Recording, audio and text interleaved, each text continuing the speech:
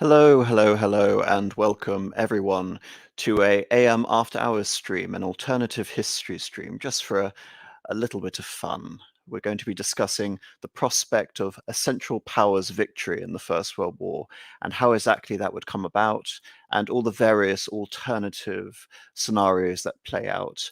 And I'm very lucky to be joined by Marcus Furious Pertinax. Hello. Hello, sir. It's lovely to be back. After both of our little hiatuses, it's nice to be back delving into our favourite of all subjects, which is, history and its counterfactuals, I suppose. Yes, and I was thinking, when was the last time you and I have actually streamed together? I think it was probably Yugoslavia, wasn't it, That's with about right. Levada? So that was the end of Mm, November. So gosh, the first stream of the year, and it's been many months, but finally the dream team, unfortunately without Columba, is back in some part, and indeed. we're here to engage in a bit of counterfactual history. Now, of course, a few days ago, I presented a lecture talking about the failed peace initiatives of the Great War or the First World War. We'll be using those terms interchangeably in the stream. And I thought that that lecture, of course, lends itself to this sort of counterfactual history. So really, I'm running off fumes based on my research giving that lecture. And I may not leave the stream up. It may be a case that I think it's a bit too wacky, as wacky as I can be for the standard content on this channel. So I would like to see a lot of sort of audience interaction. I would like to sort of see people in the comments suggesting their own scenarios for this alternative history, so Marcus and I can not just interact with each other, but interact with the audience. We'll see how long this goes. I mean, I have so many sort of scenarios in my head that I want to discuss, and of course, I sort of noticed. I mean, touch wood, I don't actually watch other history YouTubers anymore, but I remember what 6, 7 years ago. I can't remember now. Probably not that long ago. I did sort of watch a few videos on YouTube on potential alternative history streams, and they always tend to focus on German victory in World War One. And I think it'll actually be fun to not only look at the prospect of Germany winning the war, but the Central Powers collectively winning the war, and how a Bulgarian victory, an Austro-Hungarian victory, and a Turkish victory would have looked. Does that sound like a good plan to you, Marcus?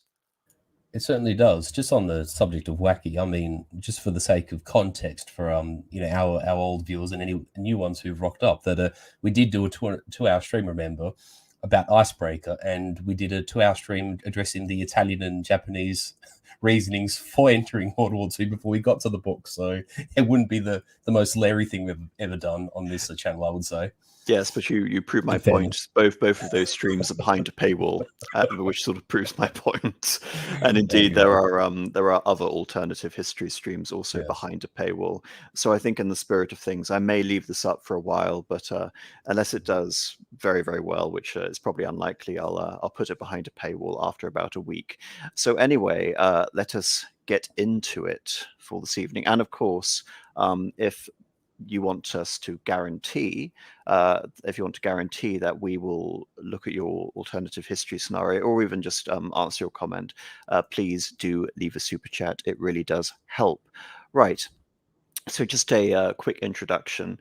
This map is useful, but it's also quite controversial because it shows us the nations that would eventually form the Central Powers.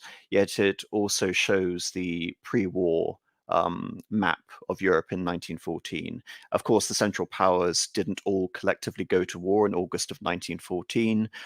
Bulgaria didn't enter the war until 1915. The Ottoman Empire later in 1914.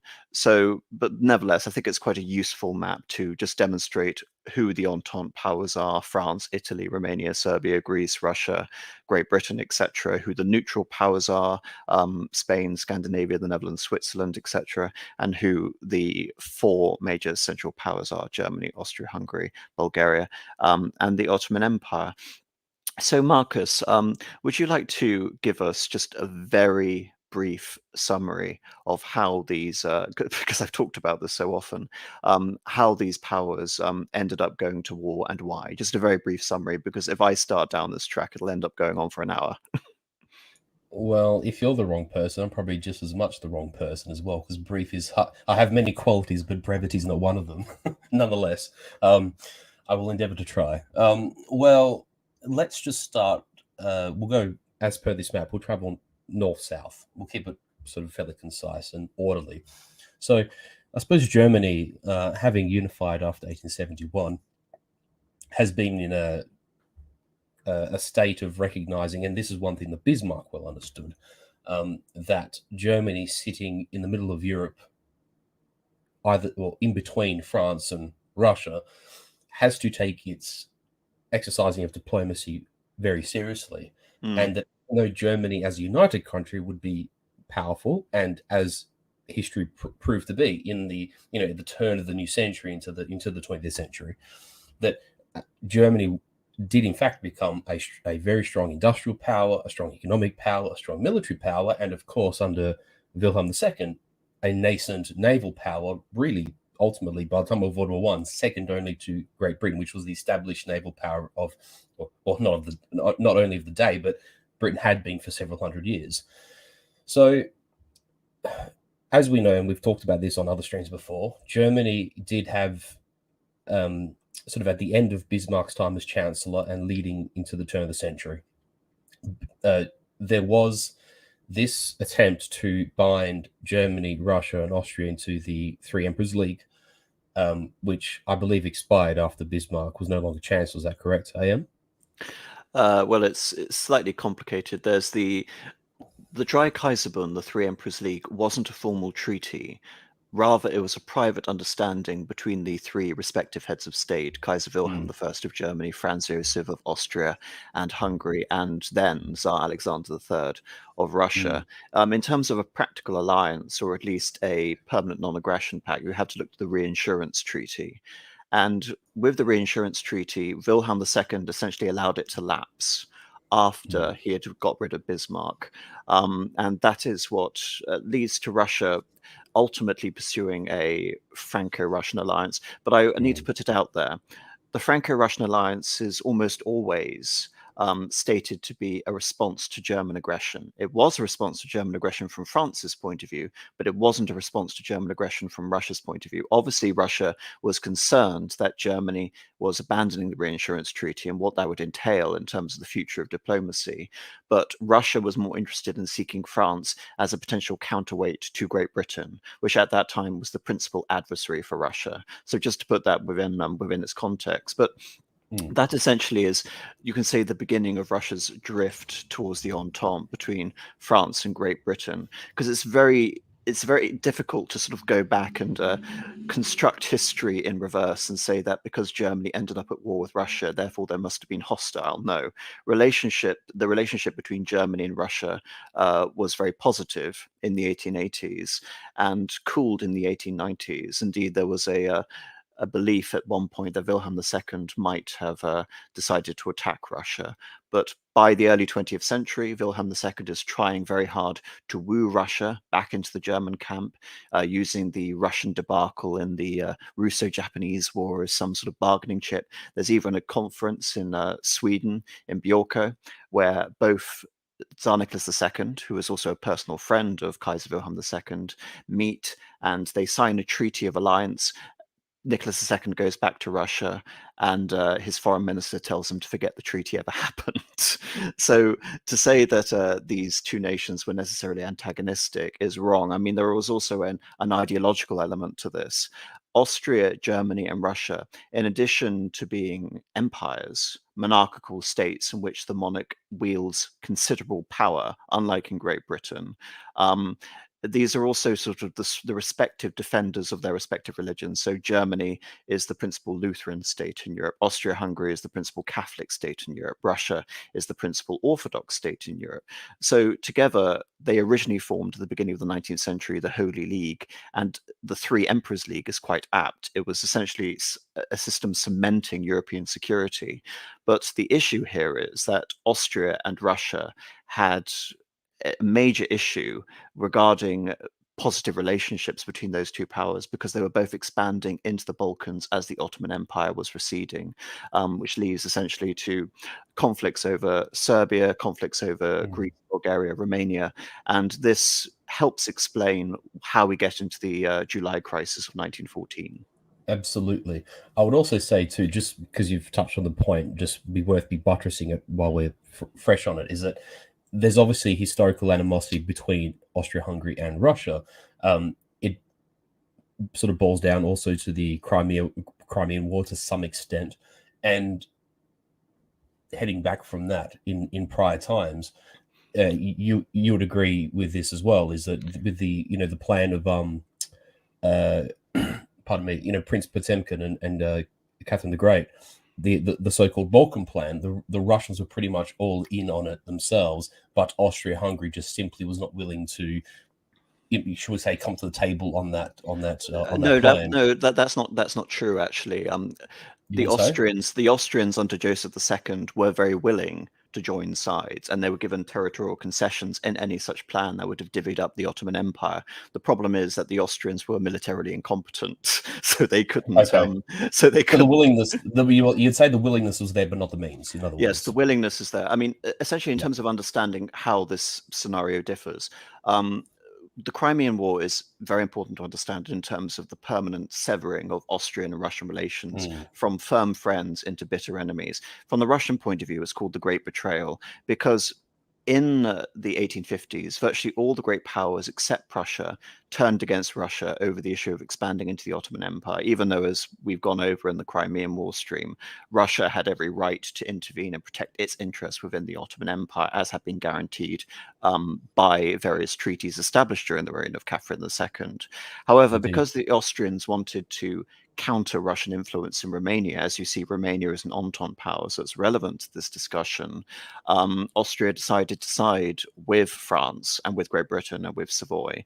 And as a result of that, just put in perspective that only 6 years before, Russia had been responsible for putting down the Hungarian Revolution within Austria-Hungary, and wasn't Austria-Hungary at this time, which saved the Austrian Empire. And then 6 years later, they are trying to contrive a way of divvying out their own sphere of influence in the Balkans and keeping Russia out.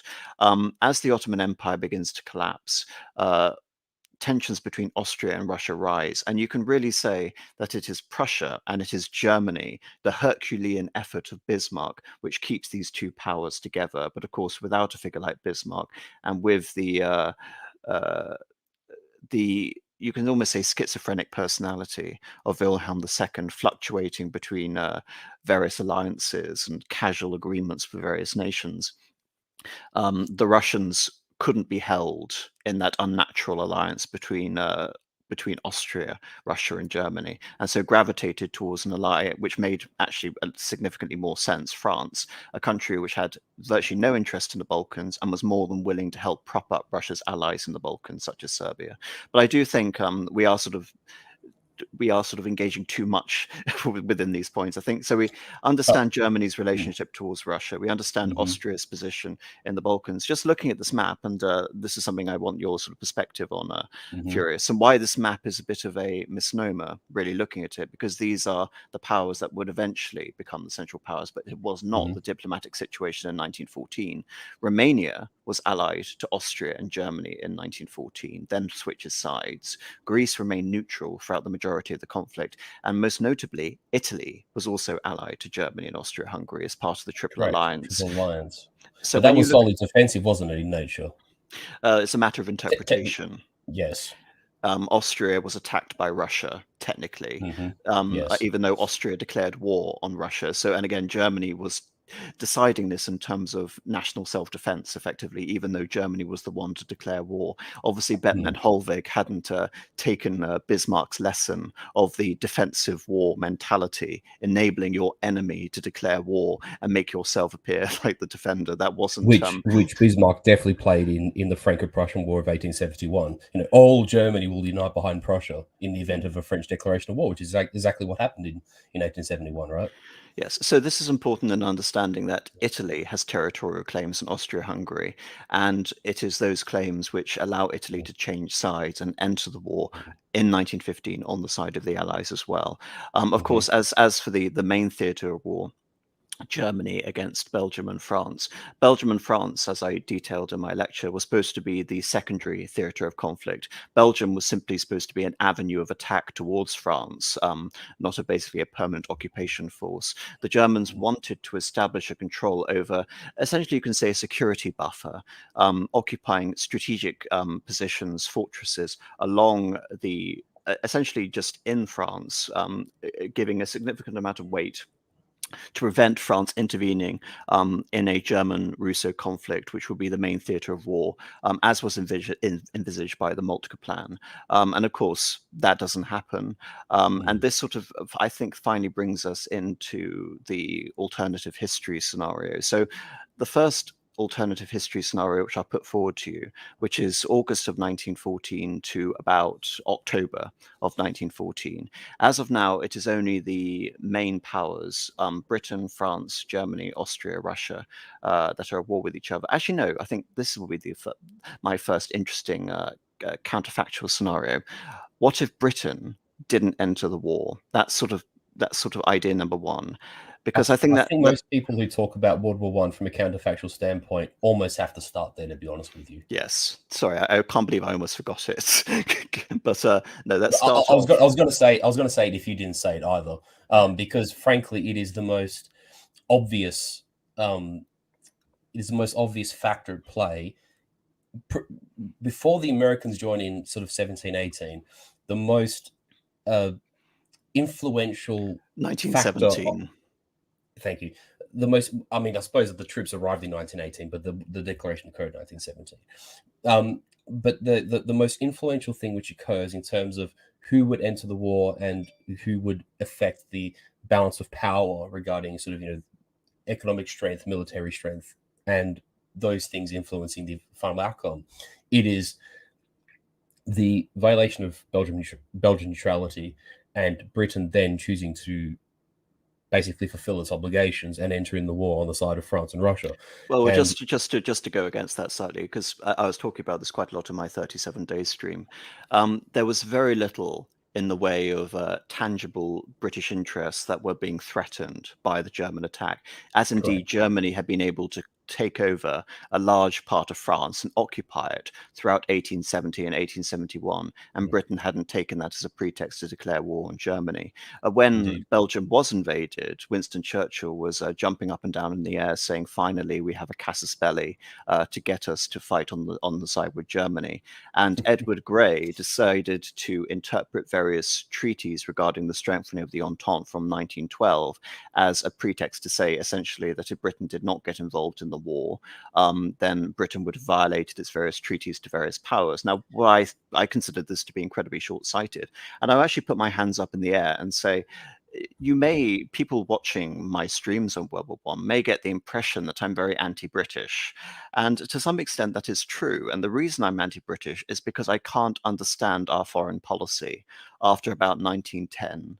After about 1910, I mean, I can understand the Entente Cordiale from a certain point of view. I can understand the Russo-British Treaty over Persia to some extent. But as we become more bellicose towards Germany, I simply cannot understand why Britain would decide to go from a reduction of its foreign commitments, and you could say a general world entente in order to stabilize the security of its empire, and then almost on a dime go into total war with Germany and Austria-Hungary for increasingly nebulous aims.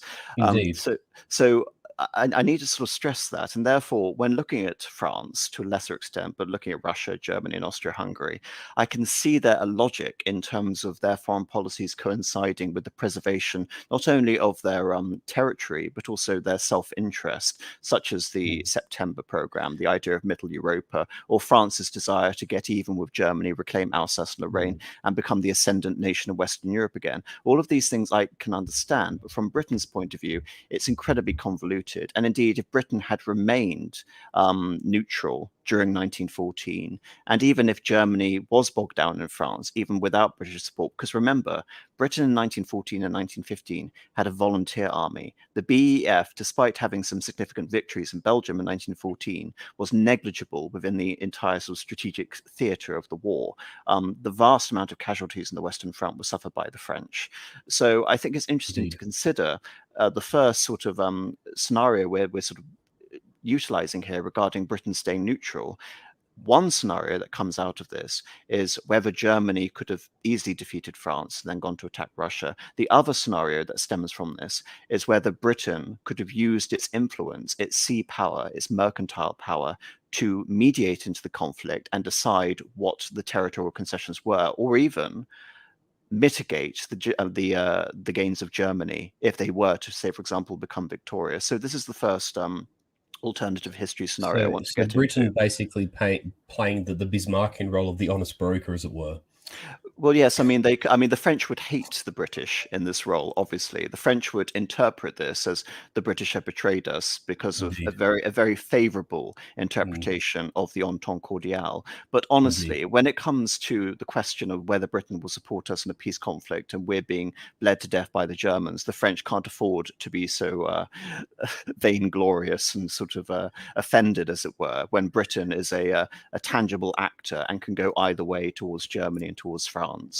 I completely appreciate this is not the 37-day stream. This is the stream that it is. But you mentioned something about the French revanchinism over Alsace-Lorraine. I cannot help but think of those few scenes with the French ambassador in 37 days, and the German minister is sitting down and he asks, like, how long have you been waiting for? And the French man says, since 1871.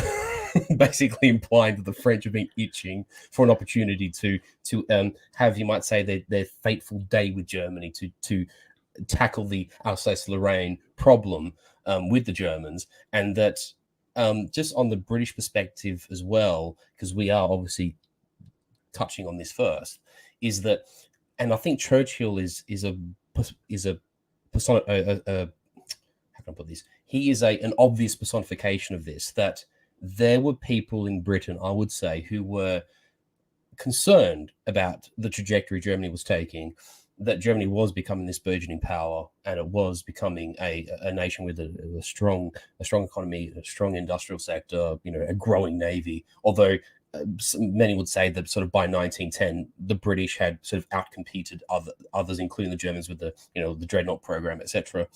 But that there were people in Britain, and I would say Churchill was one of them, who were a bit like the French, for different reasons, though, chafing at the opportunity to cut Germany down to size and to bring it down a rung, and that the July crisis and the assassination of the Archduke and this sort of rolling accident of Austria-Hungary and Russia and Germany, etc., the Schlieffen Plan, provided these people with an opportunity to do just that. That's what I would say.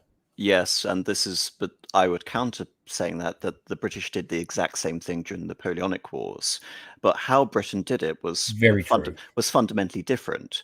Yes. When Britain saw the pervading strength of France, and I also need to point out that France was an existential threat to Britain in the sense that France was just over the Channel, and Napoleon was in Boulogne in 1805, preparing his Grand Armée to invade Britain. Drilling his soldiers on the beachside. That was not the case with Germany in 1914 at all. So just to emphasize that Britain was in its rights to see Napoleonic France as a threat, unlike the policymakers in 1914 with Germany.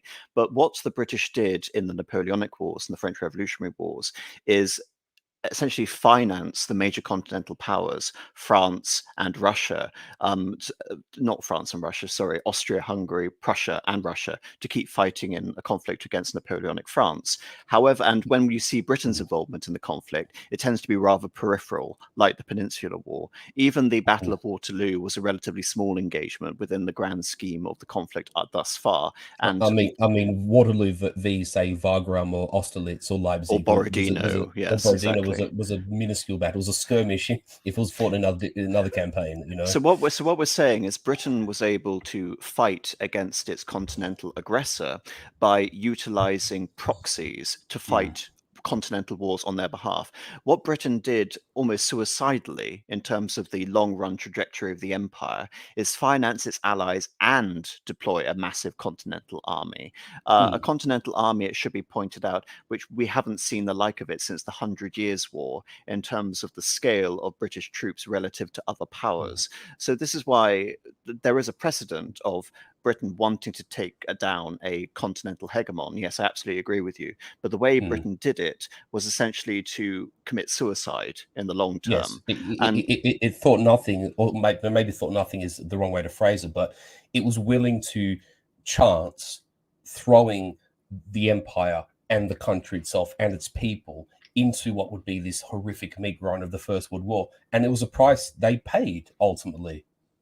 yes, and also bear in mind though that from the point of view of the British Empire, a German-Russian war and a French German-Russian war not involving Britain was a godsend because it meant that Britain's key colonial rivals were now throwing all of their resources towards killing each other, while Britain could stand on the sidelines and reap the benefits and sell weapons to both sides, and then mediate a conflict and mediate a peace treaty in its favor. Which for So an industrial and mercantile power you'd imagine would be paradise, but they chose to refute that possibility. yes, and someone is saying, not saying I agree, but I have to remember they couldn't see the future in 1940. This is obvious to anyone sort of looking back. This isn't sort of counterfactual history in the same way that Bismarck could say in 1862 that I will have united Germany in 10 years. In fact, from 1862, he did it in less than 9. Anyone with any sort of understanding of Britain's strategic position could have appreciated these points. And one of the reasons I would say that Britain found itself in this bizarre and self-defeating conflict was because of the nature of the political situation within Britain. Many conservatives believed a continental war would be a brilliant way of distracting from the issue of implementing home rule in Ireland, as cynical as that sounds. While many liberals believed that if we don't go to war against France, the Liberal government will collapse and the Conservative Party will come into power. So while I Against will Germany, you argue, mean? yes, so I will argue that in August of 1914, politics and holding various coalitions together Mm, was the overriding concern rather than any high-mindedness concerning the neutrality of Belgium or our obligations towards France. Edward Grey, it must be pointed out, was hated by many liberals in his own party, but he was seen as pursuing uh, a bipartisan foreign policy, if that made sense, one that appealed to war hawks within the Liberal Party and by and large members of the Conservative Party as well. So therefore, it's no surprise that they end up forming a coalition in 1915. So I think mm, that's outlining enough as to why mm, Britain would have every incentive to remain mm, neutral in 1914. So as for a Central Powers victory scenario, getting us finally onto that point.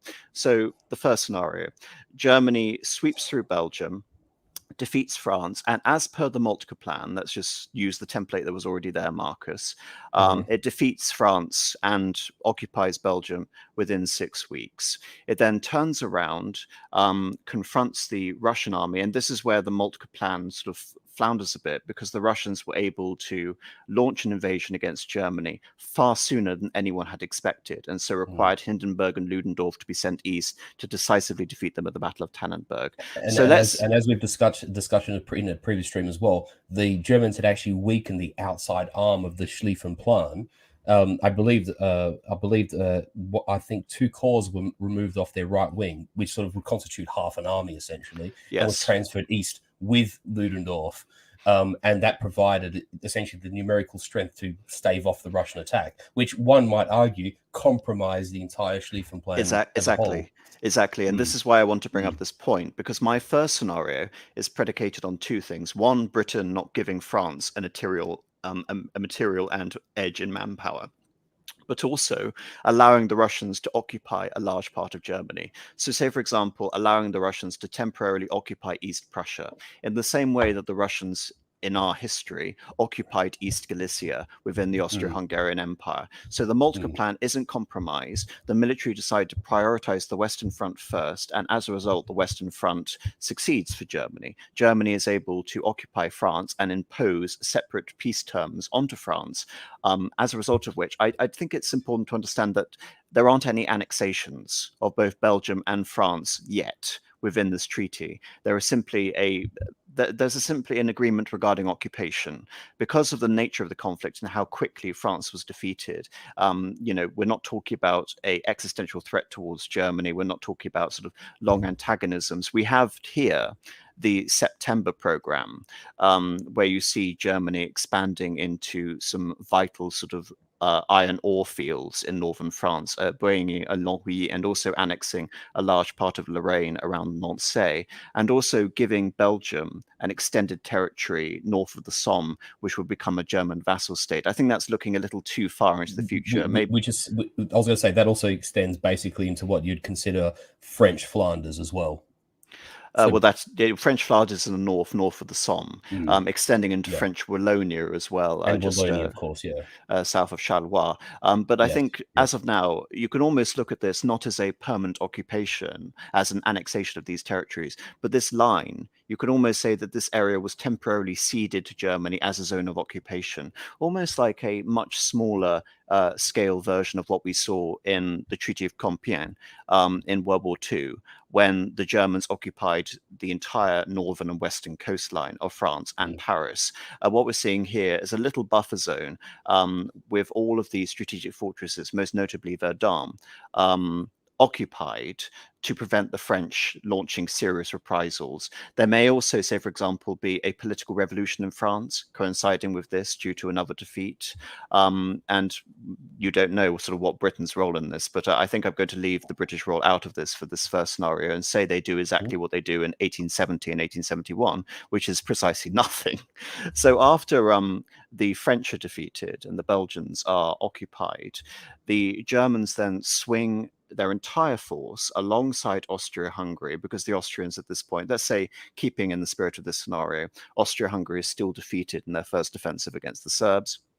So the Austrians and the Germans attack, drive out the forces in what could be a second Battle of Tannenberg, but a much larger version of the Battle of Tannenberg, in which we see the combined armies of Germany and Austria almost wiping out the entire Russian offensive. Because you have to remember that the Russian army was defeated by a relatively small contingent of the German army within the grand scheme of things. So imagine a combined all German, all Austro-Hungarian offensive against the Russians. It's worth mentioning in this sense is actually, pardon me, it's somewhat of an inversion actually of the Ostfront of the Second World War, where from Barbarossa onwards in 41, no less than 80% of the entire fighting strength of the Heer or the Wehrmacht is in the Soviet Union, in Russia, fighting the Red Army. Whereas here, the Germans are mostly committed to the West, and even after these these very large battles on the Western Front, such as Verdun, such as Ypres, such as the battles of the Somme. Even when Germany takes a defensive posture at some point, it's still the main focus of the Germans that a decisive victory against France, essentially the German equivalent of Endsieg for World War One, will be decided on the French front. And the Russian campaign just happens to be successful for a number of reasons. But you're quite right. It's not the main focus of the German army in World War One. V what would occur 30 years later. I just thought that was an interesting comparison to make. But more so than that, I mean, the defeat in 1940, yes, absolutely important to bring in that Russia was the peripheral zone of operations compared to the Soviet Union in the Second World War. But in my scenario, which I'm imagining here, the Russians are even more overextended than they were in the historical 1914, because they've been allowed to occupy large swathes Yes, of Germany yes. and Austria. So by And thus extension, beyond their supply lines and they're in beyond their hostile telegraph territory lines as and hostile well. territory. Yeah, of course. Yeah, yeah. So Makes we're sense. imagining you could almost say this could be the worst Russian defeat in its entire history, what we're essentially outlining here. And this would essentially, you could almost say the war could end in 1914, 1914 at this point. There could be one decisive victory by the Central Powers in the field, and the Russians would come to peace terms. And I think because, we're talking about a war which is over, say, for example, in 3 or 4 months, I think it's important to understand that the level of the intensity of the war goals increases with the length of the war and the mobilization of the respective populations towards total victory. So I actually think in this scenario we're outlining, the German-Austrian peace gains would have actually been pretty moderate. So Serbia would have probably been forced to concede essentially like a pro-Austrian government, effectively, and to sever its alliance with Russia. But it's important, however, to consider that the Austrians didn't actually want to annex parts of Serbia, because to do so would have complicated the already fractious nature of the nature of the nationality conflicts, and would have basically been given a former part of a basis for a Slav state within Austria-Hungary, a trialist solution, if that makes sense. Which, given the demographics of Austria-Hungary and its prior history leading up to World War One, it was already in a difficult situation in that respect. A situation which you understand far better than I, but still a problem they would not have wanted to have added to. Yes, and virtually all treaties regarding Austria-Hungary and Serbia leave out the possibility of annexations into Serbia. When we see territorial gains being made at the expense of Serbia, it is to favor Bulgaria, which had lost territory in their previous war, in the Balkan Wars of 1912 and 1913, as opposed to Austria-Hungary. But of course, this war is over so quickly, Bulgaria isn't even involved in the fighting up until this point, so that's a moot question. Maybe Bulgaria is given territories anyway, despite being a neutral power. I think it's almost academic regarding whether Germany would have bothered to annex more territories in France or Belgium as a result of this treaty. They may have done so in order to ensure their security, so we may see a version of the September program. But even though Bettman Holvig envisaged these borders in September of 1914, when it seemed like the Moltke plan could have actually succeeded, it's difficult to see how politic this solution would have been, especially with regards to a neutral Britain intervening. And I'm not going to bring up the prospect of mediation yet, but I think it's very likely that there would have been a Belgian puppet state established. But I think the barest minimum level of annexation into France regarding Germany taking over key fortresses and Germany taking over some mineral-rich areas, especially the iron fields. But apart from that, I don't imagine any significant territorial expansion westwards in such a victory. What I would possibly posit as sort of a counter-argument to that is, does Germany leave well enough alone, knowing that, at least in the case of, say, Alsace-Lorraine, there is... So I believe in 1940, it actually was majority German speaking, and that it could be. What were we going to say that? Well, I'm going to explain that Alsace and Lorraine is a bit of a misnomer. Alsace, Elsass-Lothringen, yes. Elsass-Lothringen was part of Germany, and Alsace was the German-speaking part. Lorraine, the larger part of Lorraine, still remained part of France. There was only a portion of Lorraine that remained part of. And this is why I think maybe... Well, that's around the city of Metz, isn't it? That was in Germany, but was technically more French. But the rest of it, it's a bit... It is. Whereas Nantes remained part of France. So it's possible that Alsace and Lorraine would have actually become Alsace and Lorraine, all of Alsace and all of Lorraine. Yes. But apart from that, I don't see Germany going overboard with the annexations. I just wanted to finish my point, was that I think that the Germans, knowing that there's already a precarious position here with, at least these populations are mostly German, and we can incorporate them into the Reich, and there will not be much in the way of difficulties going forward. But the further you creep into French territory, obviously by that point you're starting to acquire more and more of a French minority, which makes governing difficult, and it also gives the neighboring power even more grievances than what they already had. The point I was going to make is that, do the Germans leave well enough alone, potentially doing something with Luxembourg, maybe coming to some accommodation with the French over the French-speaking part of what the Germans had in terms of Metz and the hinterland around it, and do the Germans actually just settle perhaps with a puppeted Belgium, but with these French Wallonian and French Flanders regions incorporated into it, which would give the Germans, you might say, a bit of a a Damocles sword pointing at Paris, as it were. No, I think this map is far too ambitious. I think the reason why such a state of affairs wouldn't happen is because it might get Britain to involve or finance Yes. the side of the Entente against Britain, because Yes. Britain's overarching concern on the continent was over the Channel ports. So I Yes. think adding insult to injury by annexing Boulogne, Calais, and Dunkirk to a Mm. German puppeted Belgium, in which case you probably have the High Seas Fleet being stationed there. I think the British would have taken that as an actual casus belli, unlike the Mm. one we have in real life, to get Yeah. involved in the Yes. Yes. conflict. Because it should be noted that in Mm. 1914, Germany had overtaken France as the world's second largest naval power. Correct. So Yeah. this would have represented a genuine threat to Britain had Mm. the plans, as you can see here, been realized. So I think it's very unlikely. Because In that would many have been ways, direct access to channel ports for the German Navy for the High Sea Fleet. do you remember the Talleyrand plan? This Yes, is I do you, do. well, Yes, the Talleyrand plan was a compromise treaty cooked up by Maurice de Talleyrand as the one which Napoleon refused.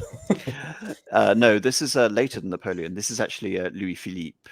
Oh, sorry, the other Talleyrand plan. Sorry, Yes, okay. this is during the 1830s. The Hmm. Talleyrand plan dealt with the question of the Belgian Revolution, and this is where the origin of Belgian Oh, yes, I know where neutrality you're going. and Yes, the yes, London Treaty and the scrap of paper comes from.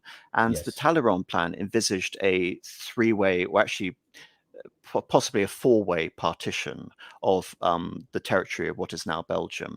The east would be given over to Prussia. Flanders would be given back to the Netherlands, from which it had just seceded. Hmm. Wallonia would be given to France, and Antwerp would have been given to Britain as Ooh, a concession on the continent, basically to yes. guarantee their access to the Channel ports. So I think it might be possible that Germany may annex Wallonia and part of Flanders, but the Mm, actual coastline would have been left as a neutral, independent, free state, kind of like what you see with Danzig yeah. after the war, in Or order not or to potentially given deliberately. to the Dutch as a bargaining chip for neutrality.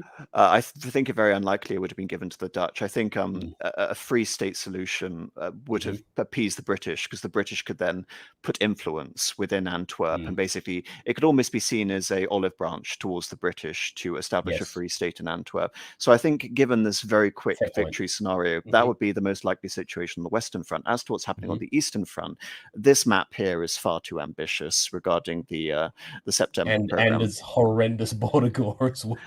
Horrendous border gore. I mean, look at the borders of Ukraine and Belarus here. Like, Even what? Poland is just that's a block. Oh It's no, just that's a fine. That's fine, Marcus, because that's uh, the actual border of Congress Poland. true, That's a true. real existent border within the Russian Empire. Fair As enough. also you can say that that's Lithuania, that's the United Baltic States, etc. But I have And no White idea what's Russia. going. I have no Yeah. idea what's going on with Ukraine and Belarus here. But I think Yes. again, the Eastern scenario is different. It's interesting because Mm. Germany and Austria wouldn't want to significantly weaken Tsarist Russia. What they would Mm. want to do is to permanently split France from Russia, and you could almost say compel Russia to re-enter the Dreikaiserbund, however, as a much weaker partner. So And conditions. with buffer states Well, between them. I'm going to sort of talk about the buffer states now, because the more you sort of pander to this idea of buffer states, the more it's going to antagonize the Russians, the more the Hmm. new Dreikaiserbund is going to fail before it even starts. I mean, look at the alliance at Tilsit between Napoleon and Alexander I. The Mm. minute that Alexander I realized he wasn't gaining anything from this alliance with Napoleon, he was more than willing to side with the British and begin trading again, which precipitated Hmm. another war with Russia from France. So I think in this scenario, the Germans and Austrians would have actually been very lenient. They would have demanded two things. One, Austrian and German complete carte blanche over the Balkans. So Montenegro, Serbia, Romania, very much in the German Austrian sphere of influence.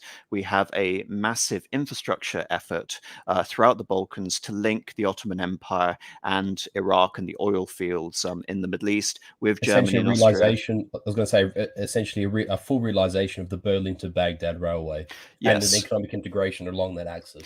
yes. And as for a Mm. buffer state, I think, again, given how this war is over so quickly, and Germany can basically prove to the world, we are generous victors. We are not going to humble and crush our opponents, especially ones who are We are gracious. we are gracious. We are gracious in our victory. I think the only real concession in the East, other than obviously what we've seen in the Balkans, would be Poland. I think Poland would have been created as a semi-independent state. And I think this is also quite an interesting scenario in which Poland would, almost like a reverse of the partitions, Poland would be made nominally independent again with the borders you see here. However, Poland could also perhaps be given a little bit of Lithuania, so there isn't a border between Russia and Germany anymore. Just a little strip, perhaps, of Lithuania, because as you can So see, Poland would be basically the Eastern Belgium in a sense. Poland could be seen as the Eastern Belgium. And the reason Belgium would exist is that Belgium neutrality would be guaranteed by Russia, Germany, and Austria-Hungary. And thereby, there is a neutral buffer zone between all these three countries to avoid them going to war with each other. But also, Yes. the powers could basically cooperate over Poland. And indeed, you can say they can liberally repress Poland to prevent the Polish becoming an independent power and And would expanding keep it into Germany and contained and Austria. hemmed in, as it were. Yes, so Poland Yes. would simultaneously keep the Dreikaiserbund powers apart, but they would also keep them vested in maintaining that alliance. So I know that sounds quite clever, but I'm just thinking it's how it goes along. It's worth considering for a second. I know the Soviet government and the era leading up to World War II is a very different kettle of fish. We're dealing with very different people with, and ideologies taking a completely new plane of importance compared to, say, the emperors of Germany, Austria-Hungary, and Russia, and their aristocratic framework that supported those empires.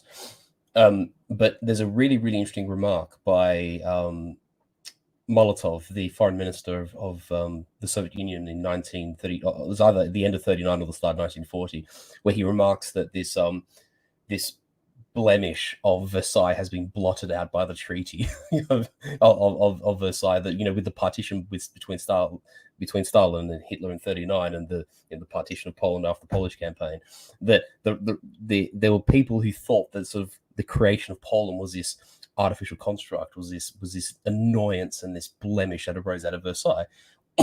Pardon me.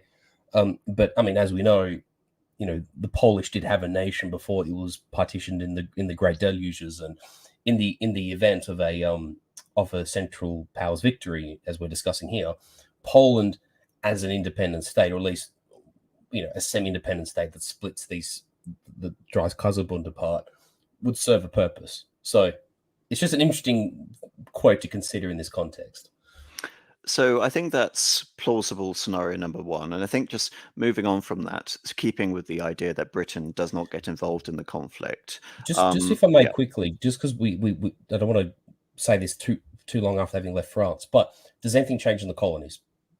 I don't think anything really changes in the colonies. I think because if you look at, there may be one territorial concession, maybe in recompense to the British for creating the Free State of Antwerp, Germany is given the Belgian Congo as compensation for that. Yes. And if you see here, just with tiny little gains from France and French Congo, there's and Middle Africa and Gabon, you have Middle Africa here established. So I think if we're going to look at colonial concessions, that would be obvious from a German point of view to establish that. So and also, because when we're looking at this treaty, we're seeing very little in terms of tangible annexations for Germany. So Bettmann Holweg can go back to the Reichstag and say, we have won a great victory. We are now a world colonial power as a result of establishing a continuous colony within Africa. So yeah, I think that's probably the major annexation we see would be, thank you for bringing that point up, actually, because it suits the scenario quite well. Exactly. The only other sort of point A, point B, the second portion of that would be, in the event, because I don't know if we'll get here, or I don't know if you envision this, but in the event of Italy having maintained the Triple Alliance and adhered to the conditions of that alliance and partook in the war alongside Germany and Austria, because let's not forget, even though Italy had obviously quarreled with the Austrians for a good while between the Risorgimento, and the Austrians had always involved themselves in northern Italy in the sort of preceding couple of centuries, and the Italians had a bit of a beef with the Italians. Sorry, the Italians had a bit of a beef with the Austrians in this respect. Dalmatia, southern Tyrolia, Istria. There's arguments to make whether it should be part of Italy or not. But also true that Italy had gripes with the French as well. I mean, it is known that Garibaldi was incandescent at the fact that Savoy was let go to France as a result of the treaty obligations with French participation in the Italian war with Austria in the 1860s, and that also a case could be made that Corsicans probably would be more closely aligned to Italy than what they are to France, and also as well the Italians were extremely angered at the French annexation of Tunisia. So it could be plausible that in the event of a French defeat, there is actually some trinkets in the basket, shall I say, that the Germans could throw the Italians' way to convince them to stay on side. That's just a thought. But you have to wonder then, what's more important, Italy remaining a passive member of an alliance or France not hating your guts and wanting to destroy you? I think these territorial annexations, I mean, even Germany only very reluctantly conceded these occupation zones for Italy in World War II. And, you can say a lot, but Italy was at least a committed member of the Axis powers, whereas here, Italy is basically gaining a huge number of concessions for doing absolutely nothing. So I think that's rather unlikely, but we'll park that scenario for now. Okay, we'll park it for now, but I just want to one last thing for you to stew on as well is that assuming that the British remain in the war or enter the war, right, in another potential scenario, is dividing the French army between North and South Alps important enough? And is it worth not having German and Austrian divisions fighting the Italians in the Isonzo campaigns, where those divisions could be fighting elsewhere, meanwhile dividing the fighting strength of the Western allies on the French front, on the Flanders front? Just a point. It is just a point. However, this is all the assumption we're making here is that we're talking about a very quick Central Powers victory. I mean, trying to come back to the situation with Mussolini entering the war in June of 1940. Mussolini entered the war, if I remember the quote, it's we need a couple of thousand dead to sit on the table as a party that fought. Correct. So Italy would have to get involved in the war at the tail end of the Moltke plan succeeding in order for that to work. Effectively, you could see that scenario almost playing out identically. But also do remember that the Italian government was completely paralyzed at that point, whereas Mussolini had much more something different for the Italians, of course. Yes, whereas Mussolini had a lot more freedom of action when it came to making up Italians' foreign policy. Correct, I'd agree with that. And we also don't have Russia involved as well. So if Italy is potentially involved in a war with Russia as well, I think it's complicated. But I think that's almost too tangential. I think it is a bit tangential. All I'm going to say is I think the Italian scenario is only relevant in the case that Britain actually does enter the war. In the case that Britain doesn't enter the war and it's a quick victory, then the Italians are of no consequence. I think that's worth saying, and we can put a cap on that for now if you want. So the second scenario here, with Britain still staying out of the war, is the Germans not doing very well in France and not doing very well in Russia without Britain, and Britain being able to determine a peace treaty through mediation. So in this scenario, you could almost say it plays out very similar. The only difference is that Germany gets further into France and the Germans win a greater victory against Russia, however, not so great that they are able to knock out France and Russia. Indeed, from the French government, you could say this fills them with an even greater zeal. They had been betrayed by Britain, and they're about to be crushed by Germany again, so they're going to fight to the last man, as it were. And let's just say in this scenario, it basically becomes a stalemate. And after a year of fighting, Britain, who has done very well from essentially being that mercantile neighbor, and because German victory isn't so obvious, they're basically being tacitly supporting the French and the Russians, giving them finance, but not necessarily selling them arms or anything as dramatic as Lend-Lease. They also have a vested interest in keeping the Germans out of the Channel at the same time. So they're also supporting the Belgians in Antwerp. I think in this scenario... Sorry, just want to say, someone made an important comment in regard to this that I think is relevant, that in this kind of scenario, Britain, in this sort of counterfactual, Britain plays the role that the USA actually played in our course of events in World War One, essentially, to a point, certainly from maybe like an economic standpoint, would you say? Sorry, could you repeat that? That in this alternative scenario that we're discussing here, where Britain stays neutral and, you know, the war's still in the balance to some degree, that with Britain tacitly supporting France and Russia, but staying neutral and mainly concerning itself with the conditions of the Channel and still being a somewhat neutral arbiter, but still to some degree profiting from the war, that, you know, doing well financially, economically, but keeping its nose clean. Britain, to some degree, plays the role that the USA played in our series of events, in our, you know, reality as it is. That, you know, up until they got involved in 1917, you know, the Americans were just sort of, you know, selling arms and munitions and mostly staying neutral and weren't particularly agitating for war. Would you sort of make that comparison to some degree? To some extent, I think that comparison is valid, but in other ways, I would say it leaves something to be desired. Partly because the reason Britain cozied up to France and Russia was to lessen its colonial commitments, basically having vast armies stationed in India and in the Sudan, etc. You know, having troops stationed against, you know, Nigeria and Ghana against French Africa, indeed having competing maritime interests with France and with Russia was a fiscal drain in the way that America didn't have to worry. America was basically isolated from this colonial sphere. So a conflict here, as I mentioned earlier, regarding why it was so stupid for Britain to get involved in this conflict, a long drawn out conflict would actually benefit Britain because they could exacerbate this policy. You know, France and Russia are spending all of their resources on a continental war, while their colonies are being sapped of investment and military garrisons, essentially. So there is an incentive in many ways, so long as Germany doesn't take over the Channel ports and occupy northern France and position a new sort of Grande Armée in Boulogne to attack Britain. Britain has every interest in keeping this war going and profiting from its continuation.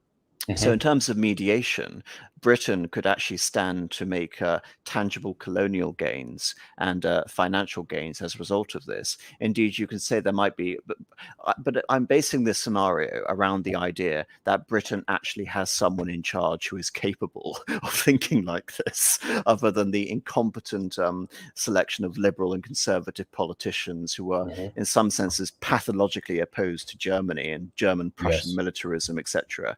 So this would require a lot of political skill from Britain to avoid heeding public demands and indeed the irresistible call of a general election, so to speak. So we're talking Britain solely acting in its own self-interest rather than being beholden to any sort of democratic whim or beholden to a bizarre sect of military and jingoistic officials who just want to give the Bosch a bloody nose, etc. Personified by Churchill, for instance. Personified by the British bulldog, Winston Churchill. Yes, exactly. So avoiding all those sort of scenarios. I think so long as the scenario continues, I love it. Someone like Lord Salisbury, yes, to some extent like Lord Salisbury, someone who is wanting Britain to keep out of foreign entanglements, can hold a coalition together in Parliament, a significant coalition in Parliament, and basically cool the more jingoistic, the more hawkish voices within the government, and basically present this as a British victory, remaining neutral, even though there'll be some high-minded neocon types who say that it's Britain's role to get involved for the maintenance of international order or international law or some such. But all of that doesn't really matter, because in this scenario, a Central Powers victory would be mitigated by the power of a British mediation. And it's when Britain decides ultimately it is going to put the pressure on all the powers to come to a peace table. And you can say that this would actually possibly end in a stalemate, and possibly even with Germany, France, all the powers giving Britain some minor colonial concessions. So say, for example, France may give Britain some interests, maybe in the Far East, maybe over Cambodia, Vietnam, and Laos, or French Indochina. Maybe Britain could gain some colonies from Germany. Maybe, as you can see here, Britain could annex German Cameroon to Nigeria, or some such. Or there may just be Southwest Africa, and sort of incorporate that into South Africa, for instance. Yes, exactly. So in this scenario, the Central Powers technically win, but the power of Britain is such that all the real gains that would come out of this conflict would be lost. And I think the only way that Germany and Austria-Hungary would be able to counteract this is effectively what the Soviets did after World War II, which was we occupy these countries. The Americans and the British can do very little about that. So say, for example, in this scenario, which plays out like a better version for the Central Powers of the real world history, they occupy Poland, they occupy Lithuania. In the Western Front and on the colonial sphere, it works very well to Britain. It works very well for Britain to gain these minor concessions and see all their colonial rivals weakened. But on the Eastern Front, Britain has to accept that areas like Poland, areas like the Western Ukraine, and areas like Lithuania and Latvia are basically lost to Russia forever. And indeed, Britain would more or less acquiesce to this because it doesn't directly concern British interests. In fact, having buffer states between Germany, Austria, and Russia could feasibly benefit Britain, because it would mean there'll be significantly less likelihood of another major continental conflict, which Britain could become embroiled in. It would inherently reduce friction between those major powers as a pure result of those buffer states existing. Exactly. So I think in this, we've outlined the first scenario, and this is the second scenario in which Britain remains outside the war. So now getting to the third scenario, where Britain does declare war on Germany. Before we do, there's one more sort of counterpoint I have to levy to you in the consideration of Britain not entering World War One, is we have to also take into account the reason why the German General Staff wanted, because the Alsace-Lorraine or Alsace-Lothringen question is a difficult one. Bismarck, as we know, was kind of not really for it. It just sort of happened as a result of a bit of pressure applied by the German commanders, who sort of wanted this bridgehead against France, and to have a bit less vulnerability in the likelihood, in this case, the inevitability of another conflict with France in the future. And if we're taking into account, well, we're sort of trying to think of how Belgium does or doesn't fit into this, what if the situation is reversed, whereby instead of undertaking the Moltke or the Schlieffen plan and attempt this massive dice roll knockout blow against France, and I guess we have the power of hindsight that we understand that the military technology of the time, certainly at the start of the war, was very much defensive, with the advent of machine guns and self-loading rifles. It's very much a defensive multiplier effect for firepower in a firepower context. Now, what if the Germans decide to dig in on the West Front and hold that line? Because you got to think that the front line between Switzerland and Belgium is relatively short in the context of, you got to think, when the Germans fail in capturing Paris in 1914, there's the rush to the Channel, and basically this borderland from Switzerland to the British Channel of the English Channel is just a series of defensive trenches on both sides, and that's what they fight over for 4 years. What if the Germans actually defend in Alsace-Lothringen, and then instead pivot the main potency of their army eastwards, and the Russians, with the technological deficiencies, with the logistical difficulties, with the issues that have traditionally hampered Russia and did hamper Russia in World War One, the Germans are able, alongside the Austrians, to gain this massive ascendancy without being bothered too much with France, without being bothered with Italy in the West. That they can throw all this force eastwards, win the knockout blow against Russia instead, and then pivot westwards. That's always been a thought of consideration that I've had. I think that's an interesting scenario. I think the way I've structured my arguments is essentially based on the idea that things are as they are on the 1st of August, which also means that that the German staff planning has remained the same constantly throughout this time, which has been the same throughout the entire 20th Hmm. century up until this point, which is the Yes. strategic thinking of fighting a two-front war, knocking France out quickly via Belgium, utilized by Schlieffen and von Moltke, and then Hmm. attacking Russia. So Hmm. modifying the parameters of that slightly and to imagine that that doesn't inform the thinking of the German staff, and sort of expanding the scope of this alternative history scenario to support your point, I think that is plausible. I mean, maybe it's also sort of something that the Kaiser would have imagined if he saw Russia as the principal enemy in 1894 rather than Hmm. 1914. If we're going to Hmm. date things back slightly and look at the origins of the Franco-Prussian War, and we look at France as, say, for example, a political mess with a backward army without sufficient artillery, etc., maybe the Germans and the Austrians would consider a blow against the Russians, especially from the Austrian point of view. I think this scenario would actually be predicated on Austria being more powerful within the alliance, because then it could lobby Germany to put the onus on Russia and Hmm. thereby taking the pressure off East Galicia and the Austrian front, and thereby, because obviously, as you can see, France does not directly threaten Austria-Hungary.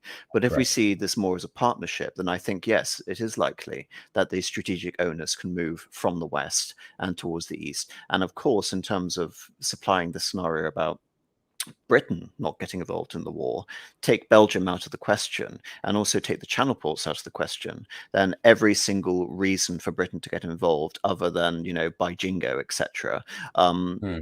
evaporates. Britain has no plausible justification for getting into the war other than Hmm. pure insanity, essentially. So I think there is a lot. Exactly. So there's a lot to sort of give into your scenario, and I Hmm. think in such a scenario, because remember that Germany is going to war on August the 1st, 1914, as is Austria, under the assumption that Russia is using Serbia as a Trojan horse to disintegrate Austria-Hungary and encircle and destroy Germany. That's the Hmm. strategic rationale for the Central Powers in doing what they Absolutely. did in the early months of, Hmm. of the war in 1914. So if Russia is taken out of the picture, if buffer states are created between Russia and Germany, if Serbia is humbled, and if the entire strategic thinking is predicated on that, then I think it is possible that we see kind of like a Brest-Litovsk situation playing out. So look at the map here. Where you see the line and you see a series of buffer zones being created in the east. And people have also, syntax error has been mentioned. Ukraine could have also been created as a buffer state, as indeed, Ukraine is very topical at the moment for obvious reasons. Indeed. The reason I didn't mention Ukraine in my previous scenario is because I'm following the actual logic of how these nations expanded historically. Hmm. And what Germany and Austria did was occupy Poland in 1915 and occupy Lithuania and Western Latvia and parts Hmm. of Belarus. They didn't actually really occupy any of Ukraine until much later in the war. In Yeah. fact, during the Brusilov offensive, the Russians were still expanding into Austrian, what is now Ukraine, in East Austrian Galicia. Galicia, Yeah, that's in right. Yeah. Austrian Galicia. So in my scenario, I'm predicating it on what the situation on the ground was, which Ukraine would have very much remained part of Russia. Indeed, Hmm. what people forget is that in 1914 and 1915, the Russians attacked East Galicia, occupied it, and one of Russia's war aims, like France and Alsace-Lorraine, was the annexation of East Galicia into the Russian Empire. And Hmm. Tsar Nicholas II, I believe, made a trip to what was then Lemberg, is now Lvov, Lviv, basically saying that as a East Slavic population, and indeed East Galicia has a history, the Principality of Halich and its connection with the Kievan Rus, that it had Hmm. always been part of Russia. So it's possible in any of these scenarios that Russia could have had a compromise situation where it could have lost Lithuania and Poland, countries which were hostile to Russia, and gained East Galicia, which the Russians could have conceived as being friendly to Russia as part of a general sort of pan-Slavic, Indeed. policy. So Indeed. the question Or, of Ukraine yeah. is interesting but complicated. And also, just to finish it off, just on that point, in the event, let's just say, assuming that this scenario rings true as we're describing it, that if there's like a creation of an independent Poland that acts as a buffer state, then Galicia could quite easily be partitioned, because unless I'm mistaken, now, was Krakow a part of Russia at this point, or Austria? I know it's right on the border at this point, but I don't know which. Krakow was the principal Austrian Polish city. Okay. It Yeah. had been So, after the Napoleonic Wars. Poland, Congress Poland, as you can see on this map, what's called Poland, was annexed to Russia, nominally as a personal union, but really the correct. Russians increasingly expanded control. However, Yes, Krakow was created as a free city, which that's neighbored right. Austria, Germany, and Hmm. Russia. And I believe, if my memory serves, it wasn't until 1846 until the Austrians actually annexed Krakow Mm, into West Galicia. So West Galicia, with mm, its main city in Krakow, was mm. predominantly Polish, whereas East Yes, Galicia had a majority Ruthenian population, which is now considered Ukrainian, with a Polish exactly. minority ruling over it. Yes. So what I was figuring is that in the context that, that they're redrawing the borders here, perhaps it would have been expedient that they create this Polish rump state. West Galicia is a part of it, and then East Galicia is portioned off to Russia as like a bargaining chip. That's kind of what I was alluding to in essence. But yeah, anyway, that's just details. I think in this scenario, though, it's important to understand that a Central Powers victory means Germany survives and Austria-Hungary is Mm, amputated. I think we're stretching the yeah. definition of victory here more to stalemate. Well, But well, that anyway, what I was going to say, stalemate victory. Yeah. Anyway, let's move on to Britain being in the war now. so we're playing from the 4th of August as things happened historically. Britain is now at war with Germany. So I think it's very unlikely in this scenario, had the Moltke plan played out as usual with British support and the premature Russian attack, which ultimately ends in the Battle of Tannenberg. I don't think there is a plausible scenario where the Moltke plan could have succeeded under these circumstances. So how exactly from 1914 up until 1916, can you imagine a Axis victory really happening? I think this is also pertinent to discuss what actually happens in the first 2 years of the war, so people can understand what we're talking about. So, of course, Germany invades Belgium, occupies most of Belgium, save for the Channel ports. It occupies, this map is actually quite useful because the border on the Western Front doesn't really change much. Um, it occupies a large section of northeastern France, and the borders, after having basically settled after the initial offensive in 1914, remain that way pretty much with minor alterations until the Ludendorff offensive in 1918. So that remains the scenario on the Western Front. On the Eastern Front, the Russians are decisively defeated by Germany. However, they are victorious against Austria and not annex, but occupy areas of East Galicia. By 1915, the Germans have expanded into Lithuania and established the military government of Oberost, and they have also occupied Poland as well. And they will continue to expand until there is essentially a line which connects through Belarus, Latvia, Lithuania, and eastern Poland, whilst the Russians still occupy part of Austrian Galicia. In 1915, Serbia is occupied by Austria-Hungary and Germany. The Ottomans get involved in the war, which is now the scenario becoming far more complicated and talking about their war aims, and Bulgaria enter the war. So I think perhaps in terms of sort of alternative history scenarios, Marcus, how we can sort of play this out and talk about the prospect of Mm, a Central Powers victory. I want to mm. begin this question, put this question to you first. What if Italy hadn't betrayed the Central Powers? I guess that then cleaves to the point I was raising before, which I was raising in the point of um, in the Britain not committing to World War One scenario if Italy did not do so. But I believe it becomes even more vital that with the presence of the BEF on the continent, with the unification, essentially, I want to say unification, the joining of forces of the French and the British navies, which makes them a potent force together, I believe makes the Italian question actually more important. And also then, strangely enough, it actually presents because as I'm sure most of our channel members know, my grandfather was a North Africa veteran from the Second World War. We actually have a World War One equivalent of the North Africa War, essentially.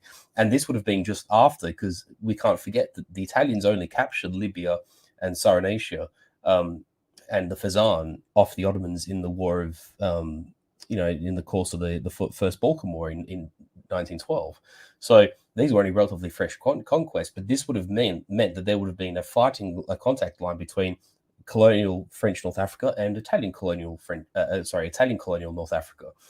So there's that to consider as well. And also, as I was saying just before in the previous point, where yes, Italy had substantive claims in Sud Tyrol, in Istria, along the Dalmatian coast. It's also true that Italy had its gripes with the French, namely being Tunisia. One could argue for Nice and for parts of Savoy, and also Corsica. So this makes the Italian question to this kind of important. Just before I go on, are we going to touch on the Ottomans after this? Because I do have a point about Russia and the Ottomans, but I'll leave it if we're going to harken back to them later. Well, I'm going to really bring up, I mean, we've already had the Battle of Sarikamish at this point, if I remember my chronology. Again, I don't have any notes in front of me. I'm just doing this from memory. And that's not to show off or anything. It's just, if I do get things wrong, do please forgive me.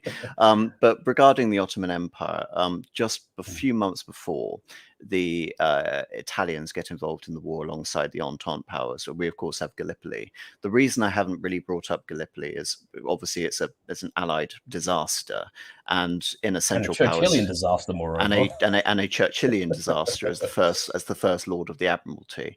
So in any scenario where the Central Powers win, obviously Gallipoli doesn't need to change. Gallipoli need only play out how it did historically.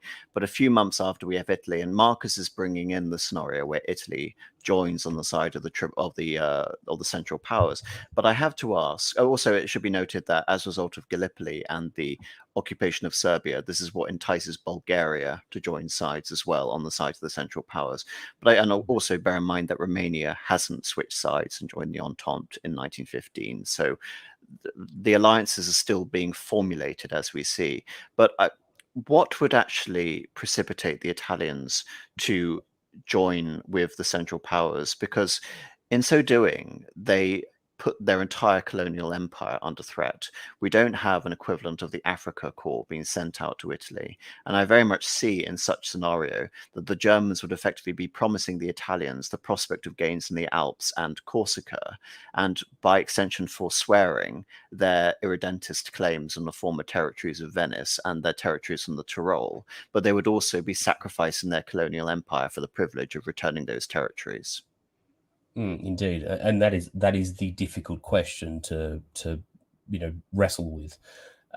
Although I will say that with the existence, because we can't forget, although it wasn't a huge navy, Austria-Hungary did have a navy in World War One, which, as we know, Miklos Horthy was an admiral in the First World War, despite becoming the leader of a landlocked country in the Second. That the Austria-Hungary has a navy in the Adriatic. The Italians would have a navy as well.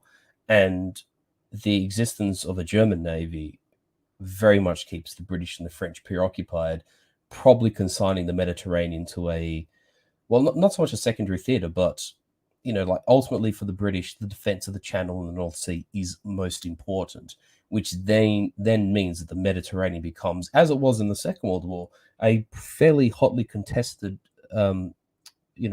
region. Whereas in World War One, I don't want to say it's peripheral, but it's kind of a sideshow. Like when you compare it to, say, Jutland and the standoff between the High Seas Fleet and the Royal Navy. Moreover, in this context where the Ottomans are now involved, you've got the Italian Navy, the Ottoman Navy, and the Austro-Hungarian Navy all in the Mediterranean, which I would say then dissuades Greece from joining the Allies. Well, it should be noted in this scenario, Greece doesn't need much help in being dissuaded from joining the Entente allies. I mean, the British effectively occupy a bridgehead in Salonika, much to the irritation of the Greek government, but there's nothing really Greece can do about it. What was it called? The largest Allied camp in Eastern Europe, and all it was a prisoner for Allied soldiers. I think the Turks or someone said, or Bulgarians said something to that effect.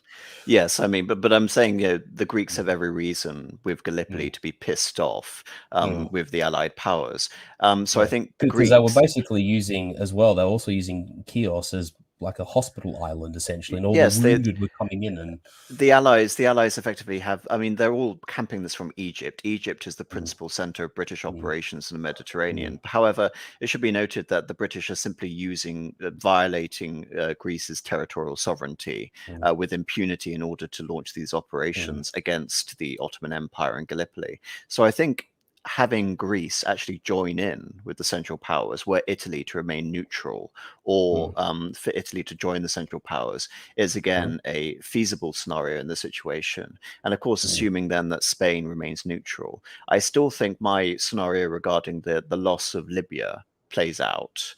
mm. However, though you could almost say that with the exception of the Western Mediterranean, where you have the French in Toulon and the French in Algiers, I think as far as the Central and the Eastern Mediterranean is concerned, it could really put pressure on the British and the Suez Canal in Egypt. Precisely. I dare say if you combine the navies of Germany, Italy, Austria-Hungary, and the Ottomans, right? Because, you know, again, putting Greece aside just for a moment, you've almost, I would, I mean, I don't know the exact numbers. Maybe someone like Iron Duke would have a better idea than me, possibly. But I would say that then comparing that to the navies of Great Britain and France, you've got two hotly contested sea zones between the Mediterranean and that North Sea Channel area.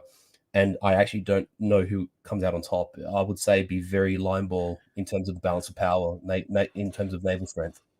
Well, also remember that Austria-Hungary, everyone jokes about the idea of the Austrians and the Hungarians, both now landlocked nations, having a navy. But not only did they have a navy, but it was a modern equipped navy, and it was very well led. And of course, it was Yes, able and to land relatively well trained as well. and I was able to land several decisive victories against the Mm, Italians. And as you can see, the logic of the Italians having a navy is much stronger than the Austro-Hungarians have a navy, but nevertheless, the correct, Austro-Hungarians correct. had a very respectable navy, as did the Ottomans, even though the Ottomans were a flagging power up until this point. The naval power was sufficient to be able to block Allied access to the Black Sea, as with the continued occupation of the Hmm. Dardanelles and Hmm. Constantinople. So I think Indeed. having the German High Seas Fleet in the northwest, having the combined naval strength of the Ottomans, the Austro-Hungarians and the Italians. The Greeks are less significant, of course. They don't really have a navy. However, having Greece become a member of the Central Powers would obviously give a lot more sort of room for maneuver. And of course, looking at British operations, we have Malta, as we do in World War II, and we have Cyprus and we have Gibraltar. Very unlikely that Gibraltar is going to be taken, but obviously the Turks would want Cyprus back and the Italians would want Malta. So again, there may be feasibly a scenario where you have a reverse Gallipoli, except the naval invasion is against Cyprus and against Malta. And there may even, you could say, with this combined naval strength, be a scenario in which the Germans and the Ottomans launch an offensive into Egypt, because it's difficult to remember looking at World War II as our comparison of an African campaign. But look at the map here.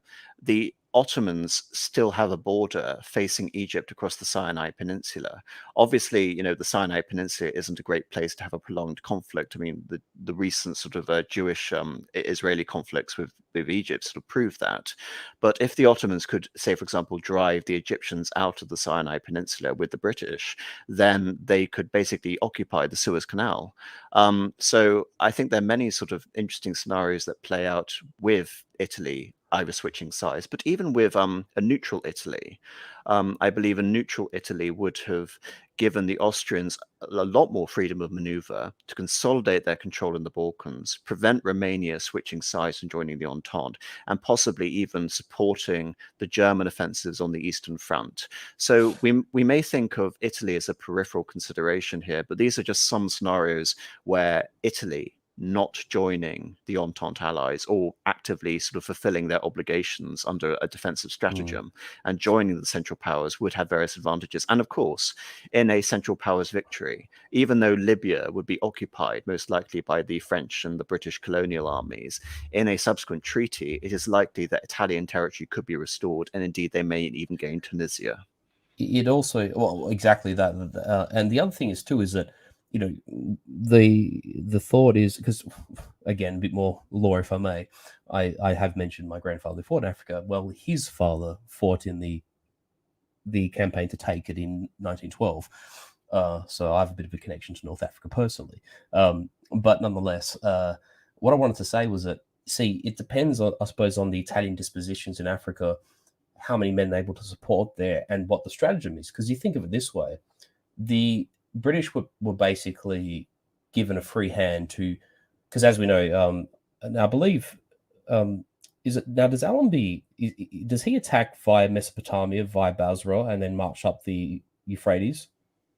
If I remember My correctly. I mean, this yeah, is probably my weakest point in my okay, no, history no, of World War One. But as you can see on this map, yeah, yes, there is indeed a British and Indian campaign in Mesopotamia, which goes correct. horrifically wrong. Which I believe is Allenby, if I'm not mistaken. And then there's this other drive up through Palestine, which is more successful, although still drawn out. I mean, they don't really break out into Damascus until I believe like 1917. But Exactly. I mean, but the Ottomans did amazingly well considering they were facing a war on all fronts. correct, because I mean we have to consider too that they had to stave off the landing at Gallipoli. They're fighting the Russians in the Well, Caucasus. literally, I literally mean all fronts. I Yeah, mean, yeah. the Thracian front, the Caucasian front, Hmm. the the Mesopotamian front, and And the front in Palestine. the Levant, all obviously. all all whilst dealing with the troublesome Arab revolt led by T. Lawrence. So all these things are happening at once, right? But just Um, so I don't forget this point, because I want to indulge you, but this has to be addressed regarding Greece joining mhm. the Central Powers. Can I finish my point and then we answer this question? Because Yeah, I'm nearly sure. I'm nearly through. Yeah, sure. Okay. What I was going to say is, and this was still difficult for the Allies. Now, depending on Italian dispositions and deployments and how many troops they can support in Africa. Now, to what degree can they either advance into French Africa or indeed fight like a withdrawal, sort of a tactical retreat across Africa, kind of like in the reverse direction that Rommel did it from El Alamein to the Mareth line. They sort of go in the opposite direction. But the British would not have a free hand to advance into Libya. The British would have to split the defense of Egypt along the Sinai and along the Libyan coast. And the Italians did actually have forts. I mean, they were improved much more for World War II, even though they weren't that effective anyway in the Second World War. But the British potentially being pincered in Egypt is an important sort of operational and strategic consideration that, oh, they can't just protect the Sinai from the east. They also have to defend the west portion of Egypt and not be squeezed between the Ottomans and the Italians. And do the Italians, write off, or do they just try and stave off the French in the western part of Libya as much as possible? Meanwhile, cooperating with the Ottomans to sort of squeeze the British in Egypt. That's the first point I wanted to make. And the second point I just wanted to make quickly, because this is when I asked earlier about, we're going to touch on the Ottomans, is that the aside from Brusilov and his successes in Galicia, one of the places where Russia is actually successful in World War One is in the Caucasus, and they managed to liberate what they call parts of Western Armenia. They take cars quite infamously, and they actually drive almost to the gates of Pontus. So it's interesting that depending who the Russians are fighting, they sort of fare varyingly well. Like against Austria, they performed well. Against the Ottomans, they performed well. The Germans slightly less so. But the Caucasus front is often ignored. But if you ever read about shall I say, the tragedy that occurred in Anatolia after World War One, the Russian campaign is important because this is where a lot of animosity grows between the Armenians and the Turks. But that's another question for another day. I just wanted to reference it. Back to Well, that question in the chat that we want to address. well, before I get to that, I just want to Mhm. add to your point. I mean, Sarakamesh is the real turning point in the east. I mean, regarding Kars and areas such as which is now I part of wasn't implying it was Turkey. decisive. I just said that it was And, it was an instance of the Russians being no, successful. I'm actually saying that this is important Oh, for a Central okay, Powers okay, victory. yes, I'm adding to your point, not contradicting it. okay. The Sorry. Russians, of course, were slightly further into the Ottoman Empire because they gained these territories as a result of the 1877-1878 Ottoman-Turkish War. Rather, it was the Ottomans trying to regain territories such as Kars, which they had lost in 1878. And when we Correct, look at correct. Yeah. the Battle of Sarakamesh, the reason, of course, why it was so devastating for the Armenians is because Enver Pasha had looked to Sarakamesh as the principal theatre of war, trying to go through Armenia, go through Georgia, in order to link up with the Turkish population, the Azeris in Azerbaijan, which would then perhaps result in a general revolt of the Central Asian Turkish populations against the Russian Empire, which was part of the war aims of the Ottoman Empire under the radical conservative element of the Young Turks, under the three pashas, but most notably Enver Pasha. So it was the defeat deflected on them by the Russians in the Caucasian front, and the idea, which had already been very well established in eastern Anatolia, about Armenian sympathy towards Russians, who of course they weren't Coptic Christians, but they were Christians, and they already occupied a large part of what is now. And a good number of Armenians did take up arms in support of the Russian advances into Anatolia. Yes, they were. Yes, they were considered fifth columnists, which precipitated the mass relocation, starvation, and arguably genocide of the Armenians as they are moved from the Armenian highlands into Syria.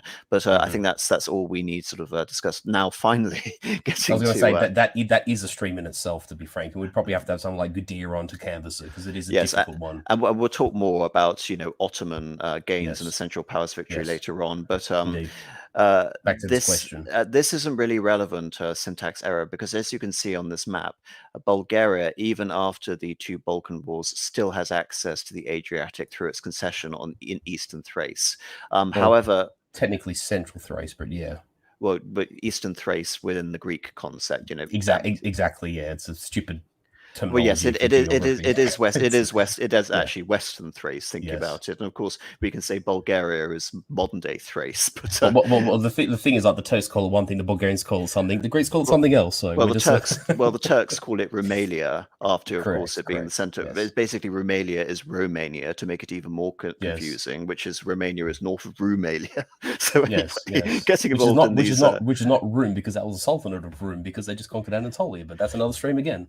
Yes, well, get into these semantic questions about what is Thrace called. But anyway, the Bulgarians already had concessions. So I believe that Greece aligning with Bulgaria wouldn't have been so much an issue, so long as Bulgaria was able to make territorial acquisitions at the expense of Macedonia. And again, when I'm talking about a Greek entry into World War I on the side of the Central Powers, obviously the Greeks wouldn't be able to pursue the Megali idea or their irredentist claims against the Ottomans in such a scenario. However, it will satisfy Greek honor in being able to hold on to the territory they already have.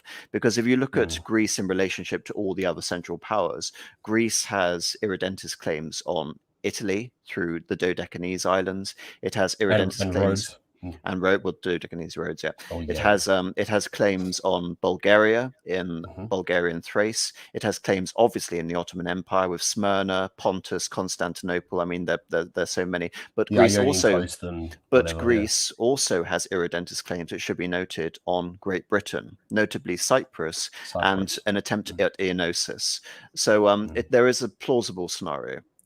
I was going to say into the Central Powers. Indeed, and it can be argued too, if you want to get into sort of semantics about this, that they arguably could have staked a claim for the southernmost portion of what we call, the province of Macedonia, as in like the southern portion of Serbia, Fyrom, what do you want to call it? Vardarska, I suppose. Say like that, the southern cities such as Akrida, Vitola, had Greek minorities at the time. And also there's the question over what the Greeks call Northern Epirus, which is the southern portion of Albania, although Albania is not a participant in the war, in this sense. The only concessions that really the Central Powers could have offered them reasonably was, if Italy's involved, there's potentially a potentiality for negotiations that if the Italians get, Tunisia or Corsica or Nice or something, they could be convinced to hand over Rhodes and the Dodecanese. And then what's left on the table? It's Cyprus, which means that the Ottomans would have to be given something else. And then there's... just to emphasize that there is no lack of potential Ottoman territorial gains to offset from not getting Cyprus. So Egypt is obviously the big one, which the Ottomans would want. Sinai, Egypt, the Suez. And the Germans would be very interested in establishing a joint Ottoman-German presence over the Suez Canal. And obviously, even though there is a Turkish population in Cyprus, Enver Pasha's principal aim is Central Asia and the Caucasus. So I think in this scenario, if it means Greece allies with the Central Powers, I think the Ottomans would just have to stomach it. And again, it's not necessarily the case that they are the ones making the decision on allowing Greece into the Central Powers or not. So I feel this is becoming a little tangential because we haven't even got to 1960. I just have like one sentence left. And in the history as occurred in reality, the Greeks actually, at the end of World War I, moved into northern Epirus. They occupied Himera and Agirocastro, Silver Castle, what the Albanians call Girocastere. and potentially they could have been given the carte blanche instead of from London. They would have got the carte blanche from Berlin to have occupied and integrated northern Epirus. So there would have been some crumbs on the table for Greece, but not nearly, like you say, as what was envisioned or what was on the table for them potentially by joining the Allies, as happened in our history. Well, we're talking about Ottoman claims vis-a-vis the Greeks. I think this is important to consider Austrian claims vis-a-vis the Greeks, because the Austrians would want a large Albania, which is aligned with Austria, that would give the Correct. Austrians access to the mouth of the Adriatic Sea. And a counterbalance to Serbia too. And a counterbalance to Serbia. So I think if the Greeks annex that territory, the Austrians may be pissed off. And fundamentally, the Austrians are far more important to the alliance structure than the Greeks. But anyway, just to summarize this, because this is the how of how we would get to a Central Powers victory had Italy either joined or remained neutral. In terms of how that victory would have looked, we've talked about possible Ottoman, Greek, Austrian gains. How things would have looked in the Western Front. I think this could have perhaps feasibly brought the war to a conclusion slightly sooner, perhaps by a few months, if Greece and Italy join the Central Powers and don't defect and ultimately join the Entente. As I said, Romania doesn't enter the war. I don't imagine. The main consideration for the Western Front, of course, is that France and, by extension, Britain will be forced to deploy troops to defend on the Alpine frontier, which is a point you brought up earlier. So again, that and the fact that the Russians are having to deal with more Turkish troops, which are being relieved because they don't have to worry about the Balkans anymore. So the Ottomans essentially have one major front against the Russians, whilst Egypt and the British garrison there, as you said, needs to be worried about Libya and a two-front wall there, so that takes off the pressure of the Ottomans. It is possible that we can see the defeat of Russia accelerated in this timeline, and on all fronts. And on all fronts. And as a result of that, the Ottomans would gain concessions in the Caucasus, and Germany would have returned to the acquisition of buffer states. But in all of these scenarios, without the Russian Revolution, it is not in the interest of any of the Central Powers to see a humiliating victory, humiliating circumstances imposed on Russia that would cause a revolution, which would precipitate what we saw in the real timeline with the Bolsheviks, even though that was far beyond anyone's imagination in 1915. So that, I think, is the most plausible scenario for the East. For the West, obviously, the Central Powers victory involving Italy would mean the loss possibly of Corsica and Tunisia to France, and very much following in the pattern of what we saw earlier with oh sorry, I've just gotten rid of my PowerPoint. Do comment, Marcus, while I try and get us get that back. Yeah, so I think just on this point briefly about the balance of power. See, when you look at what they call it, OOB, Order of Battle map of the Western Front in, say, 1916, 1917, you see this massive, rush to the Channel and then this network of trenches and the troop deployments of the Germans are fighting exclusively themselves on the Western Front, and they're fighting combination of the British Expeditionary Force and the French. Now, how does that dynamic change if the British, and also let's not forget that the British and the French not only had divisions fighting on the Isonzo front alongside the Italians, they also have troops stationed in Thessalonica, which AM's mentioned, and the British and the French both committed forces to the Gallipoli Anzac Cove campaigns in 1915. So essentially what I'm alluding to is that if Italy goes Central Powers, then there's going to be this massive redeployment of, there were a few divisions, German divisions on the Isonzo front, of which famously Erwin Rommel was in an Alpine division. It was inspiration for his book Infantry Attacks, which I wonderfully have a copy of. And the Austrians could then, instead of having these many divisions fighting on the Isonzo front, could have had them in Galicia, could have had them elsewhere. They probably exactly. I just want to sort of bring this thought to it, because I feel we're focusing too much on Italy. Yeah. And I want to also save some of the discussion for bringing Italy back into the conversation as a defeated power rather than as a victorious power. All I was going to say is that it forces the Western allies to separate their fighting strength on two Western fronts, essentially, for them, which dramatically alters the power balance across the entirety of the Western front as a whole. That was my point.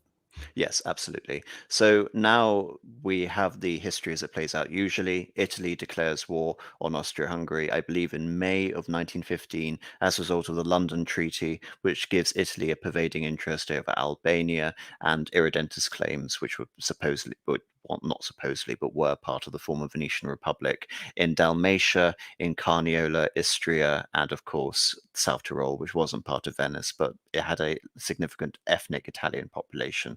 So Italy is now in the war. However, even with essentially Italy joining the war, it doesn't make that much of a difference. The Russians aren't able to launch a major counteroffensive, and Serbia is still occupied anyway.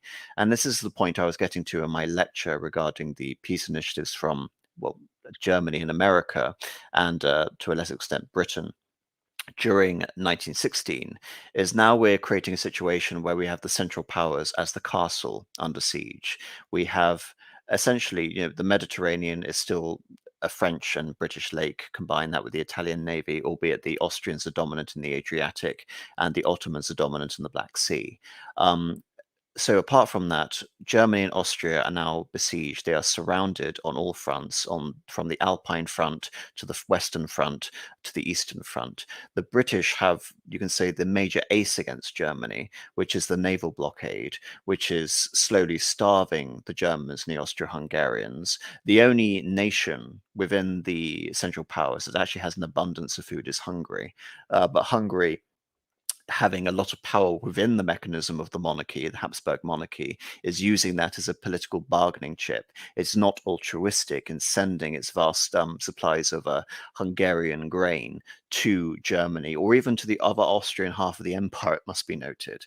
So Germany and Austria-Hungary are principally suffering through later 1915 and 1916 because of this, while Britain is becoming economically bankrupt and dependent on the United States. And through the course of 1916, the nature of the war, for Britain at least, fundamentally changes, because Britain introduces full conscription, or perhaps more accurately referred to as compulsion, for the first time. We also see a political change in 1916 from Asquith and his tentative coalition with the Conservatives to David Lloyd George and a more active Conservative-dominated government headed by a few coalition liberals under David Lloyd George. So Britain is basically morphing into, you can almost say, a total war state throughout the course of 1916. And Britain is also launching major offensives, as with Russia.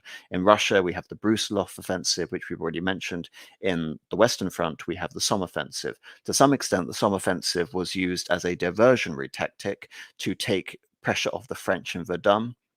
Falkenhayn had envisioned Verdun as a way to bleed the French army dry, focusing on a symbolic target to essentially allow artillery to mow down the French in the hundreds of thousands. In the end, Verdun proved counterproductive because towards the end of the battle, German casualties were beginning to resemble that of the French. So the Somme effectively ended the Battle of the Verdun in France's favor, but nevertheless, the Somme was not this great offensive that could have delivered a knockout blow against Germany, as indeed the Brusilov offensive wasn't this great knockout blow. Germany was able to weather both the Somme offensive and the Brusilov offensive. However, Austria-Hungary was badly damaged by the Brusilov offensive and becomes more dependent on Germany. And this is important in terms of envisaging a Central Powers victory, because it's not just about the Central Powers relationship with the other opposing states. It's about the relationship within the within the alliance itself. So the more Austria-Hungary is bludgeoned by the Italians and bludgeoned by the Russians, the more Austria-Hungary becomes dependent on Germany, the less Austria-Hungary in a victory scenario is able to demand if it infringes upon German interests. So that is, and it's the same with the Ottomans as well. The Ottomans are also receiving German military attaches. So all of this is a major consideration, as by late 1916, early 1917, the Central Powers is more or less becoming Germany and its allies rather than a coalition of great powers. Do you think that's fair to say? Absolutely. And I read, I actually can't remember where I read this. I'm going to presume like maybe on a Paradox Plaza forum or something many years ago, but uh, it was actually an argument, and actually quite a compelling one, that this gentleman who wrote the post basically implied that the German army of World War One, in some ways, or in his opinion, was actually more potent, and indeed partook in more sort of outstanding military activity than it did in the second. And if you think about that, almost everywhere, wherever the Austrians were fighting or the Austro-Hungarians were fighting, there were German divisions fighting alongside them in the Italian Alps. Alongside them on the Eastern Front, there were German divisions interspersed between Austrian divisions among their own army corps.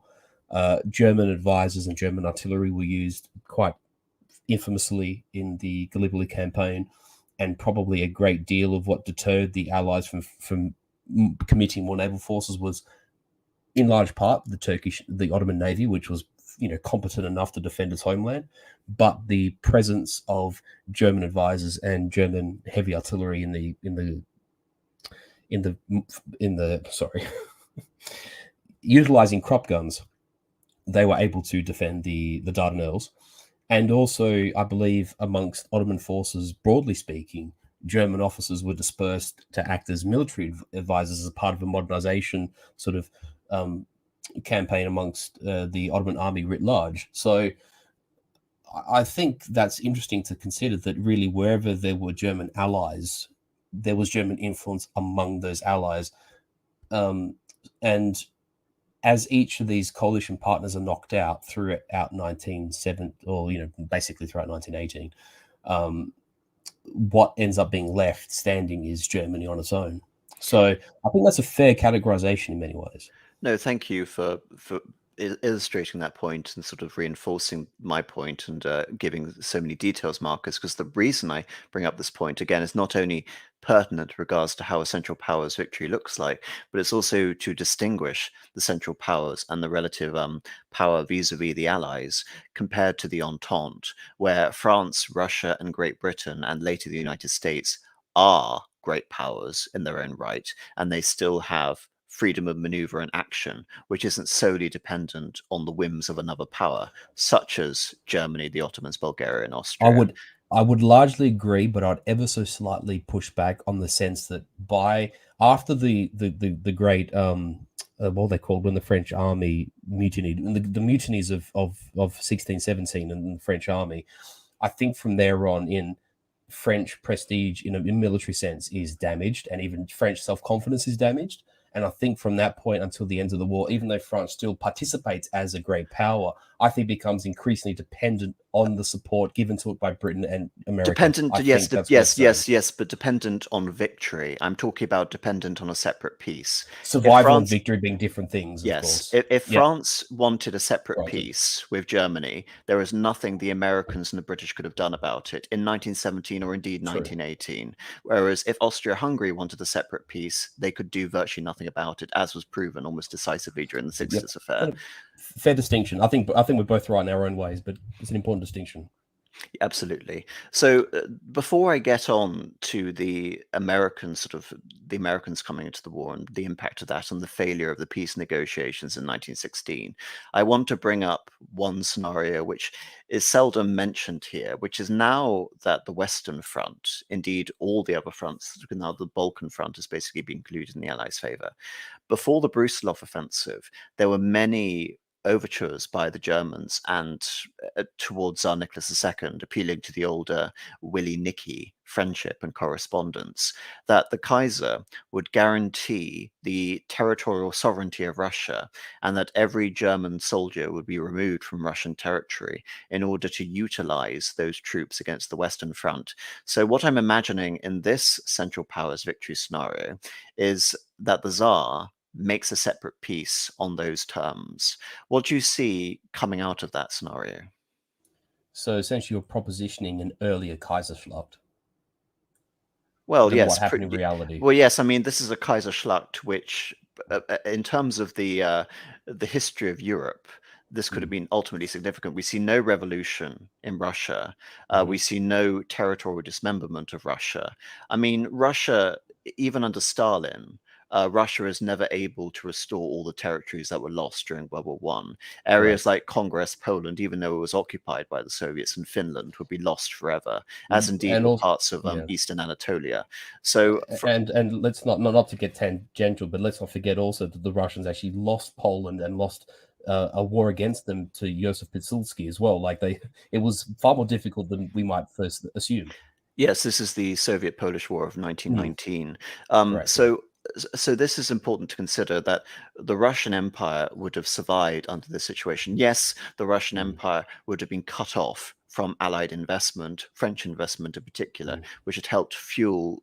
I mean, everyone seems to think erroneously that Stalin industrialized an agricultural Russia. That is not the case. Russia began industrializing seriously during the 1880s as a mm. result of and the 1890s on the back of massive French investment. Which So is in the what the German the German military and what the German general staff were fearful of, is that if this modernization program in Russia had reached or was to reach a zenith, and it's actually portrayed in that show 37 days, where you know, Moltke the Younger is actually saying to, I think it's the chancellor, you know, we have this many artillery pieces and this many machine guns, and Russia has this many. But when the old chief of the Russian army retires with his, you know, pretty young wife, someone new will come in and they will harness this ability of Russia. And if they keep building factories and if they keep building railways, we will miss the opportunity to bring them down a size.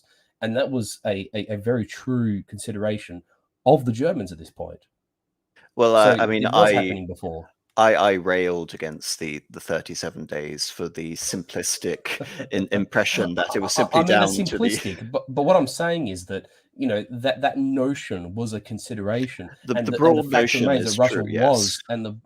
Russia was modernizing under the guise of the Tsar. There wasn't just all, you know, Stalin clicking his fingers and making it happen when he took power. So, you know, you're And the quite right.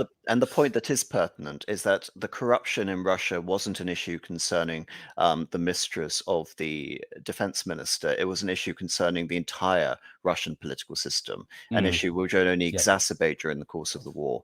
But Mm, again, it's sort of deciding the parameters of the separate peace, because in mm, 1915, early 1916, were this peace most likely to happen before the Brusilov offensive, and before, it must be noted, the Germans decided basically to cut off that prospect and declare mm, Poland an independent kingdom in late 1916.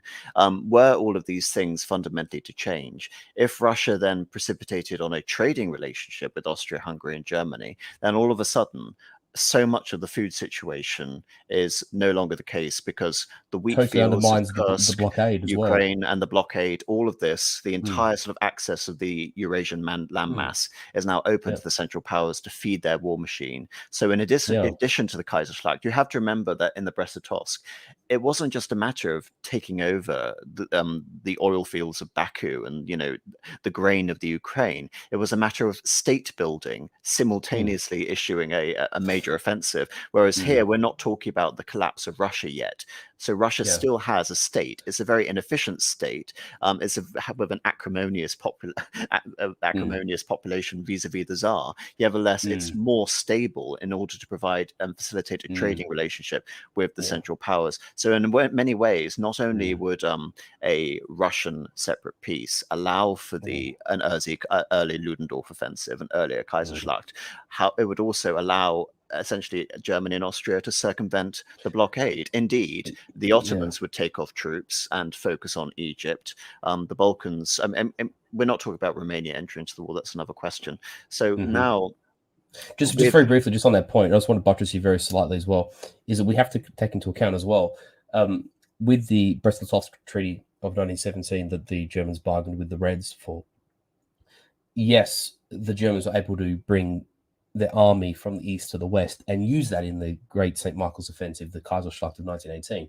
But, and even though these are sort of more secondary and rear echelon troops, the Germans are still forced to keep over 500,000 men as an occupying force in the east, because, you know, it's a newly acquired territory. And I mean, there was a risk that, you know, if there was to be rebellion or discontent or whatever flaring up, and the Germans obviously requiring the import of this grain and foodstuffs to circumvent the effects of the Royal Navy blockade, which by end of 1917 into 1918 were pinching the Germans very hard. In fact, were pinching the Austrians to some degree as well. Is that if the Germans just say to Russia, "We won't take a yard of territory," and we pull our troops back, there's the troops are. I was going to say there's been less attrition, so there's a more mature force. It's still a battle hardened force. It's a troop. They're able to actually redeploy essentially the entirety of their army rather than leaving an occupying force back in Poland, the Ostland, Ukraine, etc. and they're able to throw literally everything at the West rather than as a bit of a compromise solution as the Kaiserschlacht in our reality turned out to be. Yes, syntax error is bringing up, could Nicholas II, obviously, have stopped the war like Peter III did in the 7 Years' War against Prussia and Frederick? Not on his own volition, but this would have come as a result of German acquiescence, or in this case, Kaiser Wilhelm II acting as Frederick the Great to bring Yes, about that. And of course, Russia would have then performed a similar role as it did from 1762 until 1763. And indeed, this idea I'd of agree with that. replicating the so-called miracle of Brandenburg, not in terms of the I can't remember exactly what victory, it was Rossbach or whatever, but in this particular case, it would have been a diplomatic settlement where Russia effectively switched sides. When I was going over this in my various peace initiatives lecture, I tried to conjecture as to why Russia ignored this very easy out, which in hindsight would have maintained the territorial integrity of Russia and maintained the Romanov dynasty, which, in hindsight, you would say that this is an obvious solution, rather than the Tsar going for total victory, or in the case of what actually happened, not only the deposition of Russia, the dismemberment of the empire, the dissolution of his dynasty and state, and the murder of himself and his entire family. Obviously, in hindsight, it's easy to say that he could have easily avoided that. But the reason I push back against that and sympathize with Tsar Nicholas II in avoiding the separate peace scenario to some little extent was that Russia had been promised vast territorial acquisitions if it stayed in the war to the finish. Yes, there were large German contingents in Russia at that time, but the thinking among the Allied powers is that it was simply a matter of time until Germany and Austria starved. And so long as Russia could have kept in the war, not necessarily gained any sort of major victories, even with the Brusilov offensive, but just kept in the war long enough, it would have gained a larger Poland, basically taking territories out of West Prussia from Germany, East Galicia from Austria-Hungary. And There was the they would have humbled Austria-Hungary, moreover, which was a sticking point for the Russians too. Well, yes, the Russians could have very likely taken over Bohemia and established a modern Czechia with the Tsar of becoming a ruler in Prague as well, exploiting Pan-Slavism, and of course the crucial issue, which is Russia gaining Constantinople at the expense of the Ottomans. So I think it wasn't just, obviously, and there's also the argument that if Germany and Austria then defeated France, that Russia would be completely dependent on Germany and Austrian goodwill in the future, which is an important consideration to make. But it's not just the issue of diplomatic isolation and dependence on the powers who have just made this peace with you, which is the consideration, but it's also the greed and the expansionism of the Russian Empire that were pivotal to understand the Tsar's thinking as to why he rejected this peace. But with this peace, we basically outlined it would have been an accelerated version of the Kaiserschlacht, with possible territorial acquisitions being made at the expense of Italy and the expense of France and Belgium. We've already sort of gone over these proposals, but it'll just rehash your maps. But there's also another map I want to bring up. Now we're first... Just while you go to the map, I just want to quickly say as well, just in the event of a worst case scenario for Russia, because I just saw, I think a syntax error saying, I believe it was syntax error. Oh, no, hang on, no. K. Bergermeister said, a revolution in Russia, do you want to bring up the comment actually, if you may? A revolution in Russia might still have happened. The Tsar had already taken control of the army and the loss would be blamed on him personally. Quite possible. And the other thing is, I'll say, is that even though, as we know now, in our course of history, as reality panned out, the Germans facilitated the Lenin appearing in St. Petersburg and triggering the revolution in Russia, is that let's even say that obviously doesn't happen. But if there's still enough political momentum and disintegration for a revolution of some kind to still take place in Russia, in the event of a Central Powers victory, rather than relying on the far-flung British and the Americans and even the French to sort of send assistance, and then the Czech Legion and everything, as it all panned out, it was very difficult for Russia to sort of win that civil war, especially after the Tsar and his family had been killed, is that the Germans being right next door and being a blood relationship between Willie and Nicky, who actually, you might say, to some degree actually got on, there would be far more ready assistance for the Germans and a strong compulsion for them ideologically, politically, and geostrategically to have put down the revolution alongside any sort of nascent czarist loyalist force in Russia. That's just what I thought worth considering. Oh no, I agree with you that it would have been in the interest of the Central Powers to Mm. stabilize Russia after a It, separate it, peace. it'd be But it'd be reverse of 1848 essentially. Like rather than Russians helping the Europeans, it'd be the Europeans helping the Russians, I suppose. but again, I don't actually pay K. Burgermeister's idea. Yes, in theory, there could have been a revolution, but I think it would be more likely that there would have been a revolution because of a separate peace in 1915 than in 1916. The reason being, in 1917, the key revolutionary agitators are coming from the army. Indeed, it's the Petrograd Soviet and the various, Preobrazhensky and the elite regiments who side with the Soviets and make the October Revolution possible. And it's precisely because Russia is staying in the war, a war they already believe to be lost. So I believe, take the war out of the equation, then the vast amount of mutinous elements in the armies are already content. I would agree. Yeah. Whereas earlier in the war, when it becomes a matter of, Russian expansionism, pan-Slavism, aiding the Serbs, coming out of the war prematurely would have had a severe effect on the dynasty, absolutely. But I think at this point, the mutinous elements in the army would be content with any Mm. peace. Indeed, Just go home and with their yes, lives intact. indeed, look at a peace scenario in 1916 versus a peace scenario in 1918. I mean, look at the map of Russia making this peace with Germany in 1916 versus the actual peace at any cost we have with Brest-Litovsk here. Mm. Obviously, if the army decided to make that bargain in 1916, yes, the generals would have been pissed off with the Tsar, but the rank and file soldiers would have embraced him for this. So I push back against the Yeah, revolutionary embers from I the merely army. raised what I did as a worst case scenario, but I'm inclined to agree with you actually. But yeah. Yes, and I bring this point up because now we're finally talking about a earlier sort of 1916 Kaiserschlacht. I want to bring in. Obviously, we've talked about what would happen to France, what would happen to Belgium, and just another general point on France, which is going to be pertinent for all victory scenarios.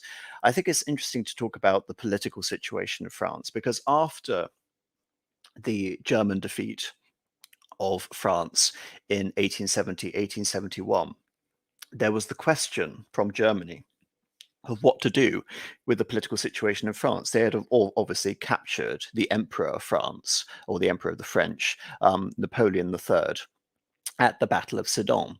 So they had the possibility of restoring the Second French Empire under Bismarckian auspices. However, they didn't do that. Bismarck decided instead to let the French tear themselves apart with the Paris Commune and with the Third Republican early government being divided among revolutionaries like Leon Gambetta who would ultimately take power, and you can say Horthy-esque military overlords. I mean Horthy as in Miklos Horthy in Hungary, like Patrice MacMahon, who had become president during the so-called moral order of the 1770s.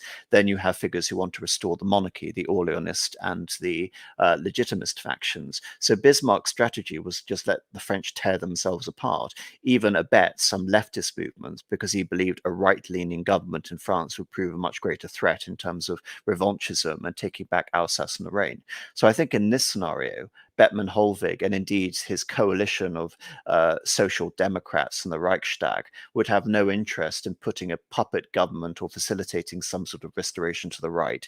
Indeed, if you look at the political situation in France from especially 1905 onwards, with Emile Combes and the victory of the secularists over the Catholics, I think such a possible resurgence of the right in France is almost impossible. And I think you could almost see a further descent into left-wing anarchy in France during the 1920s, as France maybe is embroiled in civil war after this point. And rather than Germany and Austria looking at some sort of sense of, European peace or whatever, or amicable relationship with France, I think they would welcome territorial conquests and the further dissolution of France into anarchy, as indeed we saw with Germany in the Second World War, where France was tearing itself apart and the communists were saying, why die for Danzig?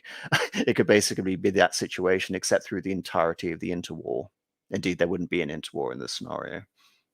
Yes, indeed. I'm inclined to agree with that. So the reason I bring up ideas of sort of Austrian victories against the Italians, because just think about it from the Austrian point of view. The Austrians in 1815 were the ascendant power in continental Europe. It's almost unbelievable as it is to imagine. Sorry, did I say 1770s, not 1870s. Yes, I meant 1870s. Thank you, John, not real name. Sorry. With so many dates, sometimes I get centuries confused. I do apologize. It's a habit of mine on the stream. But this is the map of the Austrian Empire as it existed in 1815 up until the Battle of Solferino at 1859. As you can see, Marcus, the Austrians have significant Italian possessions. Indeed, this map is actually quite deceptive because in addition to Austria being bigger than it was in 1914 with the loss of those Italian possessions, albeit compensated with the annexation of Bosnia-Herzegovina, but that's hardly a compensation at all. Austria was also president of the German Confederation and the de facto overlord of Italy. The king of the two Sicilies in the south was on side with the Austrians, as was the Pope. The only power, and of course we have the Central Italian states, which are not only aligned with Austria, but they are invariably ruled by Habsburgs. The only power which really opposes Austria, and belatedly it should be mentioned after 1848, is post-Albertine Savoy, Sardinia, Piedmont. And that's only really because of a change in dynasty when the original sort of Savoy dynasty dies out. I can't remember what year, but please indulge me. So the reason I bring all this up is that Austria, throughout the course of the 19th century, and I mean the 19th century going up to 1914, has suffered consistent humiliations and loss. And perhaps the most dramatic loss is at the expense, not only from Germany as a result of Prussia, but they have lost territories to the Italians as well. So we have this legacy of Austrian domination in Italy, but combine that with the fact that on the eve of the First World War, Italy was technically an ally of Austria-Hungary, an inherited ally as a result of the original Prussian-Italian alliance, which goes back to the 1850s and the 1860s. But nevertheless, the Italians are still nominally allied. So in 1915, it's not just a matter of the Italians declaring war on Austria-Hungary. It is a matter of the Italians betraying Austria-Hungary yet again. So I believe in any situation, as we see with the Austrian occupation of so much of the Veneto, that the Austro-Hungarians would have been gunning for the Italians and wanting significant territorial sort of acquisitions at their expense. Now I have a map here. I found this map somewhere on Reddit. It's a weird map, but I find some little aspects of it interesting because it gives, in a Central Powers victory scenario, we have, for example, on the Western Front, things mirroring the September Plan. And on the East, we have Ober-Ost being created as an aligned sort of a Lithuania in a personal union with Prussia and Germany, And the etc. Brest-Litovsk line on the east there, Ruthenia being like West Ukraine, etc. Oh, well, this is actually less than Brest-Litovsk because Russia is not. I think this. And that's what I mean. Like Brest-Litovsk on the Dnieper, like that. It's a restrained Litovsk. Yeah. Yes, so you could almost say that this is a victory scenario in 1915, Yes. 1916. But it gives Austria some small territory in the Veneto at the expense of Italy, and in a more dramatic scenario, Austria would have gained even more territory because, of course, we've mentioned the fact that the Austro-Hungarians had built up a significant navy in the Adriatic. So what better recourse do you have to augment already established Austrian power on the Adriatic than re-annexing Venice back into the empire? And by extension, if the Austrians wanted to go even further, they could also revive the kingdom of Lombardy Venetia as it existed from 1815 up until 1859. So I think in this scenario, an earlier Kaiserschlacht, before you see the Brusilov offensive and the increasing dependence of Austria-Hungary on Germany, Austria would have far more wiggle room to demand the annexation of these territories. And indeed, not only that, but what do these territories in northern Italy represent other than the restoration of the earlier 19th century status quo? It basically acts as a buffer region, an Italian buffer region, which protects the Austrian core from Italian attack. And indeed, the Italians were basically able to attack Trieste, which was the main Austrian naval base. And so giving this territory would serve multiple purposes in addition to essentially acting as some form of Austrian revanchism against Italy, if that makes sense. Because it's worth, when you look at a map, right, you can see that the territories of Veneto, Friuli, very much protrude into that southern underbelly of Austria. And even though it's protected by these quite dramatic mountain ranges, I mean, read infantry attacks and study a little bit about the fighting on the Isonzo front and the 137 battles of the Isonzo. It was pretty grim fighting. It was difficult fighting, and in some ways, at least in Flanders, you can dig a trench. You can't really dig a trench into a mountainside, into rock. So it was a very different kind of war that was fought here. But nonetheless, from like looking at a map, sort of top down, that those Italian regions that I've mentioned really do protrude into this as a salient sort of into Austrian holdings, into Austrian Slovenia or Carinthia, into the Istria, like you say, threatening Trieste, which is the main port for the Austro-Hungarian navy, and even into sort of the southern portions of Austria proper. It was a complicated strategic problem for the Austrians, and I agree with you that I guess this question is predicated on there's probably an Italian neutrality answer and Italian fighting with the West in the Entente answer. And if they're fighting on the Entente and they lose, then I absolutely agree. I think that map that you showed, the one from Reddit, is actually almost too lenient. I don't know if the Austrians would Oh, have I been happy agree. with a slither of territory. I think they would have at least gone for, if not just Friulia, they would have gone for Friulia alongside Veneto together. I don't know if they would have managed Lombardy as well, but Oh, I I definitely think think I think Veneto would have Lombardy is been. going so far. I think it's possible to see the Mm, Austrians expanding as far west as Mantua. But mm, regarding Venice yeah, proper, it should be noticed that Venice already has its own distinct separatist movement, and correct. if Austria was able to reintegrate Venice, Austria already has possession over the Venetian territories in the littoral. Indeed, it could perhaps appeal to some sort of special status for a Venetian state within Austria-Hungary. So Mm. ironically, this would be Austria And hearkening to that historical trying identity that yes, Venetians have. this would be Mm, basically Austria in its naval tradition trying to reify themselves as the protectors and holders of Venice. As interesting as that sounds, and try to exalt Venetian nationalism over Italian irredentism and Italian reunification. So it's an interesting idea. And of course, the most radical scenario is the one I've just held up by Serdic. I think you mean Central Powers victory rather than Axis victory. I mean, it's very interesting to see an Axis victory against Italy in World War II. But anyway, um, do you think a Central mm. Powers victory? Obviously, I'm joking to the fact that Mussolini was an Axis member. Do you think an Axis victory or Central Powers victory would see the reversing of Italian unification as an independent secular kingdom? I don't think that it would have gone that far. I mean, I don't think so either, in personally. in a ideal Austrian scenario, you would see, say, for example, the Papal States being restored, and that is a consideration, Marcus. You can't really forget because this is pre-Lateran Treaty. We don't have Yes, the Lateran Treaty until when 1929. So and also pre these, although unification happened, as we know, under Cavour and Garibaldi and the House of Savoy. This process occurs in the 1860s and 70s.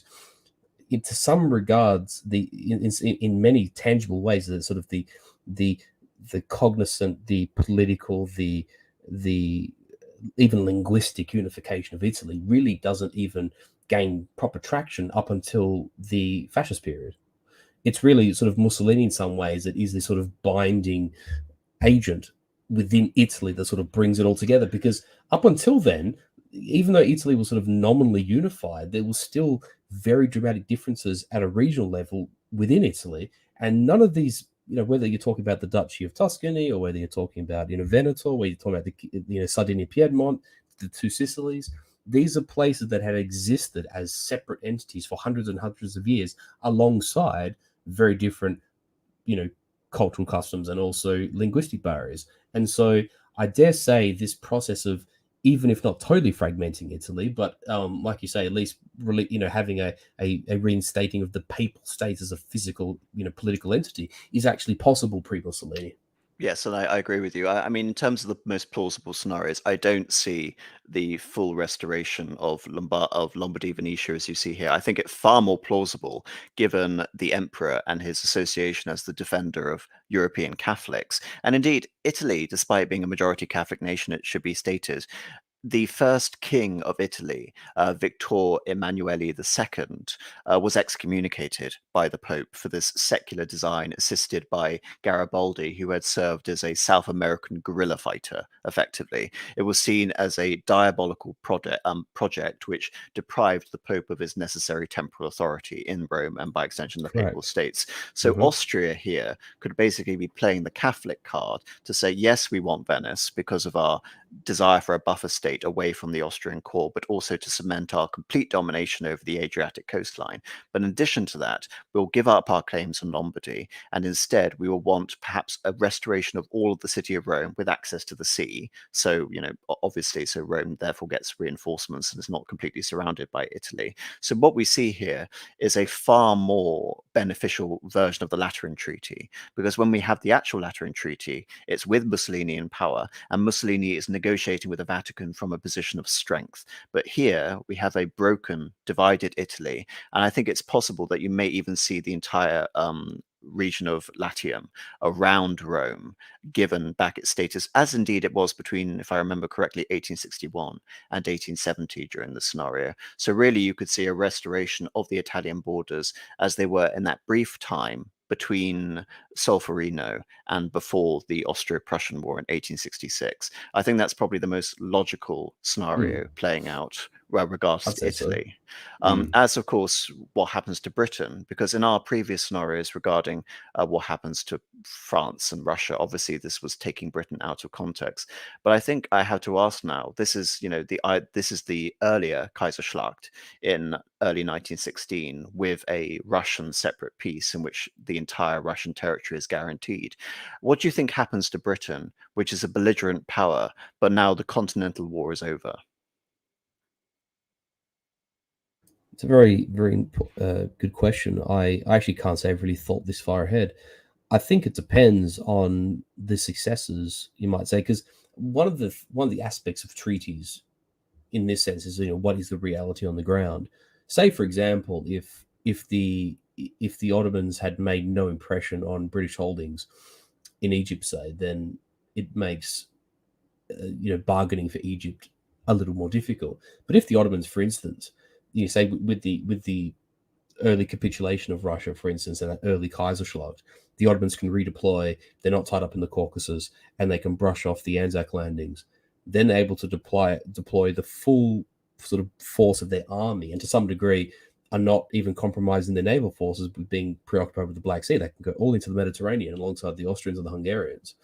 Um, and if say, for example, the Ottomans actually capture Cairo and Alexandria, then the Ottomans are actually in a position whereby they can actually demand Egypt, and are the British in a position to refuse? So, I think the question I would put there is that the overwhelming attitude would, of course, this has now been more or less determined by Germany in early mm, 1916, increasingly mhm, after 1916, but it's noticeable that effect and that imbalance between the relations of the quote unquote great powers within the central powers. But the reason I bring this up is that if it were possible for Britain to lift the blockade, they would easily give up any prospects of the Ottoman Empire gaining territories in Egypt because Britain still has that leverage. However, mm, Britain can't seriously maintain the blockade indefinitely when you have the entire continent basically neutralized or under yes, German and Central Powers occupation. But Britain nevertheless still has that bargaining chip in the North Sea and regards to indeed. access to American goods in particular. So yes, Mm, we've talked about the Russian separate peace and circumventing the blockade, but Britain still has some aces. So I think from Germany, the point of view will be France and Italy have been decisively defeated. The Balkan War is over. Russia is pacified. We want peace as soon as possible. So I think rather than allowing for core territories of the British Empire like Egypt, it really should be emphasized that apart from India, I think it's fair to say, and the white settler colonies, mm. Egypt is the most important possession, possibly the only thing that really We should comes make a close. distinction between the British colonies and the Commonwealth, let's say. Yes, well, the Commonwealth, the white settler Yeah, colonies. yeah, yeah, yeah. I would say the only territory within the British Empire that comes close to Egypt in terms of its strategic significance is Malaya, is Singapore. But obviously that's in a different theatre. And of course, the Suez Canal, that proximity to Britain and keeping up the maritime trade routes through the Mediterranean. I think it's possible to say that Egypt was more strategically vital than Singapore and Malaya to the British Empire. So I think Britain would not have wanted to give up Egypt and the Suez Canal under any circumstances. However, in That's such a why I made the scenario, point that I did. yes, absolutely. However, in such a scenario where they are presented a fait accompli, where all the powers are defeated, I mean, Britain could go for broke here and say, for example, do what they do in 1812, which is entice the Russians to be antagonistic with the Central Powers. Rope them back in for a second bite of the cherry. Yes, wrote them Oh, back no. in, and we see 1812 playing out again. And that is a possible scenario that Germany has now won its victory on the Western Front, and now it could belatedly do what they intended to do with the Moltke Plan in 1914. That is a scenario which we can't rule out. But I think given how the war has dragged on to this point and the war weariness of the population in Germany, there would be almost no public support Appetite for it, yeah. for a renewed conflict. And again, this isn't like a conflict against the Soviet Union like in 1941. This is a conflict against a power who only really finds itself on the Entente side as a result of an accident, I would say, in many ways, because almost an incidental thing, yeah. Because ideologically, Russia is much closer to Germany and Austria-Hungary than Russia is to its Entente allies. So I think there would be in any guise, the American, well, if the Americans are involved, but be the Americans, the British, or the French for that matter.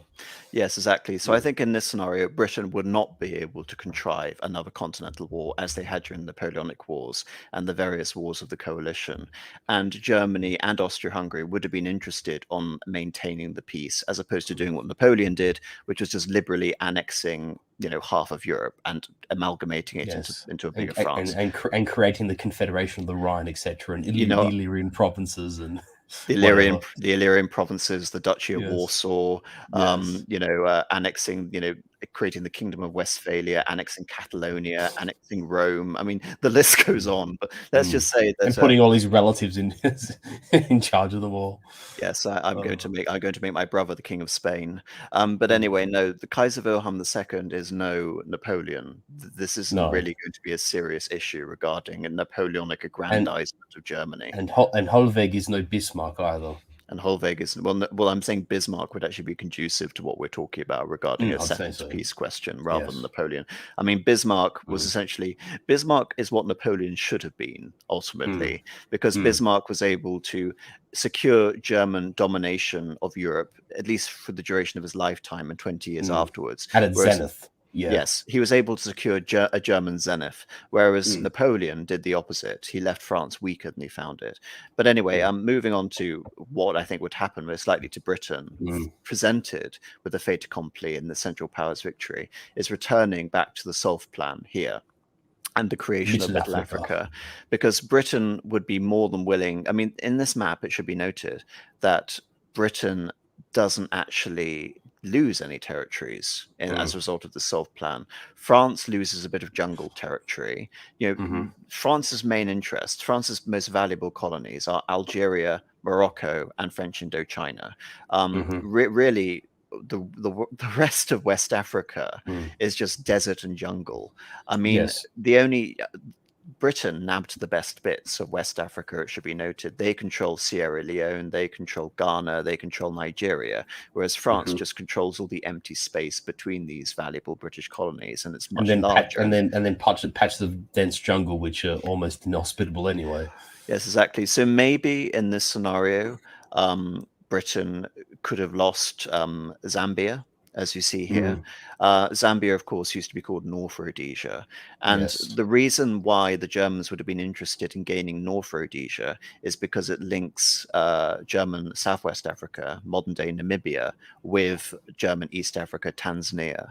Because they do it via the Caprivi Strip, which is just that northern part of Angola, with that connection to Zambia. Yeah, through the weird panhandle you see here, which was meant to link up with Southern Rhodesia. But so that would be one possible territorial gain at the expense of the British. The other, and by that basis too, because it would otherwise make it landlocked, they'd probably include Malawi in there as well.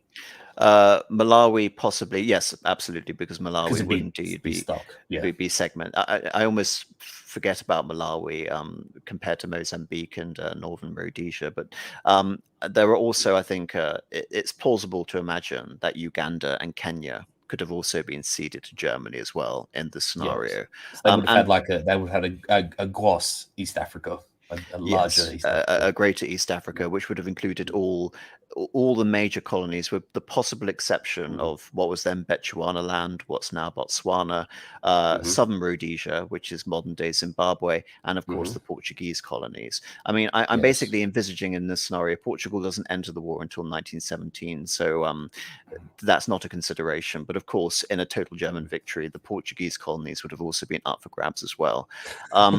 Sorry, I just have to laugh at Jacob's comment. Which one is that? Angry Angry Panama Panama hat. Hat. Oh yes, Sorry. absolutely. I know it's fine. He did a stream on Kenya, didn't he? Yes. I could see him being pissed off about that. Of course, I think I'm more pro-German than Panama is. Anyway, Serdic, were possible German aims to annex or release India realistic? The Germans would have had no desire to release India, and the Germans it would have been impossible for them to replicate and replace. I mean, you have to remember that British India was predicated on a series of vast network of alliances. It wasn't just a simple administration that you can replicate. It wasn't just a matter of the British administration within the core of India, which was the British Raj, but it was also maintaining the alliances with the Rajas as well. I think if the British were to leave India, the likelihood is, rather than seeing a united India, India would simply collapse. And Mm, as a result of that, yeah. you lose all trade with India as well, and it becomes a Mm. war zone. And the I know value it's of it just completely evaporates then as a holding. Yeah, so maybe German interest in the Suez Canal. I can see that. But again, a fact about the German Empire here is that with access to Kuwait and Iraq, and by extension East Africa, the Germans can circumvent the Suez Canal, really. I mean, their only major concern here is South Africa. And I think it very unlikely in any scenario that the Germans would actually gain South Africa, despite the large sympathetic population, the Boers who live in the Transvaal, the Orange Republics, and of course throughout all of the Union of South Africa. But I think the British giving up South As a Africa. slight aside, if I may, I mean, we don't have to go down there. I just want to put the idea out there: is that in the event of a German victory, are the Boers tempted to have a third Boer War? It depends how weakened the British imperial Mm. establishment is. I mean, in that scenario, thank you for bringing that up, Marcus. In that scenario, I can imagine the Germans would tacitly support the Boer War more energetically than the Kaiser had supported the Second Boer War. Because I was going to say, even though it was sort of tacit, I mean, Wilhelm was sympathetic to the Boers. We can't forget that. And there was always this feeling of discontent between the Dutch Boers and the British administration, and indeed the British English colonists or British colonists in South Africa. There's always that sort of strain between the two. So it's interesting, again, we'd have to go there as a full-fledged thing. It was just interesting side point about the Middle Africa question. No, it's an important point, and it's a relevant point, because South Africa completes this strategic picture and allows the west coast of Middle Africa to link up with the east coast, and by extension to link up with German interests in Iraq and Kuwait, and of course German interest in the major sort of oil regions of the Middle East. And what I think is the most likely scenario is that the British would not countenance the loss of South Africa for obvious reasons, but the Germans would contrive a way in a post-war settlement to detach South Africa from Britain. And even if you were to create a neutral South Africa, which was an uneasy alliance between the British and the Boer settlers, that would be enough for the Germans to be satisfied, rather than a Boer displacement of the British entirely. Does that make sense?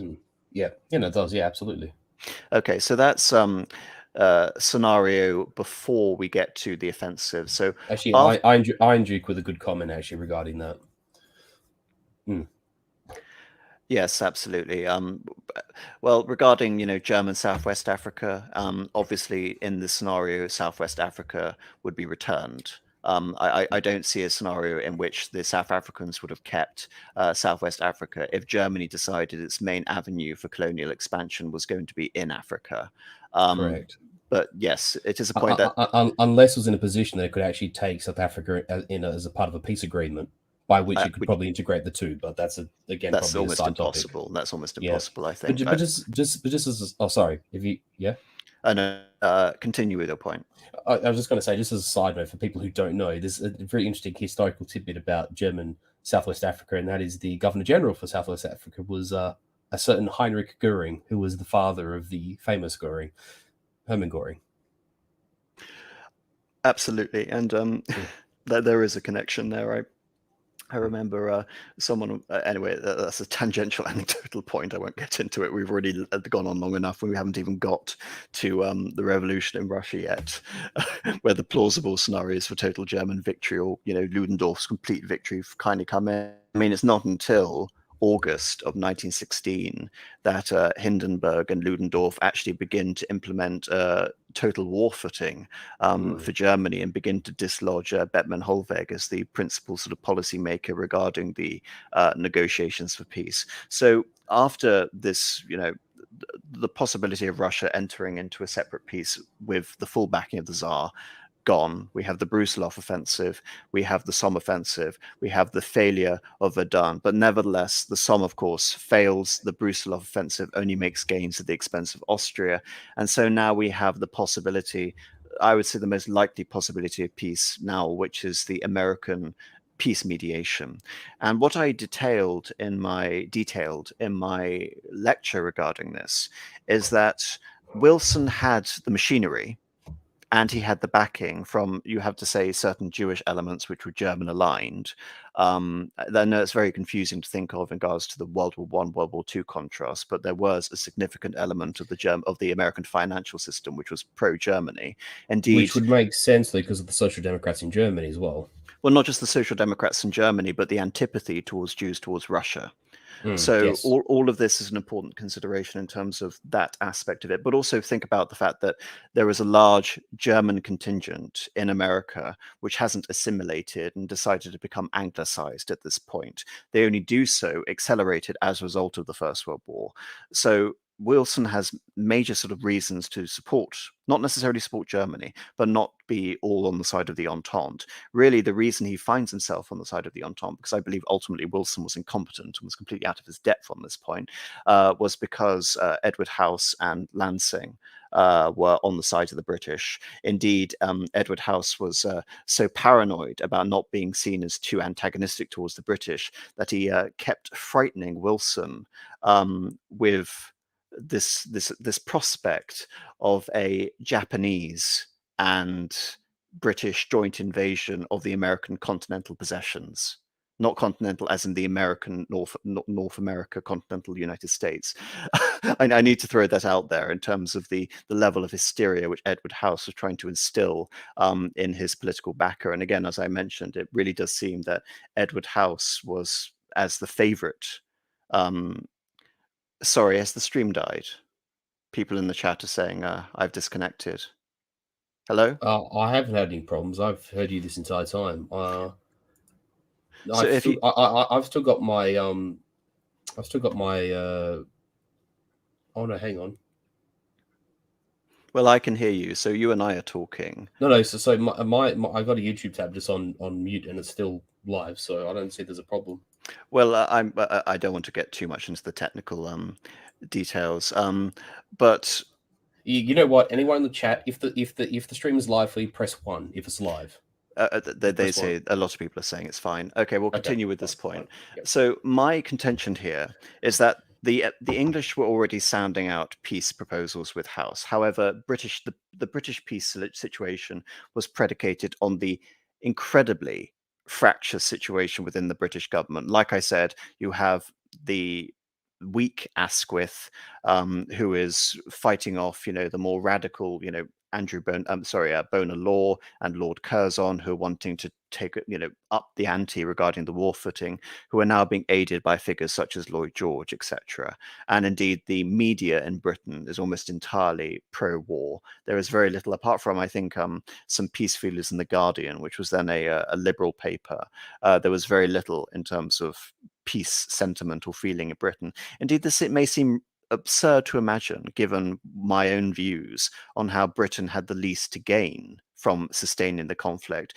But the British public were more sort of gun ho towards Germany than arguably the French and the Russians were at this point, because the British had only suffered around a quarter of the equivalent casualties that France had. And of course, Russia had suffered more casualties than both those powers combined. So I think in this scenario, it really does require German intercession with regards to Bettman Hollweg asking for American mediation, and that being used as the catalyst for Wilson getting involved. But because Wilson controlled the financial leverage, had the financial leverage required to bring the Allies to its knees and cut off basically Britain's ability to continue financing the war in Russia and France, I do believe that an American mediation treaty could have proved decisive and could have ended the war. Indeed, there was this perhaps correct logic at that time that all that was needed, the details didn't matter. The actual negotiations, the territorial adjustments didn't really matter. What principally mattered for the Americans was getting the powers to actually begin talking to each other, to agree to an armistice, and then agree to the basic precepts of a League of Nations. And this isn't the League of Nations that we see with the 14 points and with this idea of making the world safer democracy. This only really comes into the fore with the collapse of Tsar Nicholas II's Russia and the American entry into the war. But before then, we're talking about the League of Nations almost like an American-involved version of the Congress of Vienna, where the principal concern is preventing another coalition war like we see against Germany here. One might say the precept or the presupposition of a League of Nations in the true sense of the word, as it ought to have been, not what it became. Someone is saying Britain can still fight without American loans, so we just have to cannibalize its economy, same as the Central Powers. Well, the Central Powers had much more of a determination to win on this front. I mean, this is why Germany, during the Third Reich, pursued such policies of autarky. It was the experience of World War One that led them to this. But in order for Britain to continue fighting, Britain was not Germany. Prussia had a tradition of a large, overweening state, Prussian socialism, conscription armies, whereas this is completely anathema to England before 1914. So in order for Britain to continue the conflict, it would and indeed this is what ended up happening, it would fundamentally need to transform what it means to be British. And this ends up happening. But in order to continue the war, it would need to basically pull in vast slave conscription armies from the empire, Indian, Chinese, African laborers. It would begin conscripting more than just, say, for example, Sikhs in the British Indian Empire. It would have to almost do what France did in regards to utilizing the entire resources of the empire in order to defeat Germany. And of course, the more demands you make of the empire, what does that do, Marcus? It simply accelerates the calls for independence within the colonies. Right. So what you see in this scenario is if Britain was desperate to fight with American loans being cut off, yes, it could have done so. But all that would have happened, I believe, is that within 2 years, you have the definitive end of the British Empire. Correct. And the other thing is, too, is even because I know, as we're talking about Middle Africa, inevitably von Lettow-Vorbeck's name popped up, is that, say, for example, in that East Africa campaign, I mean, von Lettow-Vorbeck never had more than 14,000 men, fighting alongside him. He actually fought until the end of the war, even though East Africa was technically occupied by war's end. He was being chased by approximately 250,000 men, of which many were South Africans, but there was also British colonial troops, British Askari. These are troops who have been conscripted from places like Uganda and Kenya and North and South Rhodesia. And these are people, like you say, this is Britain pulling in the resources of empire and conscripting these essentially non-British populations to serve the cause of the empire, which has its own consequences, as you've very eloquently outlined. Again, a logical tactical move is one being suggested by 99 Iron Duke, which is the Napoleonic strategy, which is orienting Britain's strategy away from vast continental armies and mass, foreign labor armies being brought into Britain, kind of what we see like in Germany in World War II. And instead, they decide to dispense with their colonial forces and instead become a maritime power and a financial backer. But I'm sorry, but in 1916, the political will simply was not there. Any government that decided to quit France would basically admit the loss of the continental conflict and Britain fighting against Germany indefinitely. So I think that it's worth mentioning that once the BF is expanded after the first battles along the Marne in 1914, that all the inertia and all the moving parts that creates this British force in France is just, there's so much inertia behind it that there's no undoing it. It's going to have a large standing army fighting in France. That's not just merely British, but there is, as we know, there's Canadian troops who fight in Flanders, there's Australian troops and New Zealand troops who fight in northern France as well. They're already committed. And like you say, if any government merely proposed the idea of quitting it, the game would actually be up for the war itself. There's no changing the policy once it's done. It's very much a bit of a Rubicon scenario. The once the die is cast, there's kind of no undoing it in this regard. Yes, and I think the only real question here is just the political will. Which British politician is going to be prepared to become prime minister to say to the population they've been kept in the dark about the severity of the losses in the Somme, for example, that actually no, we're bankrupt, we're losing men in the hundreds of thousands, we can't do this anymore, and that would basically be career suicide, not just for that politician, but for a party that coincides with it. And of course, in Britain, that will simply did not exist. Instead, what happened was the opposite, was that David Lloyd George believed we need to intensify, not de-escalate the situation. But of course, he was ultimately saved by the fact that 5 months after he came to power, the Americans joined on the side of the war. So this is, Indeed. in this scenario, again, it's basically a stalemate, but this stream, of course, is called Central Powers Victory. And of course, Wilson presented this in a speech to Congress in January of 1917 as a peace without victors. However, in terms of the practicality of actually having a peace mediation in these situations, there would be gains made by the Entente powers, and there would be gains made by the Central Powers, because it would be fundamentally a stalemate. There would have to be quid pro quo. There would have to be losses and gains on both sides. So the most tangible sort of situation that could arise from this is that Belgium is restored as was.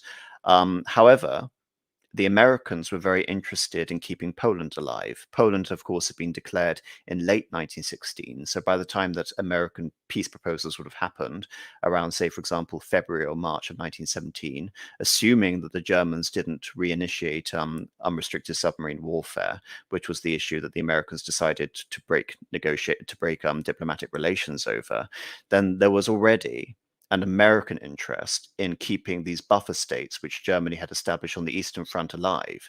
And indeed, Bettman Holvig could have added to the liberation of Congress Poland, seen here in green, the lighter green, wedged in between Austria-Hungary and Poland here.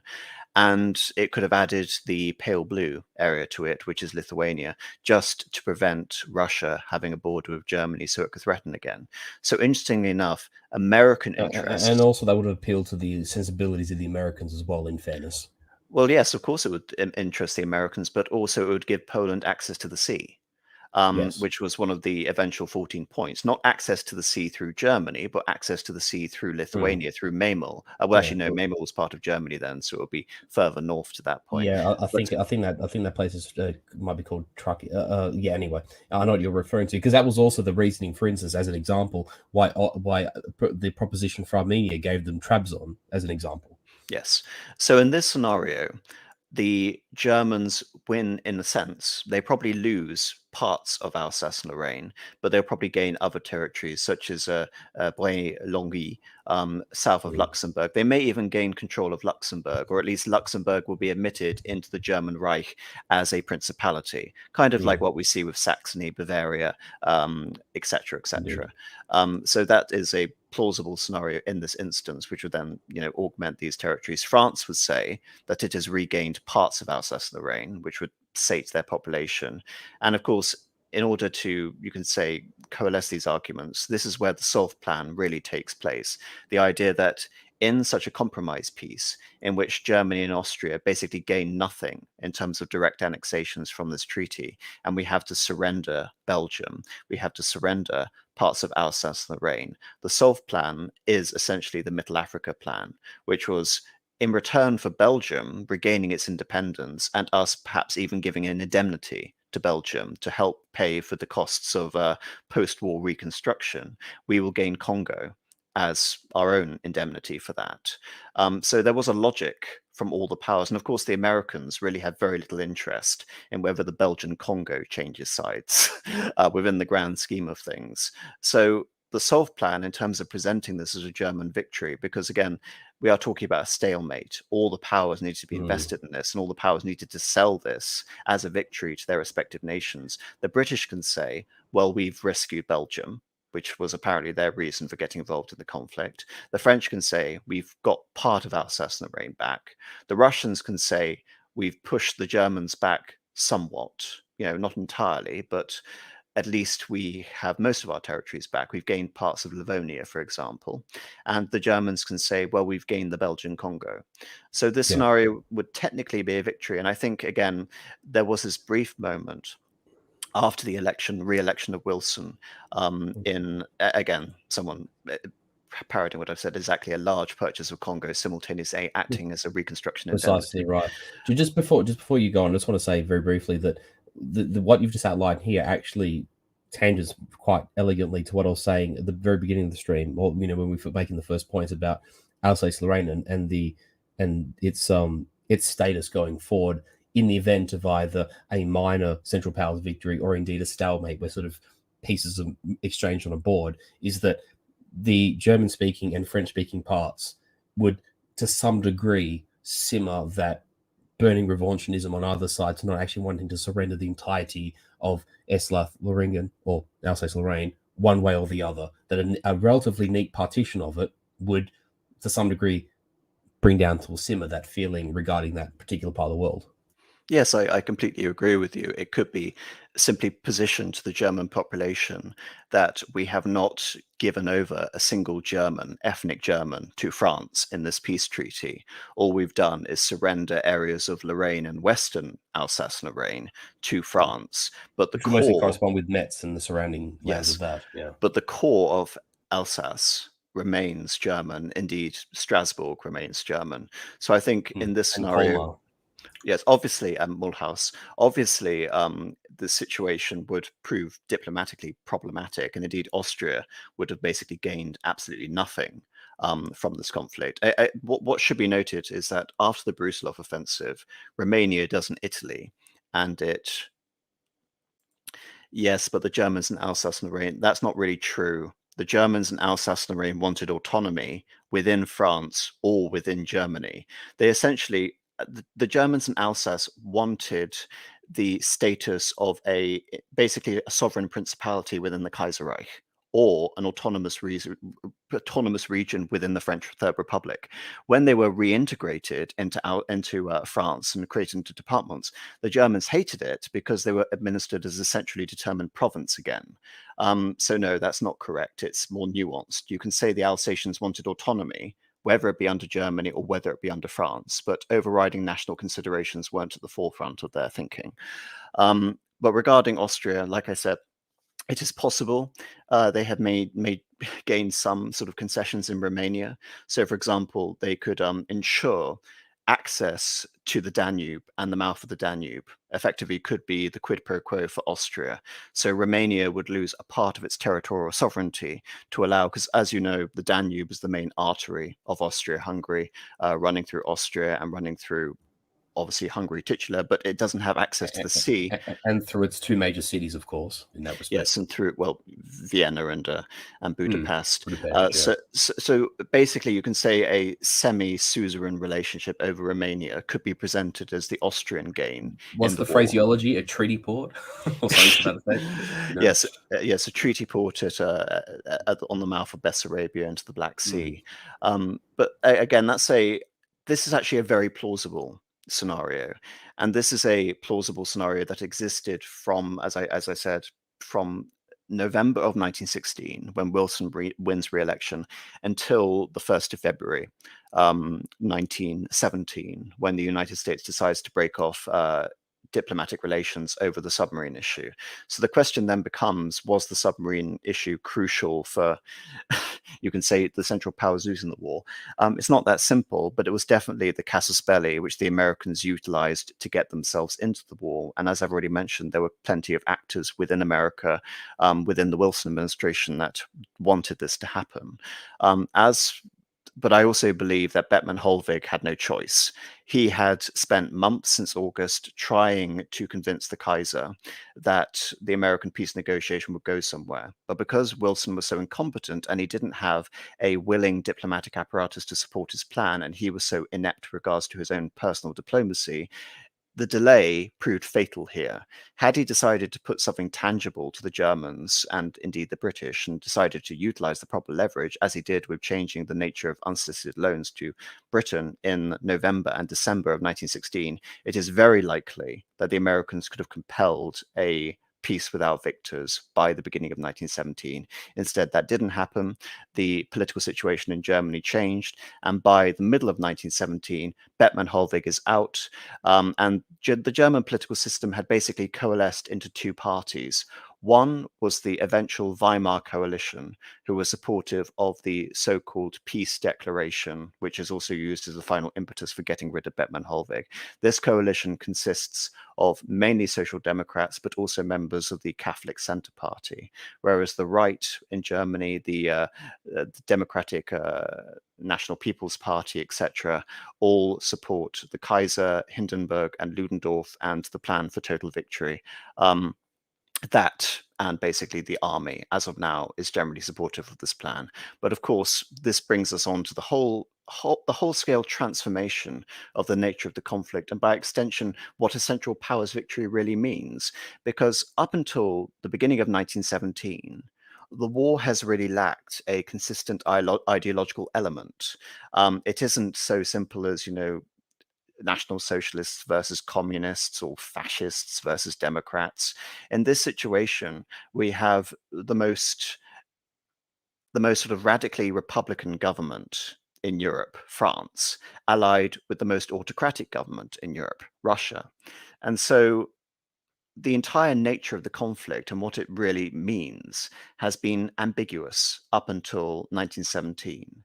The ambiguity, at least from the point of view of the so-called democracies, is broken when in March of 1917, the Tsar's government finally collapses. The Tsar's leading ministers, like Protopopov, are arrested, and a provisional government is claimed. After a few months in which it looks like a conservative faction in the Duma, led by Rodzianko, have taken over, then a socialist revolutionary, that's not my terminology, that was the party he represented, takes over under Kerensky.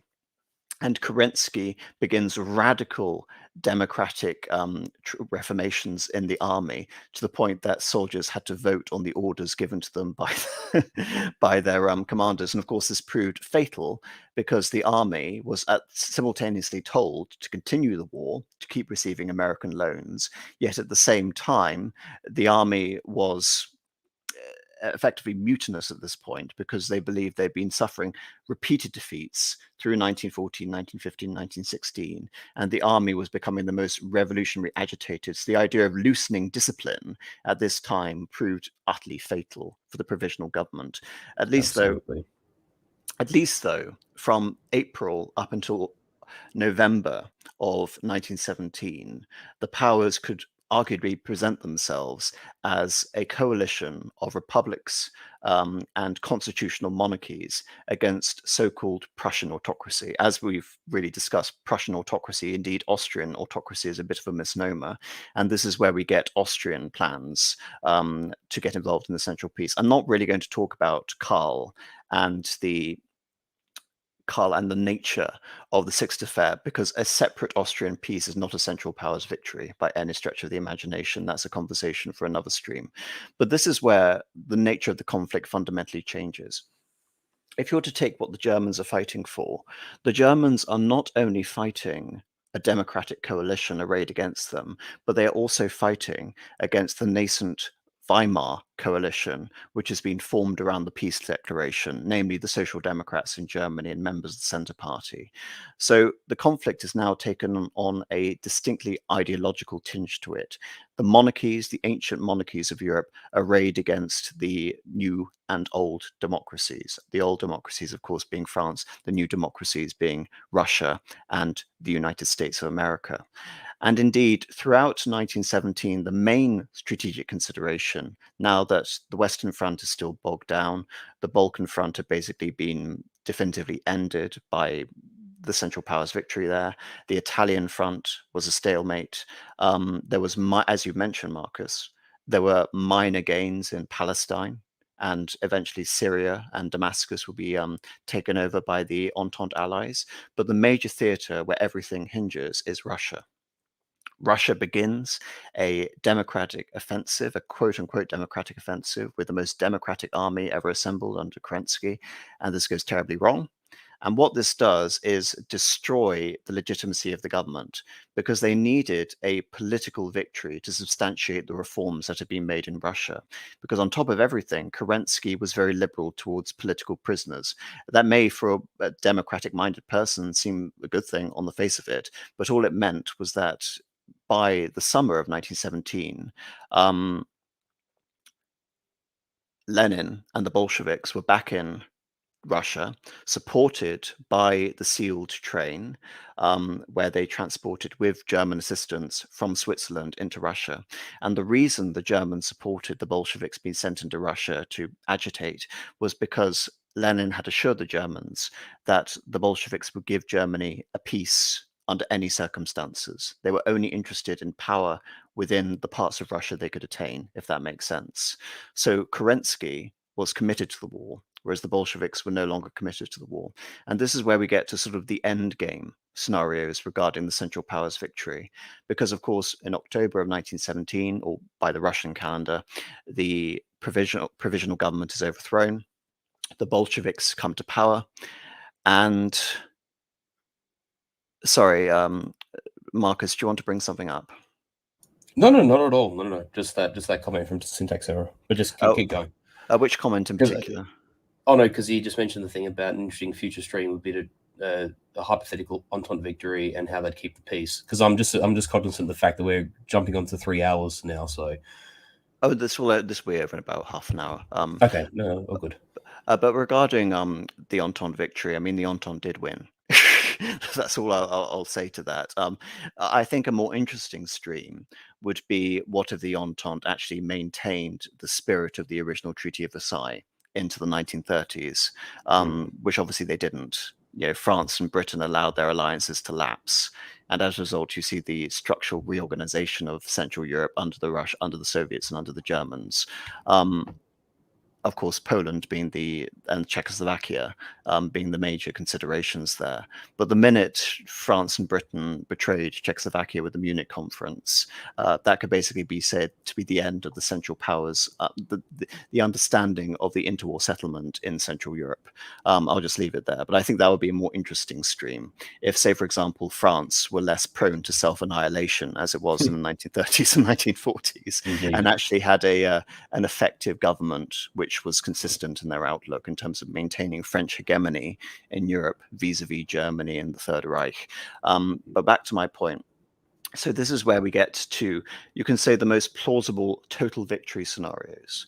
Remember how at the beginning of the stream, Marcus, we were talking about quick German victories, and what they all share in common is that the territorial acquisitions being made by the Central Powers are actually quite minor in all consideration of things, especially the one where we talked about a Central Powers victory in 1914, whereby they would have simply gained demilitarized zones in France and created buffer states in Russia. And this is an interesting scenario because as the war escalates, as the threat to Germany becomes existential, as people are starving, the policymakers in Berlin are thinking, in a future conflict, we need to have a secure resource base, and we need to have secure buffers to prevent Germany ever being faced in this conflict again. People have essentially, we're not fighting honorable peer powers, but Germany must be as strong as possible to avert this crisis ever again. Is essentially the mentality. Well, yes, it's not only a crisis from without, it's also a crisis from within, Yes, because quite. the defeat of the Entente powers and the securing of a Mittel Europa, of a resource base, would mean that the war hawks within Germany would be vindicated and the peace party would be utterly discredited. So this will Mm, mean, you can say, again, in terms of an ideological conflict, that a Central Powers victory is now taking on an ideological element. A mm, Central Powers victory now means a victory for the monarchies and a yes, defeat of the democracies and constitutional government. yes. And you can say Mhm, nothing exemplifies this better than the fall of Bettman Holvig, because Bettman Holvig had tried to pursue a so-called diagonal line between all of the factors, the Kaiser, the Reichstag, and the army. And by mhm, 1917, he'd gone far too far in terms of trying to establish his own autonomy and power as chancellor. And as a consequence, the German chancellorship becomes a joke. He tries to establish the principle of constitutional government. Now, what that really means is less government by Reichstag, but civilian control over the army, which has now become the major issue. Who runs the German war effort? The Kaiser is isolated. The Kaiser is almost as irrelevant as Wilhelm I was under under Bismarck. It's now a yes. question of, is it Bettman, the Chancellor, who is running the war effort, or is it Hindenburg, the head of the Supreme Command, the chief of staff of the army, who is running the war effort? And what happens is Bettman Polveg makes his gambit essentially to establish civilian control and control of the chancellorship over Germany. That fails decisively, with ironically support from the Reichstag, and in its place, Hindenburg and Ludendorff establish I hate to say a dictatorship over Germany, but their power over decision and war making is equivalent to that, you can say, of Bismarck and von Moltke the Elder. Do you think Mm. that's fair? Very fair. I'd even go so far as to actually call it, sort of by that point, a military autocracy, essentially, that is run essentially by Hindenburg and Ludendorff.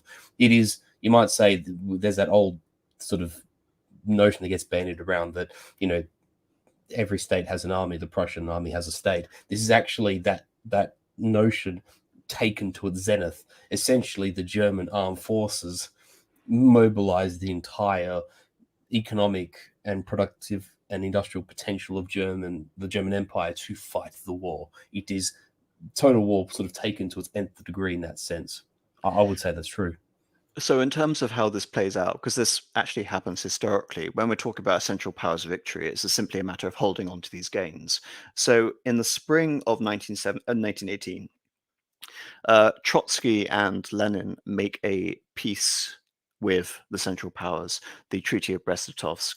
The Brest-Litovsk line is shown on this map, but the Russian government at that time doesn't actually hold on to the territory of the old Russian Empire. So this is actually sort of almost purely academic in terms of the question of territory. And Germany can almost expand eastwards with impunity, fundamentally. They have designs on Lithuania. They already have designs on Poland, and they have designs on Belarusia, Livonia, Finland, a nascent state in Ukraine, and by extension, allying with the Cossack elements in Kashubia, in the Crimea, and expanding as far as Baku in the Caucasus.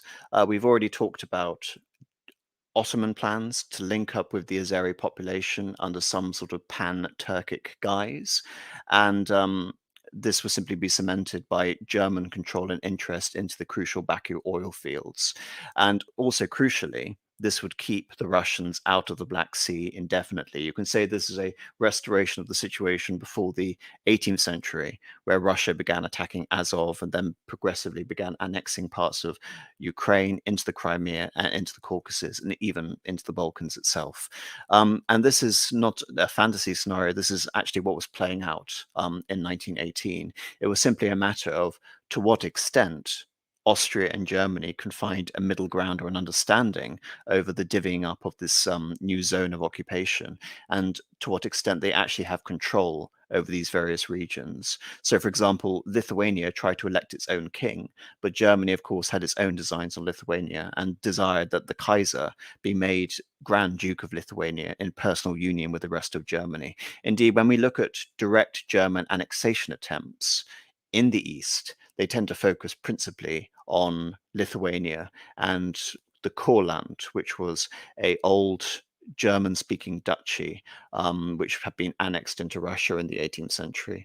And indeed, you could also say that the Germans were interested in expanding into Old Livonia, what is now northern Latvia and Estonia, which also had a Baltic German nobility, which could have essentially acted as collaboration in any German administration in the Baltic Sea.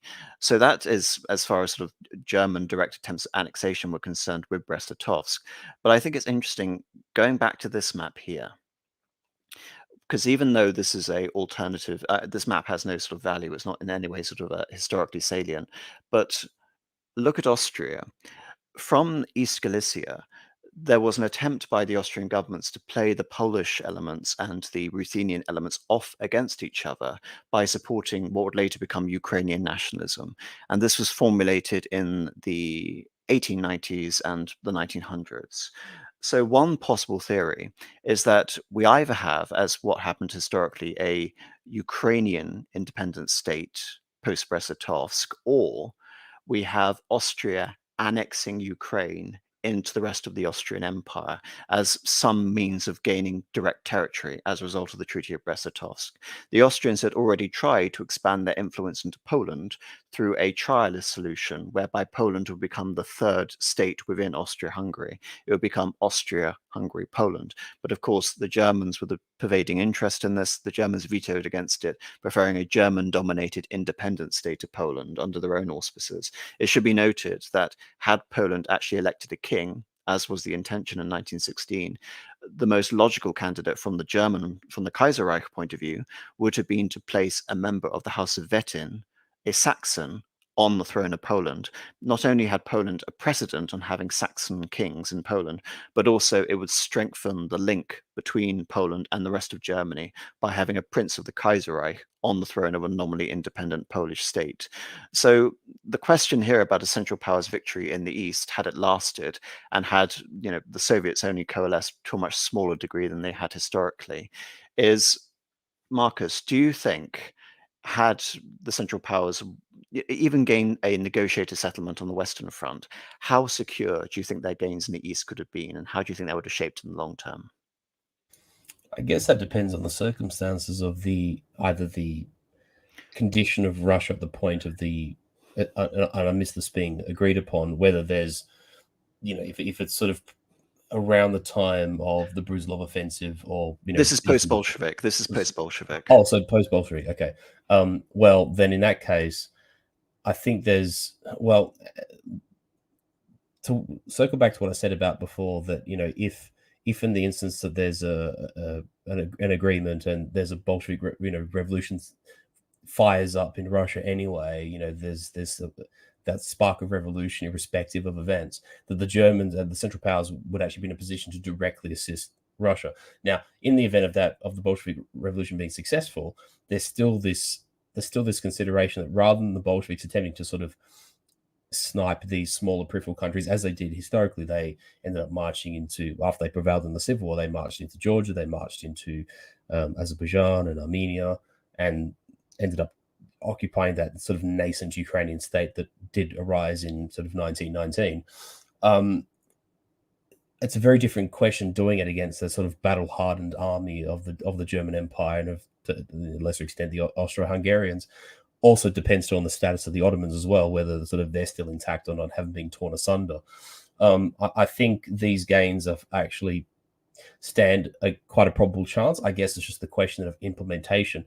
The point that you made about if with the Germans, their ideal candidate would have been from the House of Wettin, the Saxon, a prince of the Saxons. Yes, indeed. And someone's just quickly mentioning, was there an opposition to a Wettin king from the Austrians? Like I said, the Austrian solution would have been to integrate Poland and, by extension, Polish-Lithuanian territories into Galicia, and as essentially the third portion of Poland, so it would have been a Austria-Hungary. Yes.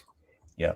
So I think in that point, from that standpoint, it already stands more of a chance of being a longer term solution. Also, inversely, I caught what you said about Lithuania and this sort of Baltic German aristocracy that existed in these countries and was still there at this point in time. I think it makes all the ingredients are there for these holdings. To what degree they're integrated or not integrated, or whether they're puppet states or they're sort of semi-independent kingdom countries, that sort of details. But I do think that in the instance of a definitive Eastern Front victory for the Central Powers, these and the war can be decided to a positive conclusion in the West, and by that I mean not being defeated by the West as happened in our reality, then those gains could be sustained in the East I in think great almost ways. the Western Front, the only consideration for the Western Front is either total victory or negotiated peace. Because I think in either Yeah. scenario, it would be just as difficult for the Germans to nation build and hold on to their gains in the East, when, as we know, the Mm, Bolsheviks have no interest really in holding true to mm, international agreements. And there will probably be mm. a low key war with the Bolsheviks throughout possibly the entire 1920s in this scenario. But Yeah, I mean that might be true. I just don't know to what degree that the Bolsheviks would be successful. exactly, I guess was more my exactly. We point. we Yeah. don't we don't we don't know exactly how Yeah. successful they would be, Uh, and whether the Germans are I'm, more interested mm, in maintaining an empire in the East or mm. fighting the Bolsheviks. I mean, in the end, one of the best examples that we can draw upon is what happens in our reality, and that is the Bolshevik, the Red Army being turned back at the Miracle of Vistula in 1919, with the Polish being led by Josef Pilsudski, and Poland as a country that quite literally just arose out of the ashes, that year, and the fact that they were able to turn the tables on the Soviets and Well, Poland kick had them out of been, Poland. Poland had been resurrected by the Central Powers, but I I mean, think true, but I you know the think point I'm trying to make. I think I'm trying to make a slightly different point here, which is that what the Central Powers have is a choice to make in the East, which is, do we directly annex regions into Germany and Austria, or Mhm. do we give them more autonomy and thereby having more willing collaborators and allies to fight the Bolsheviks? My question is, they can have a smaller, directly Mhm. controlled empire, or they can have a larger sphere of influence with more Mm. autonomy and in order to fight the Bolsheviks. And therefore, the Uh, ultimate question here mm. is, in either scenario, would it have been possible for the Germans to intervene decisively on the side of the whites during the war and restore a much weakened version of the Tsarist government? I think the answer to question one is, I mean, in the end, we can't put ourselves in the mind of the people making the decisions, obviously, at the time, but it would have made sense. And I do agree with the fact that, given the Central Powers did kind of take steps to create something of a nominally, a Polish entity in 1916, that they are amenable to the idea of actually establishing these, I hate to call them puppet regimes, but these, sort of collaborationist governments, as it were, in places such as Poland, most definitely in the Baltic countries. Ukraine is probably more of a 50-50 proposition. But I still think that there would undoubtedly be that capacity to either intervene on the side of the whites and then put down the Bolshevik Revolution, or indeed, if the Bolsheviks happen to succeed in the meantime, that they are able to protect these sort of buffer states throughout the 1920s, as you posit. Well, again, I think I'm looking at this more than buffer states, more as independent nations who are aligned with Germany. Because as we Uh, see, yeah. there are independent states that emerge in between the Soviet Union and Mm, the Weimar Republic. And mm, when we look at the Baltic states, they basically take over power from the German Baltic elite. So the question would be, mm. how much is Germany and how willing would be Germany and Austria to go with the local elites and the local populations and I'd say very essentially, much so. but again, that's a double-edged Mm, sword, because if you mm, support, say, for example, Polish nationalism, and you mm, say, for example, want to restore a part of Poland, Lithuania, give them and again, Polish-Lithuanian annexation versus budding Ukrainian nationalism. mm, Not only do you have the problem of you setting up states like what happened with the Second Polish Republic, which ends up taking vast territories away from Germany itself, not only do you have the possibility of creating a double-edged sword if the Central Powers victory is weak, but you also have the possibility of creating wars between the buffer states, between the new allies. mm, So what I'm basically detailing here is that mm. either you could have a successful German collaboration which can end Soviet rule in Moscow and Central Russia, or you can have a total disaster, which, even if there is a negotiated settlement on the West, these regimes from Baku to the Baltic end up being so fraught and fractious, and the apparatus isn't there to sustain these new nations, that they all end up collapsing anyway, and the Soviet Union, regardless, ends up restoring its borders to include most of Ukraine and virtually all of the Caucasus, as we see in this scenario. Because of course, if we're bringing the Ottoman Empire into this scenario, the Ottoman Empire are just as willing as Austria and Germany to see the vast annexation or creation of buffer states in these territories. Indeed, Enver Pasha would go, after he's deposed in Constantinople, to Central Asia to form an alliance with the Emir of Bukhara in Uzbekistan to try and rally the Central Asian population against the Soviets there, and they are likewise totally defeated.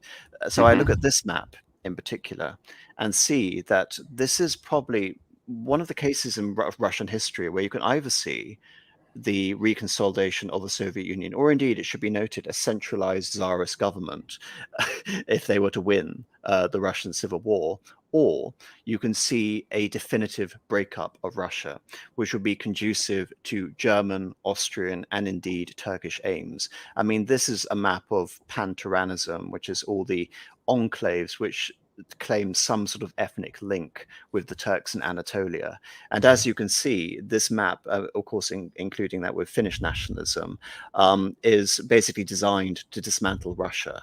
So the question is, almost, would a central power victory, had the Bolsheviks been unable to essentially coalesce and consolidate without the Germans breathing down their necks, as didn't happen historically, could this have been not only the end of the Soviet Union, but the end of Russia? Interesting. I have There's to also, admit, you see here an independent Finland, and you see here on this map, pan-Tyrannism, a fundamental component, is a larger Finland, which also includes Estonia and parts of the Karelia. So Finnish element, independent Finland, independent Balkans, Ukrainian nationalism, Cossack nationalism, Central Asian nationalism, riding the Caucasus republics against the Russians. I think it's a possibility that can't be ignored, that not only a Central Powers victory would mean the end of Bolshevism and the defeat of like nascent democratic movements in the East, but it would also potentially mean the dissolution of Russia. Yeah, like I said, I honestly, this is one aspect of the equation I actually had not considered, not to this degree anyway. And it's a very good point that you raised. I just don't have an answer to it. Well, it is an alternative history scenario. True. You know, I suppose it's a point to what degree are the Ottomans and the Turks in Anatolia here, you know, what would become the nascent Turkish Republic in our time, to what degree are they able to project their power into Central Asia and actually harness that sort of shed identity and cause of the tyrannist, you know, movement to use it against the Russians themselves. But I get, again, that then is dependent on how weakened is the Russian state. Is there a civil war with the Bolsheviks? Do the Bolsheviks rise up? Do the Bolsheviks win or lose? I mean, there's a whole bunch of questions even in that. So I think that's enough for the Eastern Front, but I think we brought up enough interesting questions. Enough on the Eastern Front, but I think hopefully people in the audience will find relieved. Yes, and my point about Finland has been substantiated. So what I'm just trying to bring up is that Russian, basically a Central Powers victory in the East, leads to almost an infinite number of scenarios in which you can see everything from the Soviet Union consolidating their control away from weak German garrisons in the East, to the dissolution of Russia itself, to the Whites' victory in the Russian Civil War, to the creation of thousands of little statelets all across Eurasia. It's a very interesting question to consider. But now we find just one quick point, if I may, just very briefly, because we did talk about, like, you mentioned a really interesting point about for instance, if you had the Polish and the Ukrainians squabbling amongst themselves, or Poland and their ambitions against, say, the Balts, for instance, that's presuming, of course, that these states would be given a uniform degree of independence, or a uniform degree of control or non-control from either Vienna or from Berlin. There's nothing to say that these different, you know, semi-autonomous or autonomous or independence, you know, independently made countries wouldn't have differing levels of autonomy or non-autonomy. I mean, that also comes, say for example, that Poland was given the you know, the Saxon monarch that was to be chosen for Poland, and then the Germans sort of create this unified Ostland, as it sort of kind of did with the Reich Commissariat in World War II, where the Germans founded quite a lot of, shall I say, collaborative spirit in Latvia and Estonia. But then, likewise, if say Ukraine was under the auspices of Austria-Hungary, but had less autonomy, let's say, then those states are less inclined to squabble if their levels of independence were differed from one another. That's just a point of consideration. Yes, I mean, there are so many considerations to make here, which is the varying levels of autonomy, but also German and Austrian spheres of influence within the East. And of course, there's also a dynastic component, which is the spamming of dynasties all across the East. So, for example, the attempt to make a king of Finland, etc., the attempt to make a Grand Duke of Lithuania, there was a hereditary hetman set up as the ruler of Ukraine. But say, for example, Ukraine was formally integrated into Austria-Hungary, and I don't know, the Blessed Karl became the Grand Prince of Kiev. All sort of fantastic sort of scenarios like that. Indeed.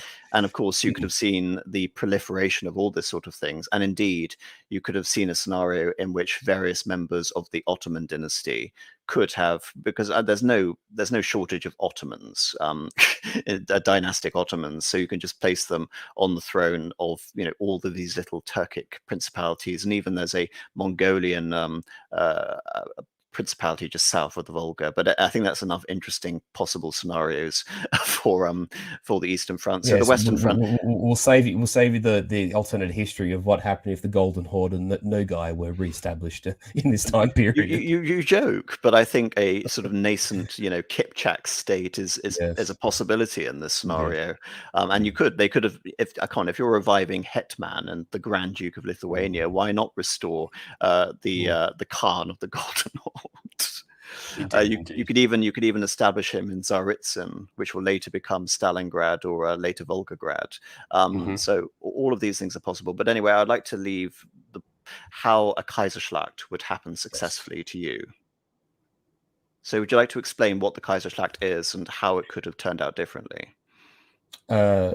In general terms, or if we're talking, are we going to have like in concise earlier terms? and later? Later. Okay, so we have the Brest-Litovsk Treaty. Now we have more troops in the spring of 1970 to send to the Western Front. Go. Okay, so it's happening a year before it happened in reality. No, 1918. Sorry, Brest-Litovsk, April of 1918. Ludendorff offensive. Go. As happened historically. The only thing which is different here is that it actually succeeds, which it doesn't do historically. Does that make sense? It does make sense, but I honestly don't see.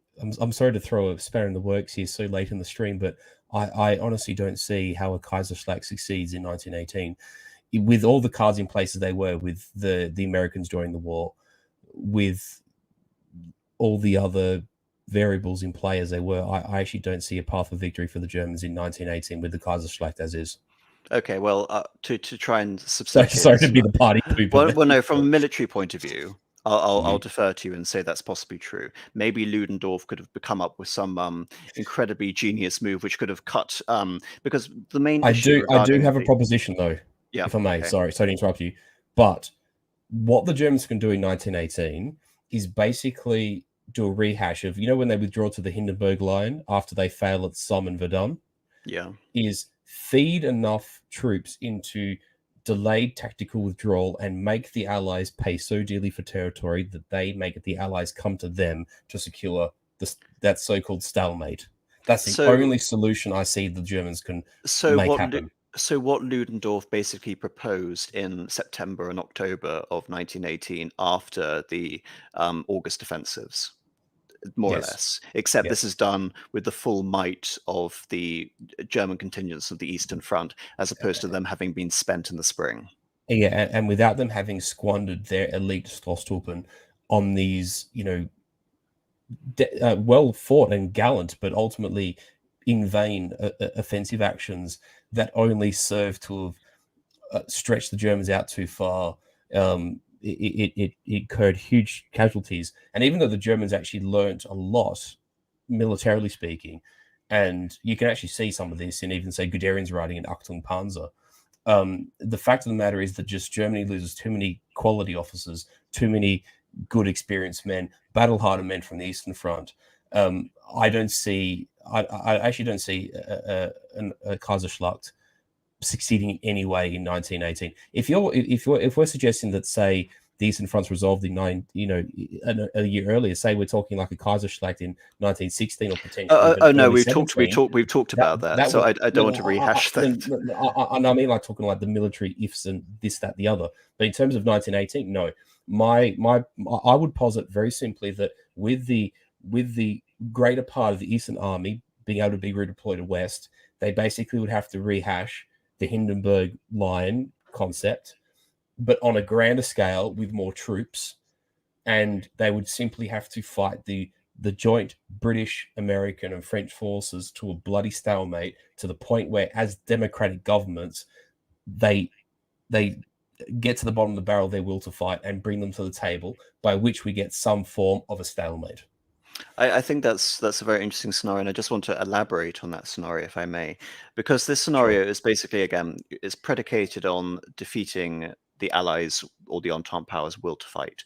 As the strategic defense, and of course, with better troops, with artillery, it could potentially go on indefinitely. And say, for example, if the Germans maintain a casualty ratio of even one German for every 1.5 allies, maybe it could pay off. But arguably, it should be higher than that. Say, for example, 2 allies for every one German, especially given the very high rates of American casualties during these offensives. But looking at the Eastern Front, this is where the Eastern Front therefore becomes essential, because the Germans finally have their resource area, their resource zone, to feed the population in Germany, to prevent what Ludendorff would basically say is a stab in the back theory coming from the civilian governments. So long as the defensive lines hold, so long as the army doesn't break its cohesion, and so long as the state building efforts in the east, and there is enough autonomy where the populations are kept on side, but they're still sending resources, potentially even manpower and food, back to fight on the Western Front, then there is plausibly a scenario where Germany could have fought for another year into 1919. And again, there's another issue here, which is less the Italian front, but more the Balkan front, because in 1918, finally, after 4 years of defeat and stalemate, there is a decisive push into Serbia, which knocks Bulgaria out of the war, enters Austria-Hungary, and facilitates the dissolution of Austria-Hungary in October, which then a few days later results in the collapse of the Italian front. So assuming that the Germans are as strong in the Balkans and keeping the Greeks out of the rest of the Balkans as they are on the Western front, I think there is a plausible scenario. And in any peace negotiations that would arise from this, say, for example, in late 1919 or 1920, because I do agree that by 1919, had the conflict gone any longer, and had German morale not broken, and had they been able to circumvent the British blockades, I think it is possible that there might have been a coup in France had this gone any longer. And, obviously that's made difficult by the fact that there are so many American and British troops, but the possibility of holding down and keeping the French population submissive and in the war in itself would detract from the efforts to expand into the east. So I think in any scenario, what the Germans would be basically whittling the Allies down to is to give them complete carte blanche in the east, whereas they would Yeah. basically give up on all their concessions in the west. They would give up Belgium, they would give up France, they may even give up Alsace and Lorraine. But so long as they secure all their possessions, and of course, in terms of substantiating this, the Allies would have an investment in this, especially the backers, the British and the American governments, because a strong Germany in the east means that the Bolsheviks will likely lose. Whereas the more they press Germany for increasingly nebulous gains, once the Germans are prepared to give them what they want in Alsace, Lorraine, and Belgium, the more likely the Bolsheviks will not only win in Russia, but they'll be able to reacquire Poland, they'll be able to reacquire Finland, the Baltic states, and they may even precipitate revolution in all Yeah. European states. So now that it's no longer a matter of democracies, but now it's a matter of communist revolution breaking out through all of Europe. I think there is a collective interest among all of the powers concerned to prevent that happening. And if that Certainly the means remaining ones fighting, certainly. exactly, and if that means German carte blanche in the east, then so be it. And I think that's a very plausible scenario. Yeah, and the other thing is too is that if the Germans don't, plead for an armistice as happened, or not plead, but as the 11th occurred in our timeline in 1918, where the Allies know that they have sort of won the war ultimately. If the Germans can inflict enough casualties on them to draw that war out and basically bring the Allies to the table, we're still at that point where if it's not actually one side technically defeating the other, that there might even be, for instance, a partition over Alsace-Lorraine. There may even be a redrawing of the lines in Africa, but to a much more modest extent than what we've previously discussed in the stream. Those things still become, in my opinion, to some degree, might still be available to both sides. Moreover, and I agree with you about this anti-Bolshevik feeling and this anti-communist feeling, is that, would the Americans and the British think, well, if the German Empire as is can support an independent Poland as a bulwark against Bolshevism, then we'll support Germany's efforts in doing so. Likewise, Well, if we an have independent Poland supported by Germany and Austria-Hungary is infinitely stronger, so it only correct, logically follows. exactly, and that would be, whether they split the Baltics into the three countries as happened in our history, or whether it be like a unified Baltic Republic, let's say, then that would be in the exact same category. The same would be true of Finland. Ultimately, I think by like 1919, or if we indeed happen to approach 1920, or I mean, I'm agreeing with you here, but these considerations then rise up to the table, and the Germans have to, and the Austrians have to consider them just as much as the British and the Americans, and indeed the French do. And I even wonder that if there's more successes elsewhere for the Central Powers, do the Ottomans claw on a little bit longer?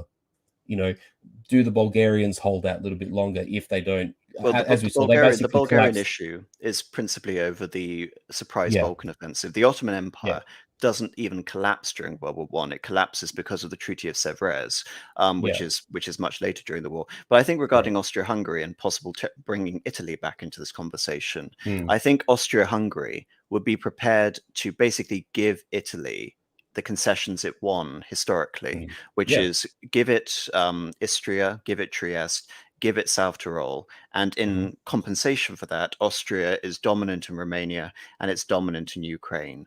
Yep. And indeed, It's the carte blanche in the East idea. Yeah. essentially what we're talking about is almost a recreation of Germany's war aims in World War II. And I think I'm much less likely to believe that the Germans at this point would have fought so hard for their colonies. I think if it was a question of domination over Eastern Europe and Eurasia and access to a continuous empire which wasn't so vulnerable to the British and the French as the German Empire had proven, which could link into the territorial unit of Germany, basically making Germany a continental empire rather than a global empire as the Kaiser envisioned. That would be enough. Essentially, we'll give you the colonies, we'll give you Alsace-Lorraine, we'll give you Belgium. Austria will give Italy token possessions so long as Germany and Mm, Austria gain the East. I think in that mm. situation, all parties would have been satisfied and all the allies could breathe a sigh of relief, realizing that the Bolshevik threat will most likely be crushed. Yes, I'm inclined to agree. I think that's enough in I terms was of gonna, scenarios. yeah, I was gonna say we're closing up on 3.5 hours. I think that elegantly ties a bow to what we were I think we've discussing. exhausted this, and I think we've thrown out Mm, enough interesting ideas, not only on fiction, essentially, which this is, but mm, on on the history of World War One, on the nature of the conflict, how the conflict fundamentally changed, and what the escalation of the conflict and the length of the conflict had in terms of the impact around annexations and the various war aims for the various powers. I think this is fundamentally interesting. And of course, I detail the last scenario, which, as we sort of outlined, was perfectly feasible given Germany's strategic situation in April of 1918. I find it rather depressing thinking that had this scenario succeeded, um, perhaps World War II wouldn't have happened, and mm, all of the horrors associated with Soviet communism wouldn't have happened either. But mm, alas, in the victory of the Allies, the imperfect victory of the Allies, all of this came unraveled in the 20 or so years that ensued. mm. So It's it's an interesting scenario and a plausible scenario, yeah, and I would argue a better scenario had it played out historically. exactly. I was just about to say that I think, and I mean, in the end, those that orchestrate this, like anyone, can never see into the future. But I think what is most tragic, and for people like us especially, that that value and sort of adhere to the things that we do, can look back at this time period in these events and just sort of think that arguably we had the worst of all the outcomes, because this brought out arguably the worst excesses of liberal democracy when it ran out of legitimate oppositions.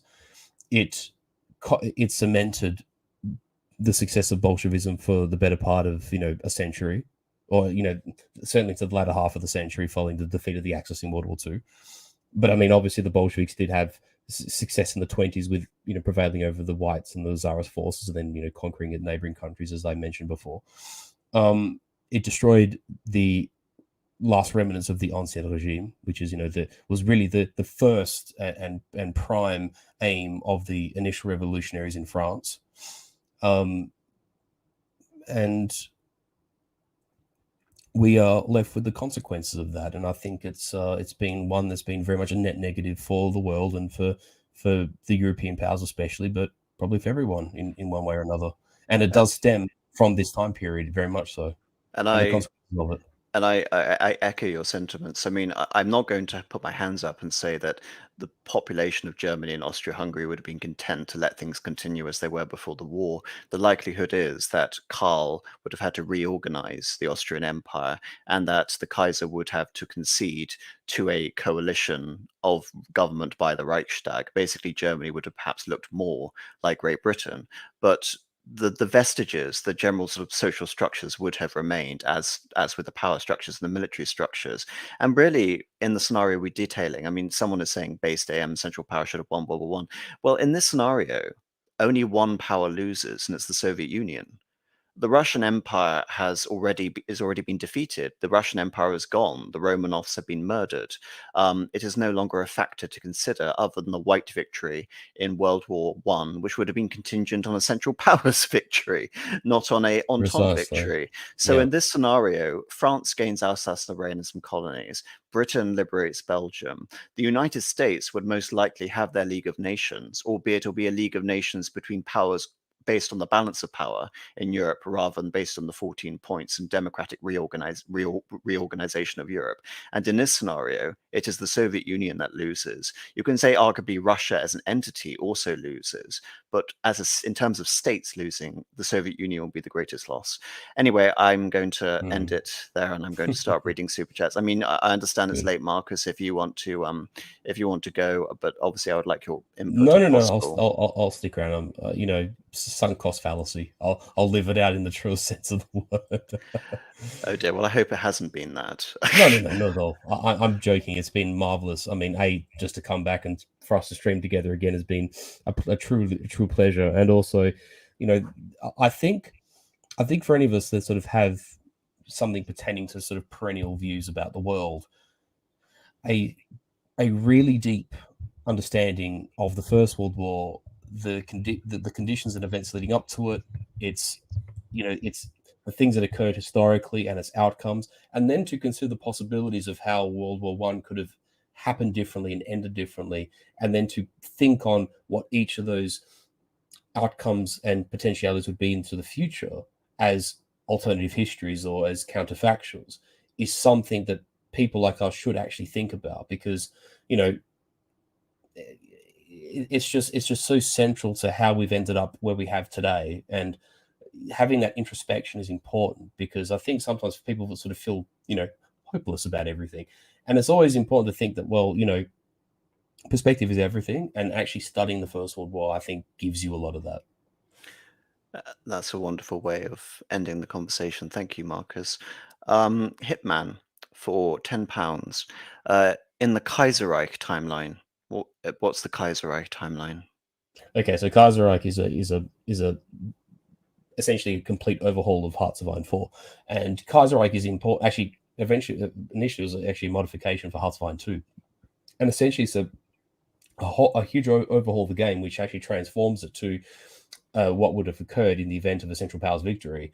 And what's interesting is if you actually Google, Kaiserreich Hearts of Iron, there's actually entire lore behind how the world came to be and what made, basically describing each country's sort of fate in the Great War, and how it came to either be a victor or a loser, and what the fate of each of those countries would be. And there's a whole bunch of even nations that don't exist in our time period, either then or now, that exist.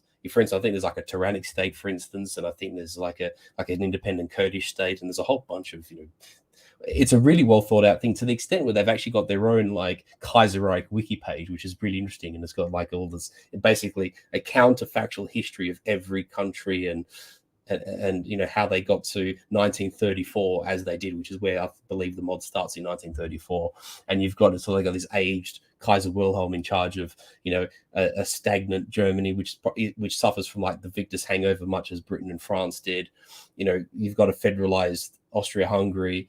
You've got this sort of the nascent Greece and Italy that are sort of hungering for war. France is split between like I believe it's like a Napoleonic or Restorationist France in southern France, which is basically Vichy France territorially, and metropolitan North Africa. And then you've got like this syndicalist northern France, and then Britain's been overcome by a socialist revolution. So the actual like Great Britain itself, the monarchy, has relocated itself to Canada. It's a whole, and actually the interesting thing is in the United States of America, it's broken up in 3 portions. So I suggest anyone who doesn't play Hearts of Iron, read about Hearts of Iron Kaiserreich. The actual thought that's gone into it is actually amazing. Well, I'm happy in a way that my perspective on this wasn't at all coloured by an existent alternative history on this that I was able. And I don't know if you notice, I did try to keep much in the back pocket because it could have easily influenced my own views too. Oh, good. Well, I have no idea, so I'll take your word for it. But anyway, to go on to Hitman's original super chat. In the Kaiserreich timeline, the Central Powers are victorious due to no intervention by the USA. This is because Germany decides to not enact unrestricted submarine warfare. How plausible is this? Well, I'm going to take a somewhat unexpected approach and say that it was the lack of American intervention that made unrestricted submarine warfare a political necessity for Germany. So I'd argue the opposite. The prevention of unrestricted submarine warfare necessitated US involvement, just not US involvement in terms of military involvement on the side of the Entente. Wilson needed to make a concerted move to bring peace negotiations in which no side was ultimately victorious. A peace without victory, without victors, was the terminology he utilized. And because he didn't do that, Bethmann Hollweg lost the argument to the military high command, the German population, and the Reichstag, who believed that unrestricted submarine warfare would be a panacea for the stagnant situation during the war. So I'm going to turn it on its head and say that the Americans, due to their incompetence, the lack of consistency, and you can say duplicity, basically made unrestricted submarine warfare inevitable. And due to their delay. And of course, they later used that as a convenient pretext when it could have simply been a bargaining chip by the Americans, but they chose to negotiate. They chose to perceive it in a very, very limited way. So hopefully that answers your question. But I don't believe there was a scenario in which there was the political will. I mean, if Kaiser Wilhelm II basically became associated with, I'm not going to allow unrestricted submarine warfare under any circumstances, he would have lost a significant amount of his political authority, let alone the political authority of his chancellor. I dare say, once it gets to the question of unrestricted submarine warfare, the course of the war is already going desperately bad for the Central Powers.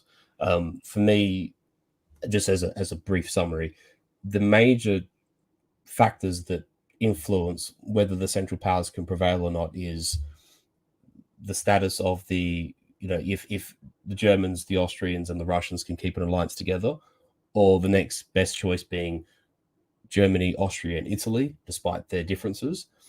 And do the Germans violate Belgian neutrality, and can they do anything that prevents British involvement if they're itching to get involved, which is what happened in our reality, or B, that even if they go through Belgium, they can find a way to keep Britain out. I think once those 3 possibilities are exhausted, then it becomes far more difficult to envisage a Central Powers outright victory in the First World War.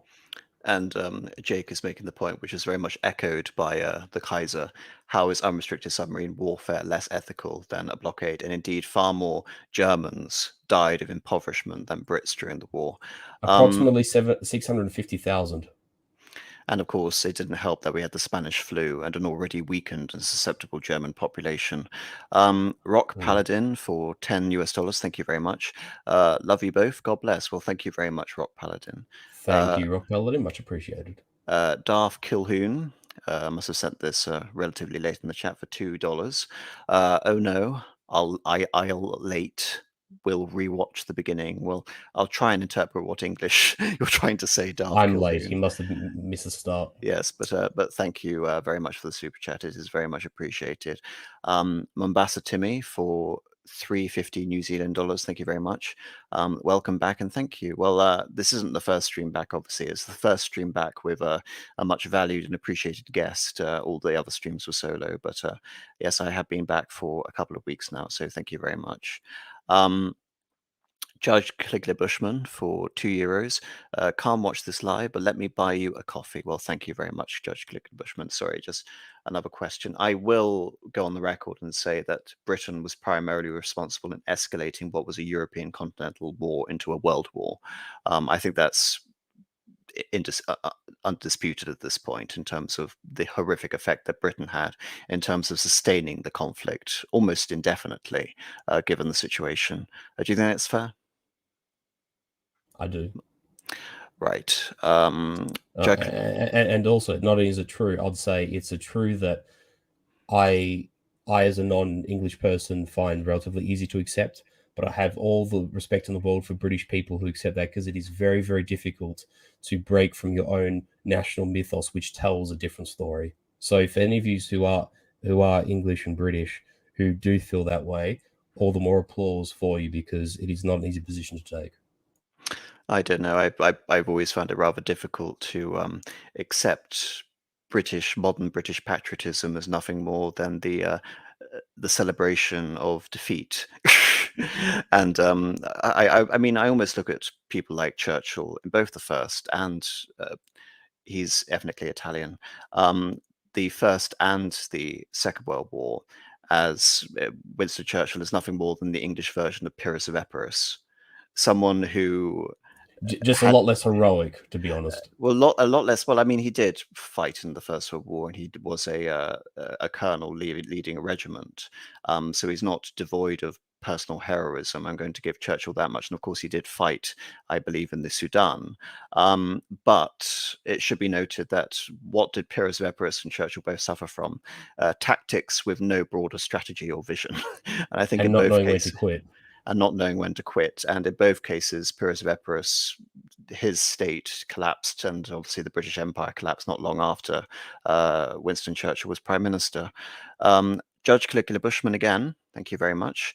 Buy one for the Aussie as well. Well, I hope you appreciate that, Marcus. Judge Caligula Indeed, Bushman has bought you a thank you, coffee. Mr. Judge Caligula Bushman. Much appreciated, sir.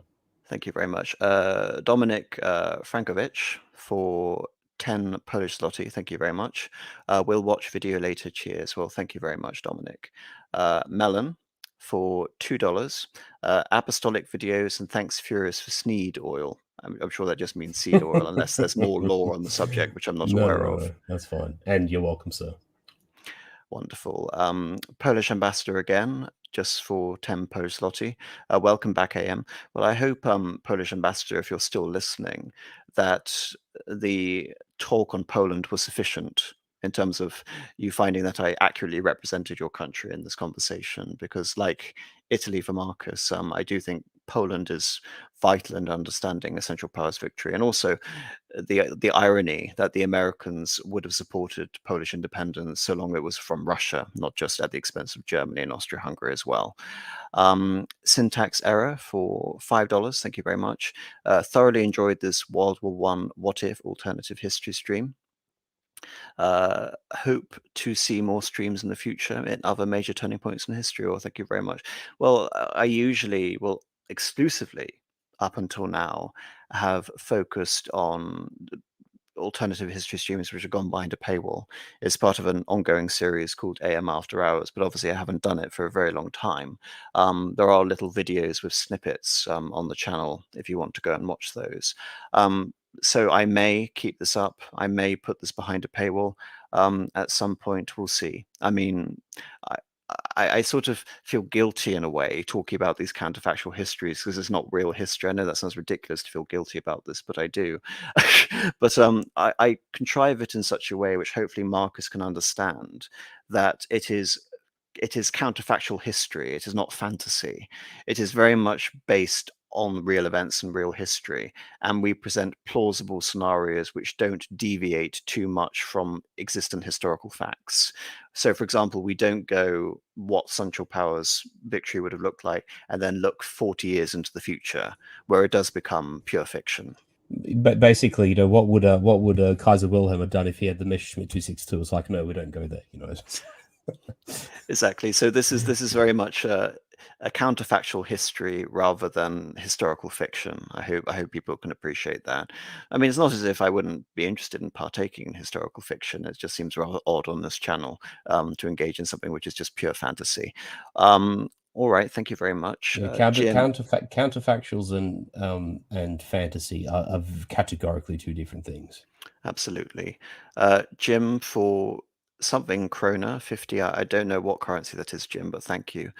Do the Ottomans survive in perpetuity? Do they maintain their territorial gains? Well, they actually made very little territorial gains throughout the course of the war. They lost Mesopotamia, they lost most of the Levant, and the And the Russians. Hejaz. The Hejaz, of course, Mm. being lost to the Arabian coalition, led by the Hashemite Sharif, supported by one T.H. Lawrence, Lawrence of Arabia. So, and obviously that meant they lost Medina and Mecca.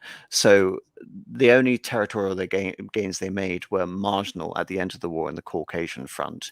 And of course, none of the plausible Ottoman history scenarios involve any sort of restoration of Ottoman power before the Balkan Wars.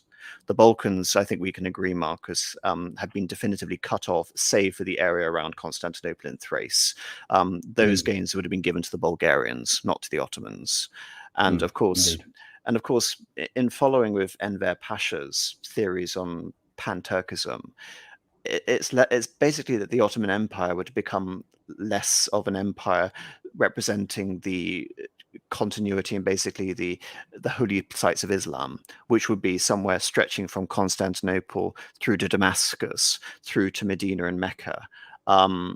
That isn't what ultimately happens. Instead, Enver Pasha is focused on a new nationalist recontextualization of the Ottomans, where they form alliances with the Turks within the Russian Empire, which is this map here, all the groups in Central Asia and to a lesser extent in the Caucasus, ignoring, say, for example, the more pan-Turanist elements about the Finnish, the Hungarians, and the Anatolian Turks joining forces, and even the Koreans and the Japanese. I think that's well in the realms of fantasy. You know the funny thing is, sorry, I just want to say this because I was itching a couple of times to mention what if the Central Powers could have talked Japan into coming onto their side. Well, because let's face it, a couple of decades later, it's Italy, Japan, and Germany.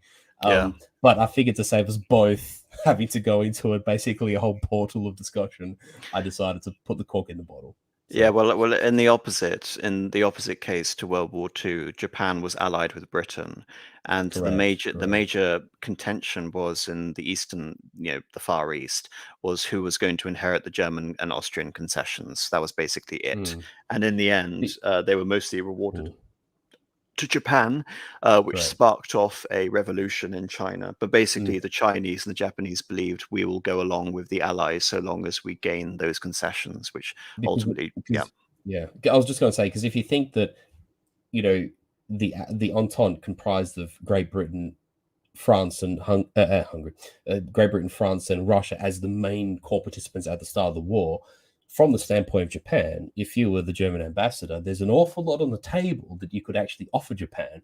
It's almost amazing to think. I mean, I know they had the alliance with the English, but you know what I'm getting at.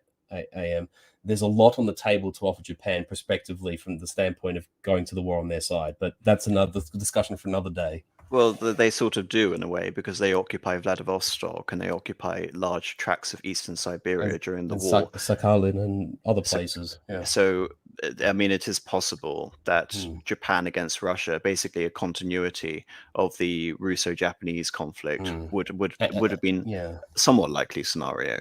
And you S- could have, and from the German standpoint, you could have thrown in like Singapore, the Malay. I mean, there's a whole lot on the table. and someone is making a. This is something we really didn't cover, which is the, which is Actually for a Hellenophile, we barely talked about Greece. Actually, I was well behaved tonight. I think we've talked enough about Greece, but something I will want to bring up, something Yeah. I forgot to bring up. Obviously, Jake is referencing the Balfour Declaration, but Yes. obviously Yes. it takes 30 years from the Balfour Declaration to have an independent state of Israel. But of course, And another world war in between that. if the Ottoman Empire held on to the Levant, there was no chance of there being an independent Israel had there not been the Sykes-Picot Agreement, which divided the Mm. Middle East into Iraq, Syria, and the Transjordan with Palestine. But I As think British and French spheres. as British, obviously Syria and Lebanon being given to France. Mm. But the thing which I find interesting about this is something we didn't mention. What, because I may be wrong, I may have oversimplified the European context. Yes, Bulgaria would have gained territorial concessions at the expense of Romania, at the expense of Serbia, and at the expense of Greece. Now that Greece entered the war in 1917 on the side of the Entente allies, but would the Ottomans, say, for example, have demanded the restoration of the Greek islands? And would they have demanded the restoration of Crete, which had only been relatively recently lost to Mm. Greece? Yes. The other thing to, because we didn't actually mention this, and just to sort of cap it off because Greece has come up, is that the interesting thing with Greece is that in both world wars, the Greeks could have actually found themselves fighting on the other side. Because in the case of World War II, Metaxas was very much a Germanophile, and had Mussolini not attacked, well, put it this way, that's probably a whole nother historical what if in itself. But in World War One, you've actually got this tension between Epithelios Venizelos, who's the prime minister, who's very much pro Britain, is very much pro West, and he's himself. You describe him as a sort of a liberal Democrat, whereas the king and as the royal family sort of were in Greece because they were of German or had partially German heritage, were very much oriented towards the Central Powers.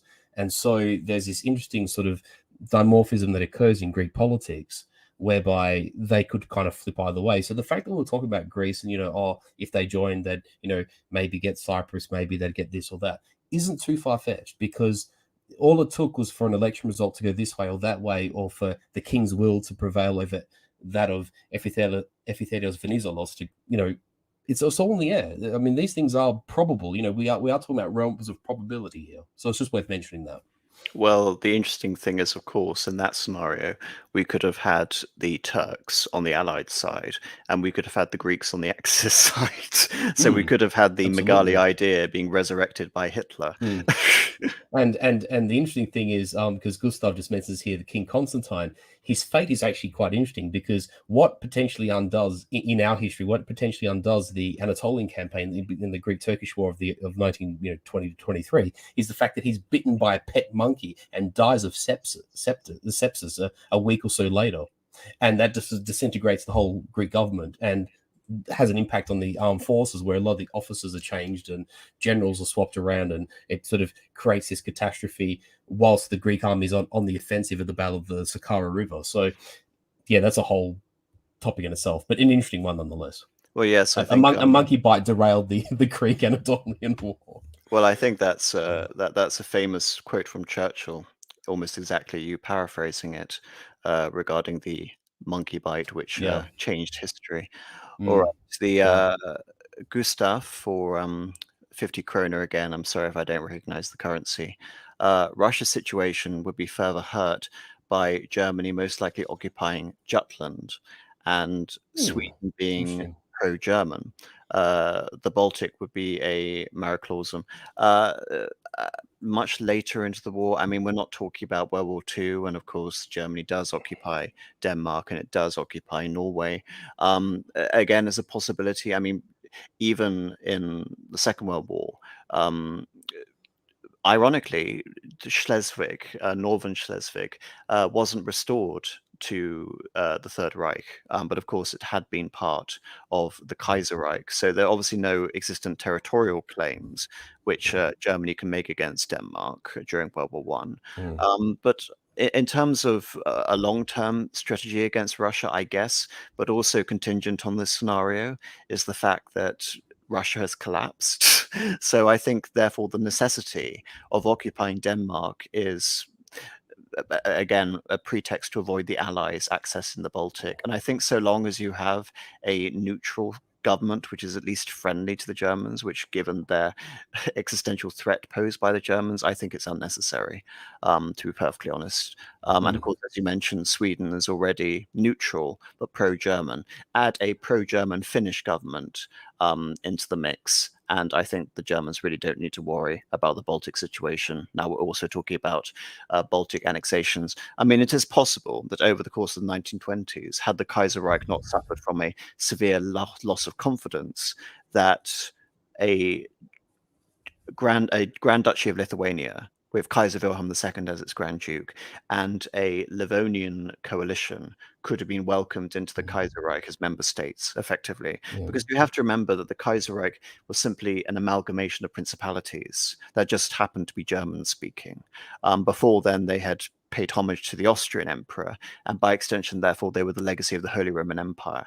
So, interestingly enough, the Kaiser could have simply expanded the remit of the Kaiserreich. Indeed, he could have modified the constitution and the way the Bundesrat, the imperial federation, worked, and could have even incorporated states such as Denmark and such as Poland. I mean, if you remember, Marcus, the Danish compromise before the Second Schleswig-Holstein War in 1864 was that, yes, the King of Denmark would incorporate Schleswig and Holstein into the Kingdom of Denmark, but Denmark would join the German Confederation. So there is still I recall that, there is a precedent for it.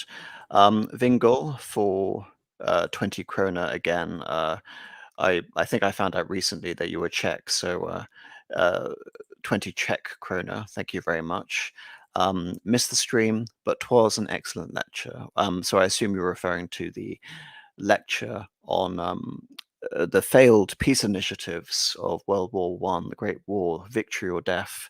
Yes, everyone, check out that video. This is very much an extension of that lecture. So please, everyone, go and check out the original lecture, because a lot of the history mentioned here is elaborated on or given more depth in that lecture. So thank you very much. Vingel, oh no, I've only told you you're Czech. I haven't doxed you. It's like me saying Marcus is of Italian ancestry. I don't think I'm causing a scandal by saying that, or like I'm saying I'm English. I think it's pretty obvious. Mind you, unlike Vingel, I've put my own foot in it more than once, so it's self-inflicted on my behalf. But it's interesting, isn't it, that at least with the Axis powers, you have a conflict of loyalty regarding the English and the Australians. But here, we're both on the same side, and we're both advocating for a Central Powers victory. Quite, yes. Yes. Yeah. In unmudding one water, I make another one more muddier. So damned if I do, damned if I don't. Oh, it was also terribly wrong. This is also wrong. Syntax error for $2 again. Thank you. Although that being said, at least as an Italian, though, I have precedent for changing sides, so I always have that one in my back pocket. Yeah, well, you changed sides in both wars, didn't you? Correct. Well, again, it depends. If you were a diehard partisan of the Republic of Salo, I suppose, then technically you wouldn't have changed sides, unless you're you're an apologist for Vittorio Emanuele III, the little razor. Or Pietro Badoglio, the marshal. But yes, anyway. Well, I think there's less sympathy for Pietro Badoglio. Is it true that Vittorio Emanuele III was, I think, 4'10"? I think there's a picture. I believe he was 5'1", but it could be less.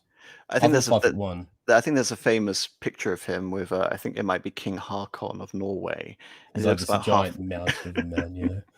Well, yeah. I love how his queen, Queen Margherita, who's from Montenegro, used to call him my little soldier king. Il piccolo soldato re. syntax error for $2. An AM review of Hoi 4 Kaiserreich would be great. No, Marcus will have But to do that. no, but seriously though, I mean, thankfully, it'd be a short, I would presume a shorter stream. But if you were to read the law, you would actually appreciate the thought that these people have gone to into creating such a complex alternate history. I actually think you would appreciate it. Like, I'm not suggesting you have to play it or anything, but if you just go to the wiki page of Kaiserreich, I think you would actually see a world that you could have quite easily imagined having materialized given what we've discussed tonight. You'd actually make a connection pretty quickly. I noticed in an earlier comment made, again, I'm going off this purely from knowledge received from the chat section here, but the two creators of Kaiserreich the mod were apparently syndicalists, hence the abundance of syndicalism in Britain and France. And even in northern Italy. So that seems a little odd, to be perfectly honest. I'm not sure.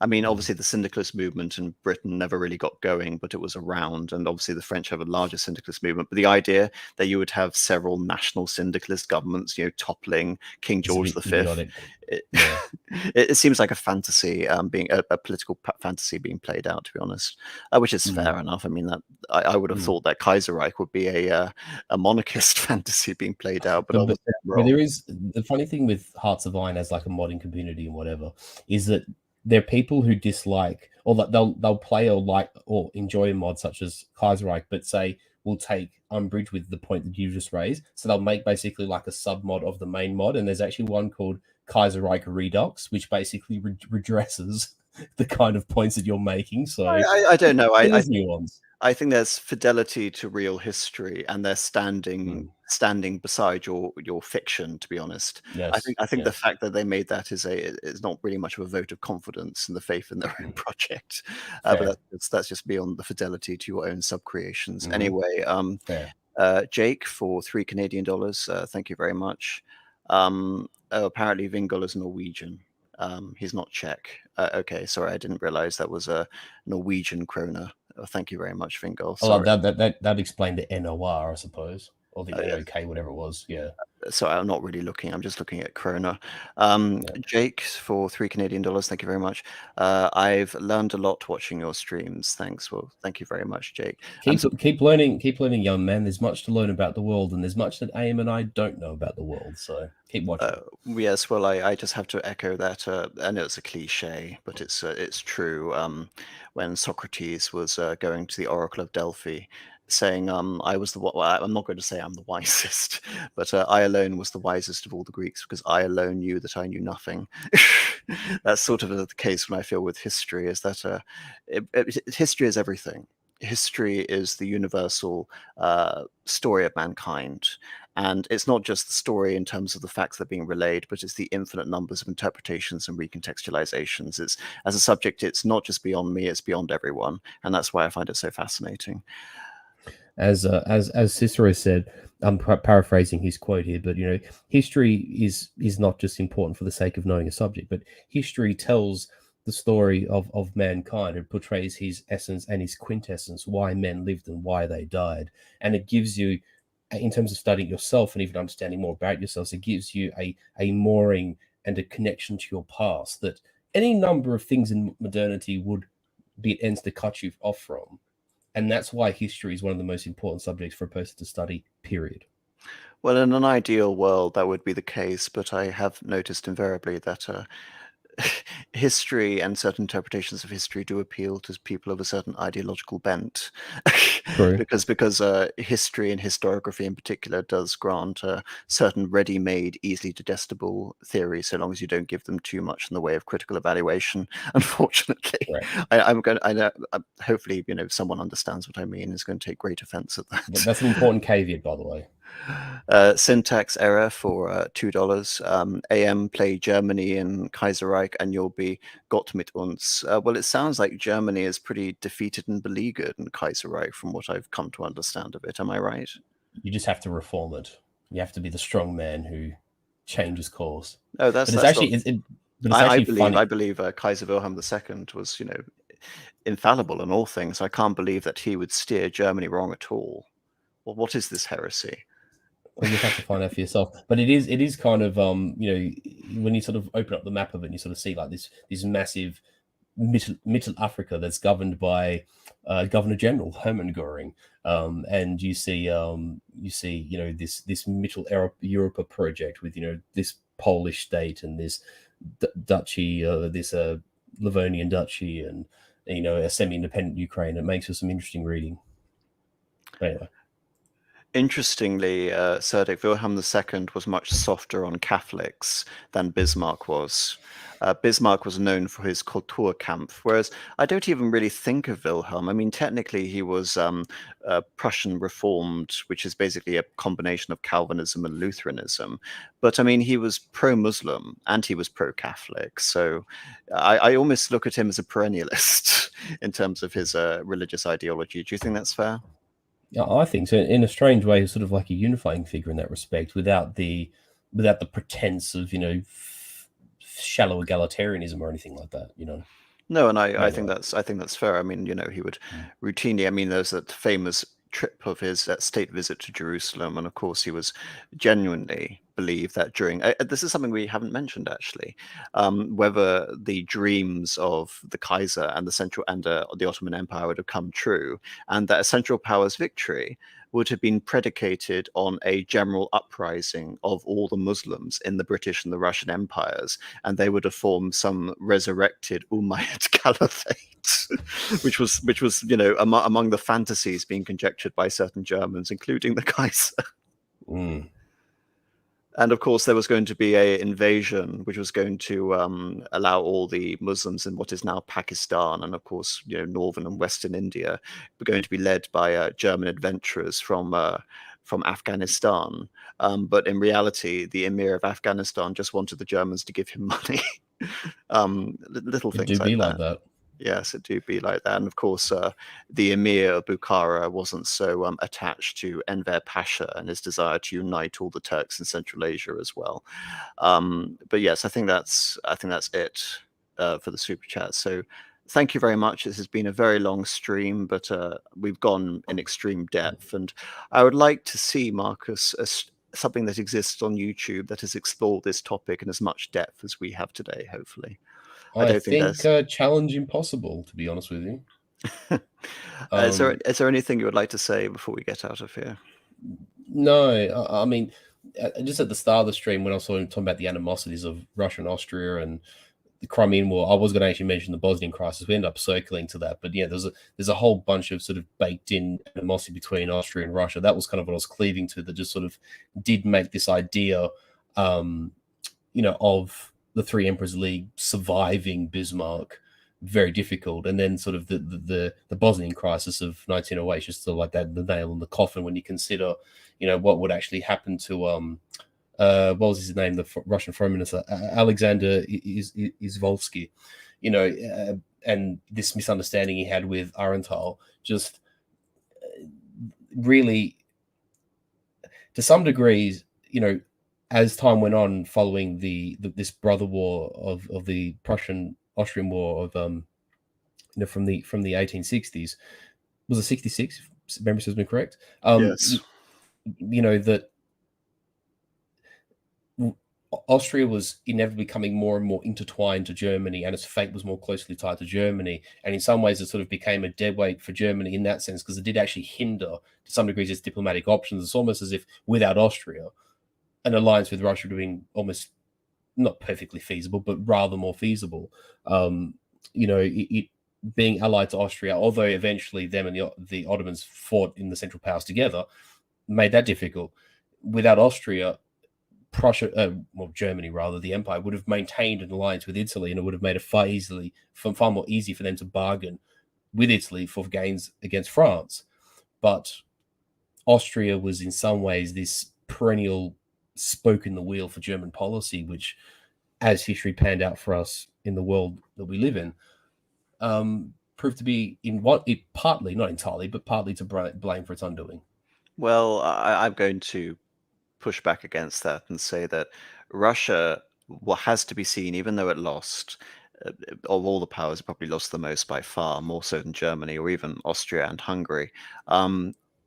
Russia was by far the most expansionist. and Russia was by far the ones most intent on a reorganization, radical reorganization of Europe, and France was really only a fellow traveler in that sense, in that it wanted to And a demilitarize convenient Rhineland partner, as it were. and the restoration of Alsace-Lorraine and its position in Western Europe. But Russia was the real expansionist power. I would agree Had with that, actually. Russia maintained its traditional policy of looking after Orthodox Christians and gaining access to the Bosphorus and Dardanelles Strait in the Mediterranean through Constantinople, then there was nothing fundamentally juxtaposed between Austrian and Russian policy.